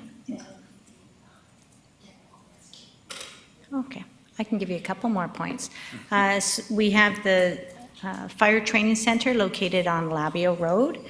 We rent that out as well to other fire departments. Previously, we had contracts. We have taken on that live fire through Viera, but we are also renting it out. This week, we had the City of Victoria Fire Department training in the city of Nanaimo. So when we think about the good things that we're doing in our city, you know, those are good initiatives that other cities are coming to Nanaimo to do their training and learning. Thank you. Welcome. And I was always happy to have Victoria's money. Councillor Bonner. Thank you, Worship, and through you to Chief Fry. Looking over the 5-year plan, there are no asks for increases to full-time employees. With our population getting larger and with all of this development that's taking place this year, do you see that changing in the next 4 years, or you think we've got enough till then? Through your worship to Councillor Bonner. Well, of course, I would like about 15, no. We would always like more staff, and you will see when we report on our fire underwriters study or survey, that is an area where we did lose mark as the amount of staff that we have in our fire department. So we will probably be asking for future staff, but whatever that staff looks like, because there's other areas apart from the operations that will need additional staff to continue to support, and we've alluded to a few of those in different areas as well, of fire prevention, IT support, things down the road where we would probably look at adding additional staff. And as well, I'm sure the firefighters would always like to increase staffing, but we also see the need to cross-staff units and have higher staffing levels at different times. But at this point, we haven't put anything forward this year. But I would definitely expect once we complete a master plan with a consultant that we would rely on what some of those recommendations are to set a bit of a strategic game plan going forward over a 10 to 15-year period. Thank you, and if I may again, one of your graphs showed 95.85% arrival within 10 minutes. Where's the other 4.15%? Is there an area in the town where that tends to get longer? Correct. There are areas and there are other incidents going on. So as you recall, we have 4 full staff, 4-member engines at any given time, and so the arrival of 3 engines within 10 minutes means that 3 engines are available to respond at any given time when a structure fire comes in.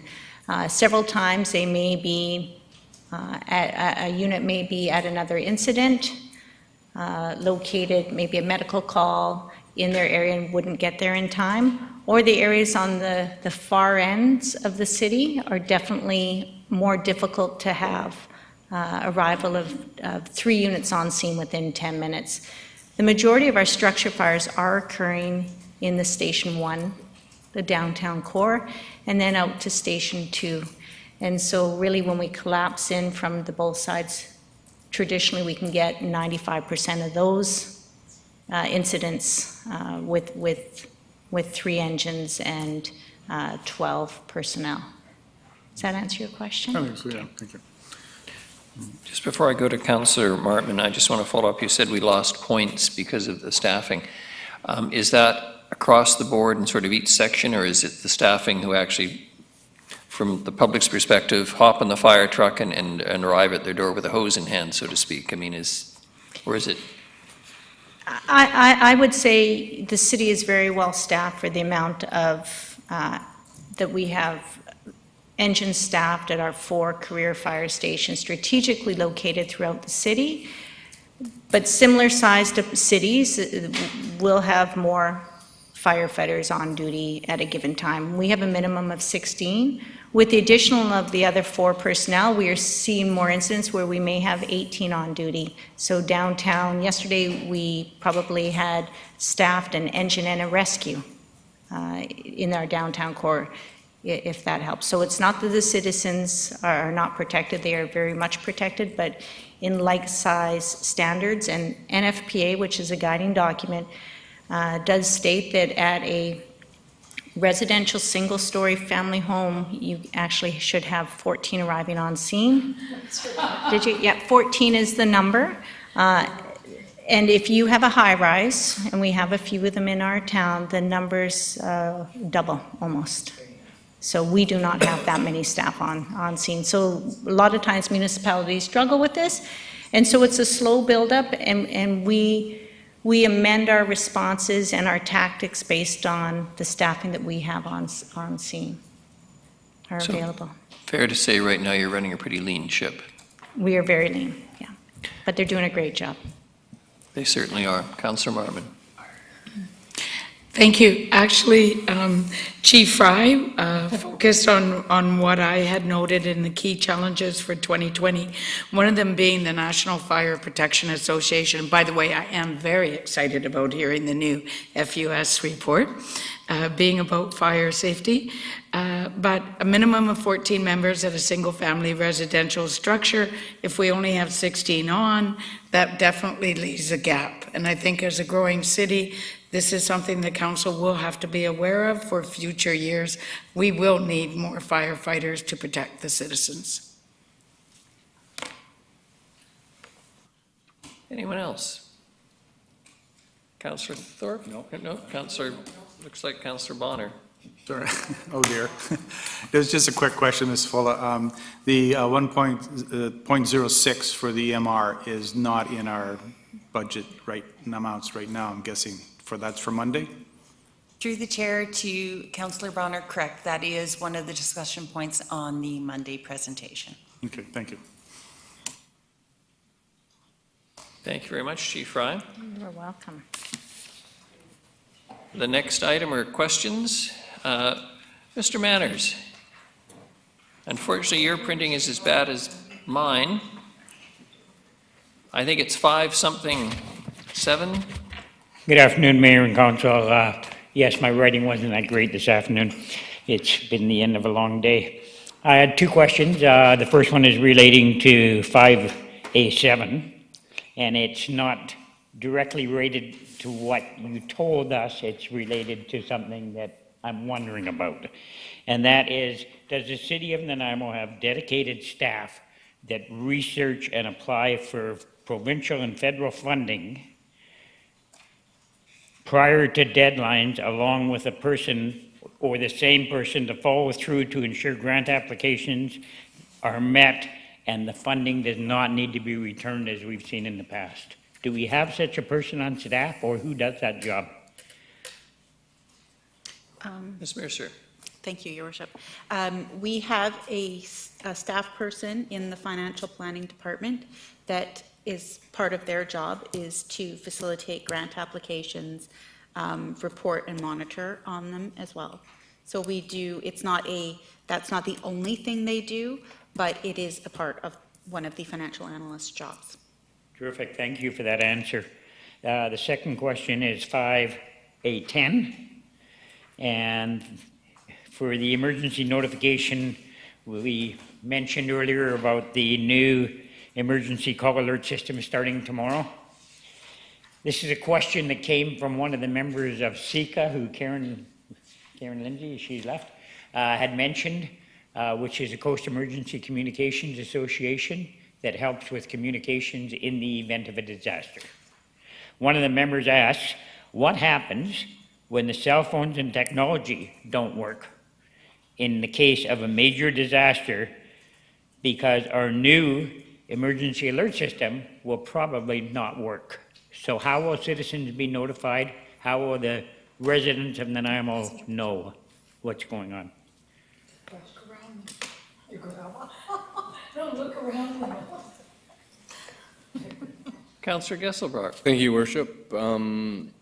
One redundant system that I know that we do have is radio operators, don't we? That's me. We hope we never have to use your services, Mr. Manners. I hope not. I can provide a little bit of information for Mr. Manners. So Please, Chief. while cell phones definitely are improving, and we've seen them being used a lot in Hurricane Katrina and situations, large-scale events, they are up and running. The cell phone companies will bring in what we can call CAVs or nurses, where they can set up immediate towers within short periods of time. Landlines will also be working, and this communication system will be running out of, it's not housed locally. It is not kept in Nanaimo, so it will be running out from another cloud area outside of the city. So that shouldn't affect it. As well, we have our radio networks, we have our search and rescue volunteers, we have communications through our ESS volunteers. If there are means to get information out in our community, we have them involved in our EOC as well. Thank you very much. Thank you, Mr. Manners, and thank you to the audience for attending. All two people, at least we've got some interest in public affairs, and trust that there were others watching at home. Unless someone has anything further, I would ask for a motion for adjournment and thank staff who've attended today from all the various departments so far to make their presentations. We're very fortunate to have you. Moved, Councillor Turley, seconded Councillor Thorpe. All those in favor? Motion carries. Thank you very much, everyone.